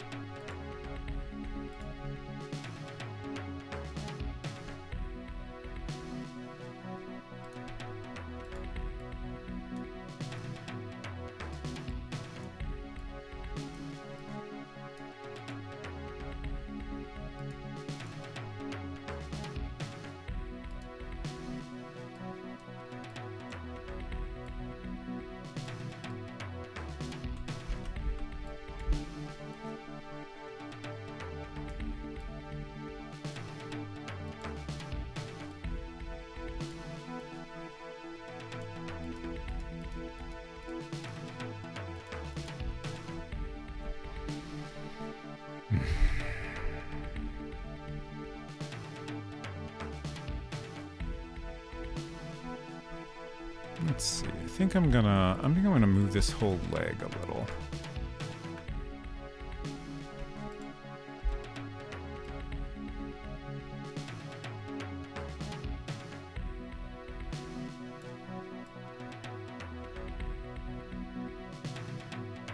Yeah, that seems more like the reference photo at least.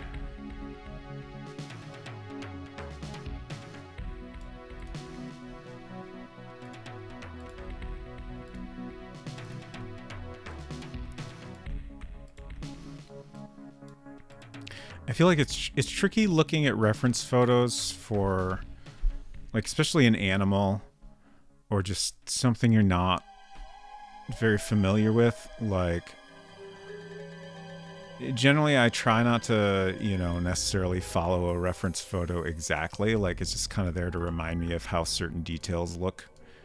But like with something like this, it's like, I don't know what a fucking egret looks like. So like, if I'm not following it exactly, it's like, am I doing things that are like, am I getting the proportions wrong and stuff like that? So it's kind of hard to not follow it closely and feel like it still looks correct. But that's fine. I mean, it's still my own drawing, especially with pixel art like this. Anatomy thinking helps a lot. Yeah. Hinton says, I'm so close to pizza time. Oh, man. That reminds me.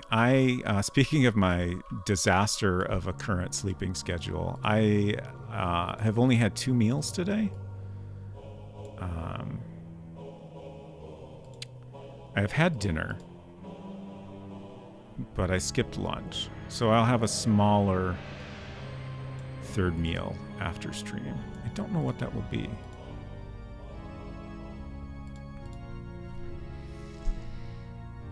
Okay, that's fine. I'm going to quit messing with that thigh. It's fine. Both of them pizza? No, I haven't had any pizza today. I could. I probably won't, but I could, and it is a little tempting.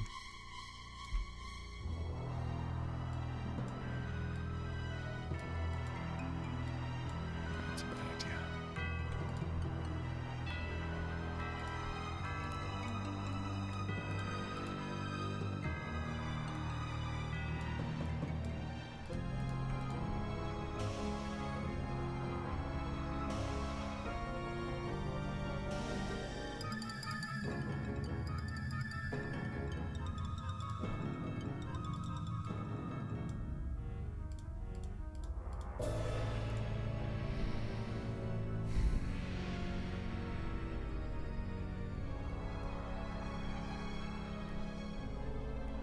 I think I hesitate to say this because, like, as soon as it comes out of my mouth, I'm gonna change something. I'm very close to being happy with the general shape of this bird. This part of the leg is honestly very, very skinny, so I'm gonna make this a little thinner.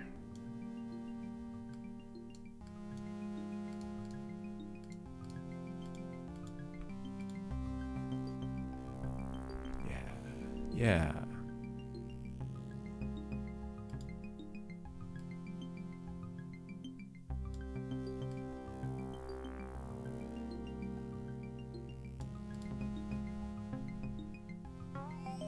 Okay. Do I want to do a little bit of shading on this bird right now? I think I do. My thought is that, you know, this is a bright white bird, but it should have some subtle shading. I guess Brisket is a good example. Like with Brisket's a white cat, but we had like just some subtle shading like under his belly that's just like a gray. So we're gonna do something kind of similar to that here. I also want to, like, this is just kind of a guideline for the shape, but I feel like if I make this a dotted line, it will, yeah, something like that.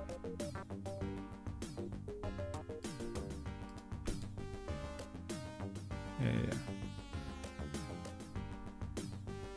And then down here.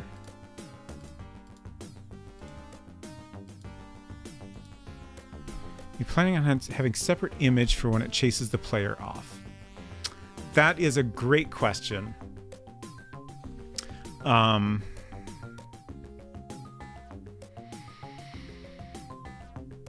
will think about that.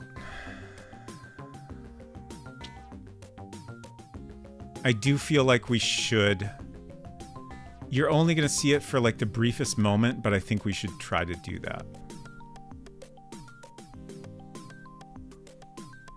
Maybe I'll experiment with a placeholder first just to make sure we can get like the timing of that, but I think we've done something similar elsewhere.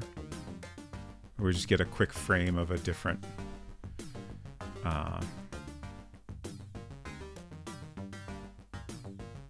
image and then go to a different scene. So like the idea being you'll do an action, the picture of the egret will change to one that's coming at you a little bit. Or maybe it could, like, if I'm feeling like I don't want to have to do a completely different drawing just for time reasons, maybe just have like a version of this where its head is pointed more directly at you. That could honestly work pretty well. And then you see that for a moment, and then it goes to the bus stop scene. I also need to spend a little time thinking about like how this is going to work in terms of like, we want some text to explain what's happening, but we don't want to dismiss that automatically.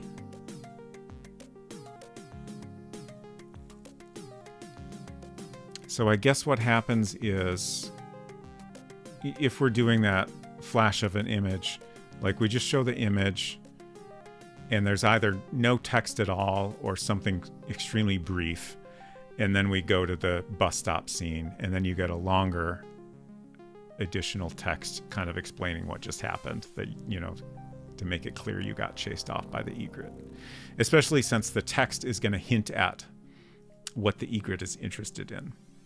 So we want to make sure the player is able to read that in time.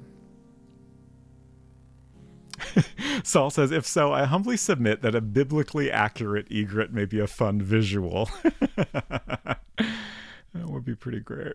Just wings and eyes, and then you don't have to do another bird anatomy exercise. Goodbye, Hinton. Enjoy your pizza. I'm sure you will. Have a great time, and thank you for hanging out.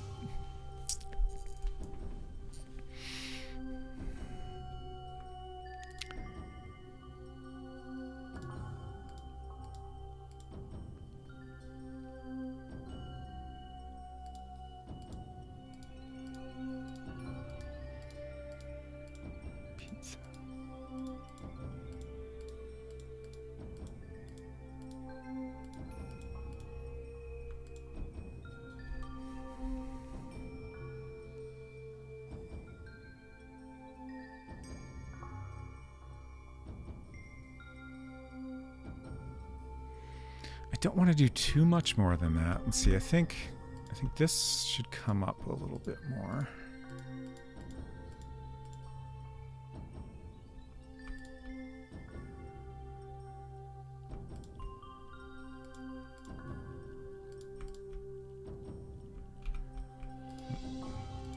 Can't undo after changing the zoom level. Oh, I guess the skinny part of the legs should be gray also.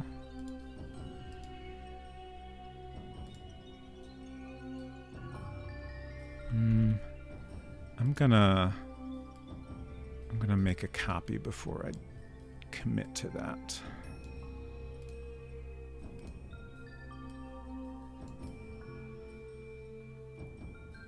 Don't want to have any egrets about it.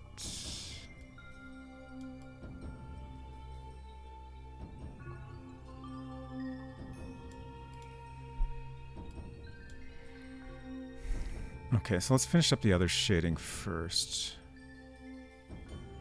I feel like I want to try at least... Well, maybe I should go ahead and make that copy now, because this might be something I could regret.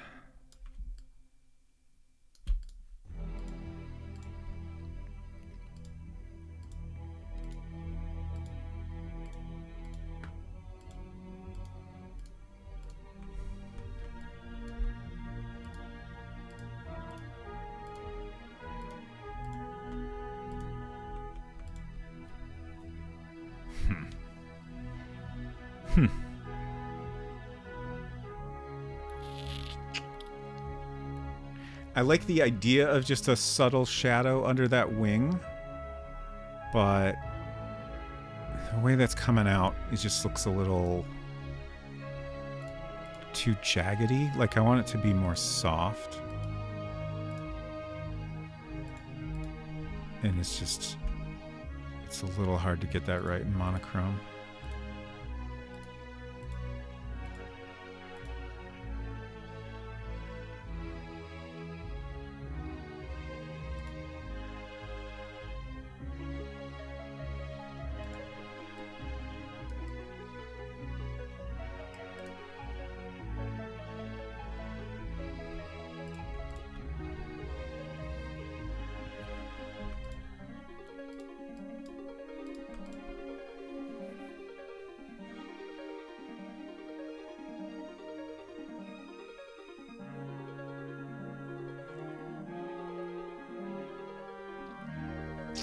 Yeah, I think that's too much.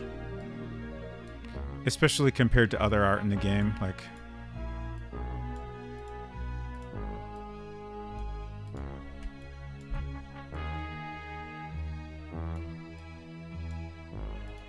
Just a unnecessary level of detail. Alright, let's try filling in these legs.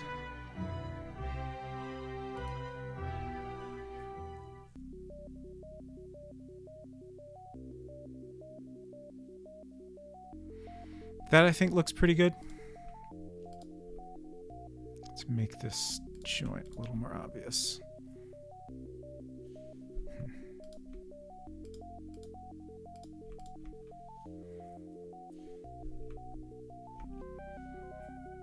Yeah.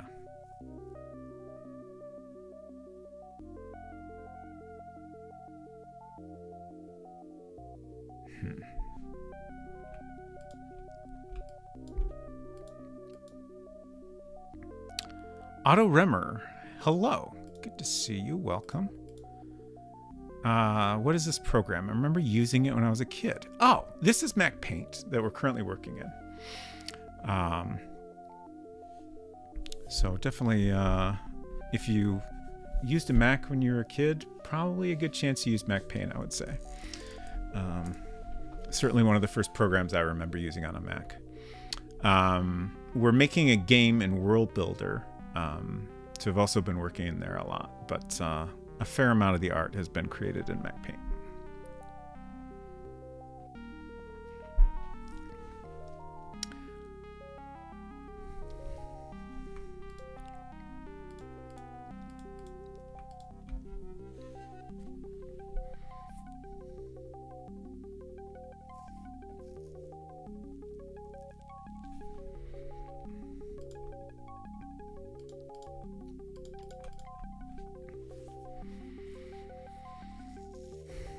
Yeah, I think that looks a tiny bit better.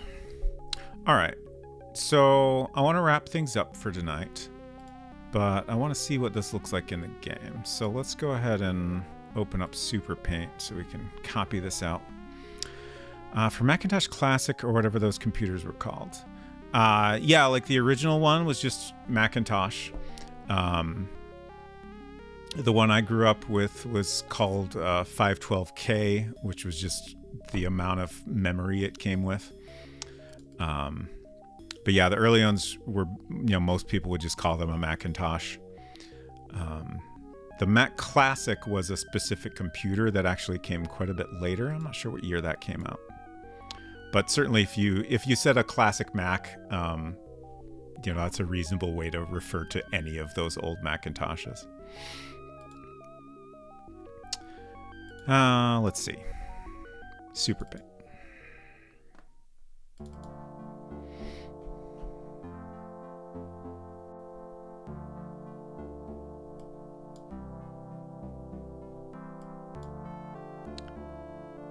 World Builder, untitled game, even though we do have a title now. One of these days we'll rename that. When we first came up with the title, I wasn't sure if I wanted to commit to it yet. But at this point, I'm sold on it. Transfer Point is the name of our game.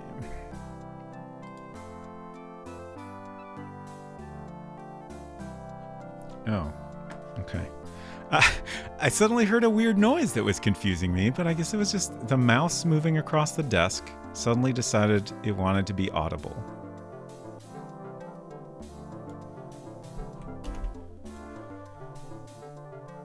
Oh, so this is going to be a minor annoyance. The inside between these legs is going to be opaque, but we can deal with that. And this isn't finished because we need to add stuff around the bird. I just want to have this in the game so we can appreciate the work we've done today.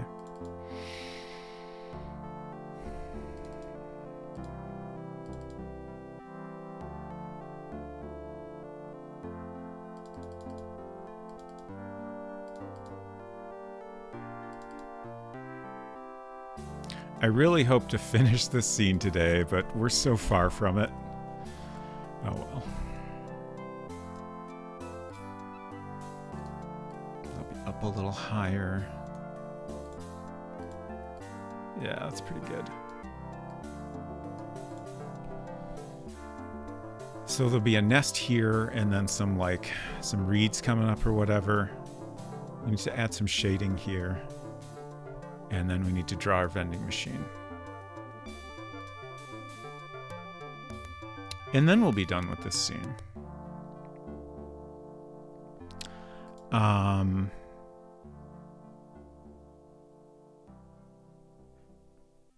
guess we'll go ahead and add some text.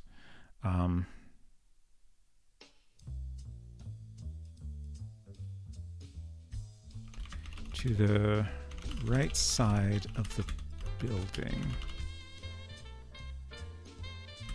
an egret is standing over a nest.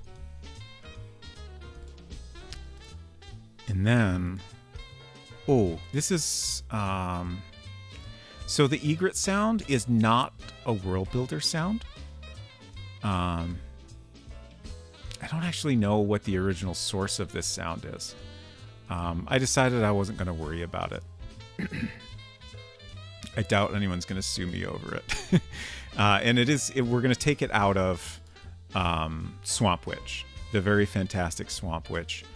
And the creator of that game made it very clear that it was fine to take things from that to make into your own game, because that's what he did.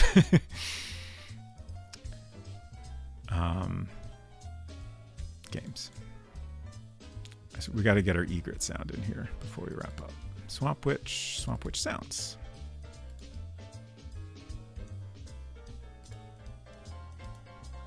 Game over, man.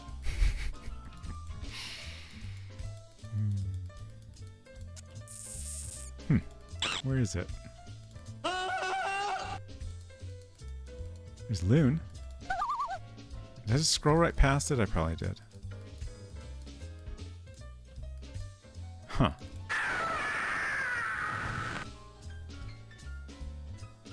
I feel like it's labeled egret, isn't it? Thank you for the example.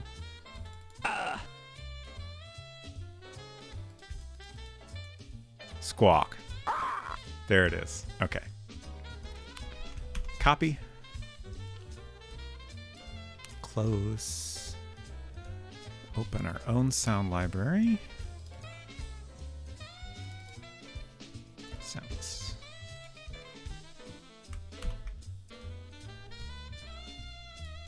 And I guess since all the world builder sounds are in all caps, we'll follow that convention. But we're going to name ours Egret. Great.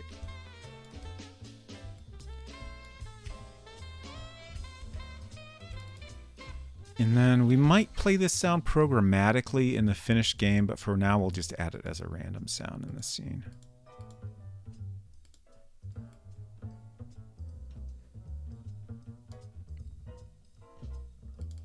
All right, we have Loon playing in there currently. Oh. Nah, we'll leave that in the sound library. I'm not going to worry about it. Can always remove it later.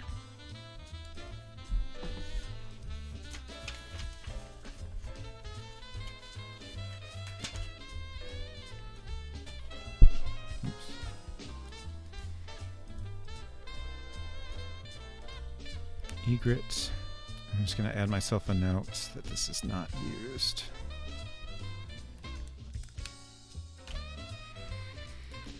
All right, let's see how that looks so far.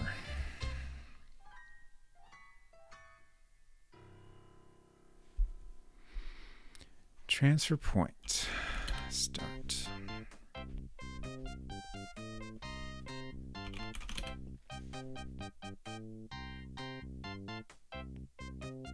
You're standing outside a store. There's a vending machine here. To the right side of the building, an egret is standing over a nest.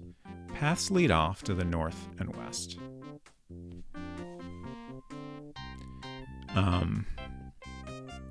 My thought is that when the egret attacks you would be a good time to get that squawk.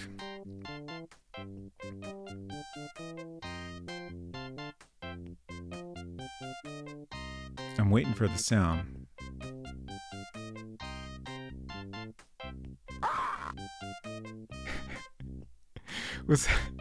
Okay, no, your Fton's egret in chat was from a while ago. Sometimes I wish there were timestamps on things. For a second, I was like, was that Fton or was that the game? That was definitely the game. Okay. Thank you for the screen. Okay. So that all works, and that's great. And I love this little egret. It's beautiful. I will say, like, I think the egret was the right choice because if we had gone with a loon, it's a much smaller bird that's like close to the ground. So it'd be a much smaller drawing and you wouldn't see as much of it. And also being like kind of dark. I feel like the visibility of it wouldn't be as good. Whereas this, like, you're absolutely going to spot that thing right away. Thank you. So like I was saying earlier, the current plan for the month is we'll do World Builder throughout November on Fridays. That could change, but I think it's unlikely.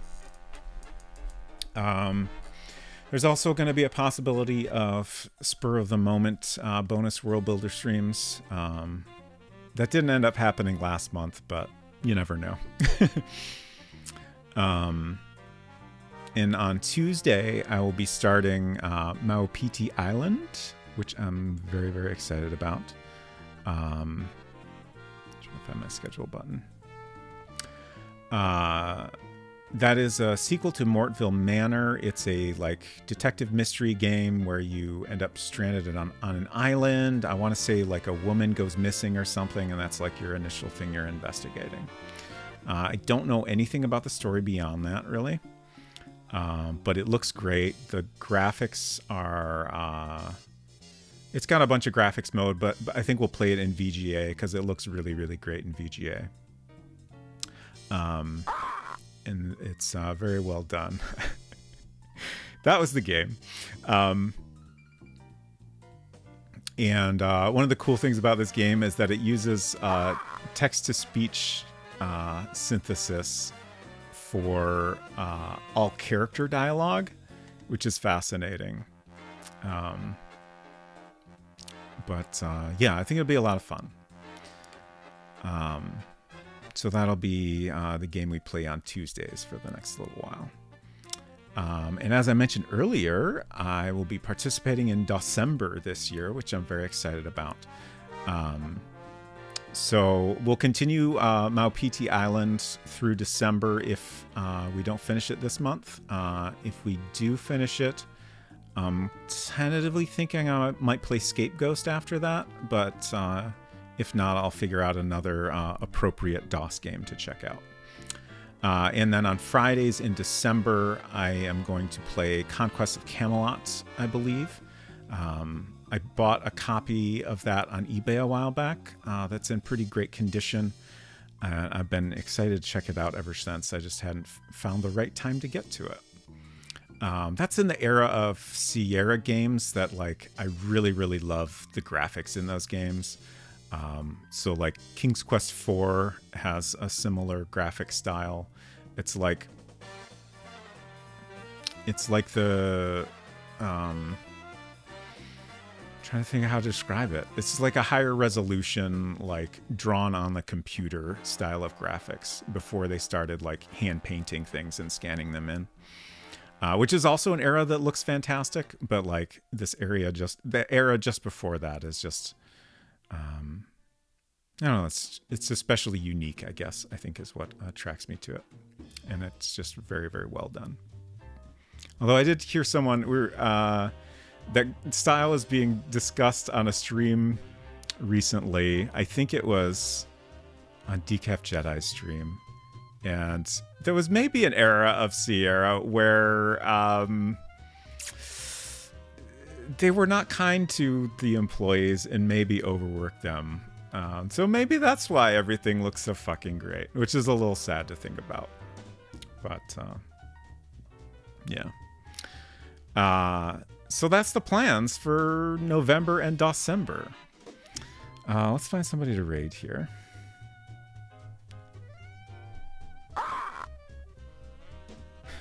That'll happen. Yeah.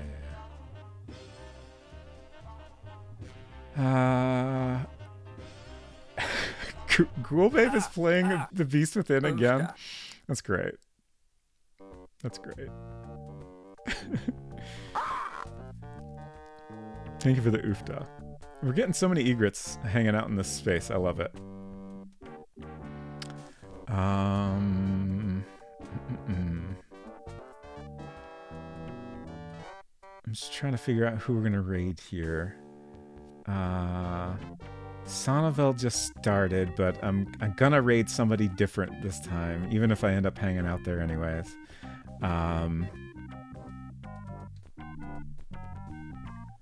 Honestly, like, I don't know if I can turn down Gabriel Knight too. So let's head over to Ghoul Babe.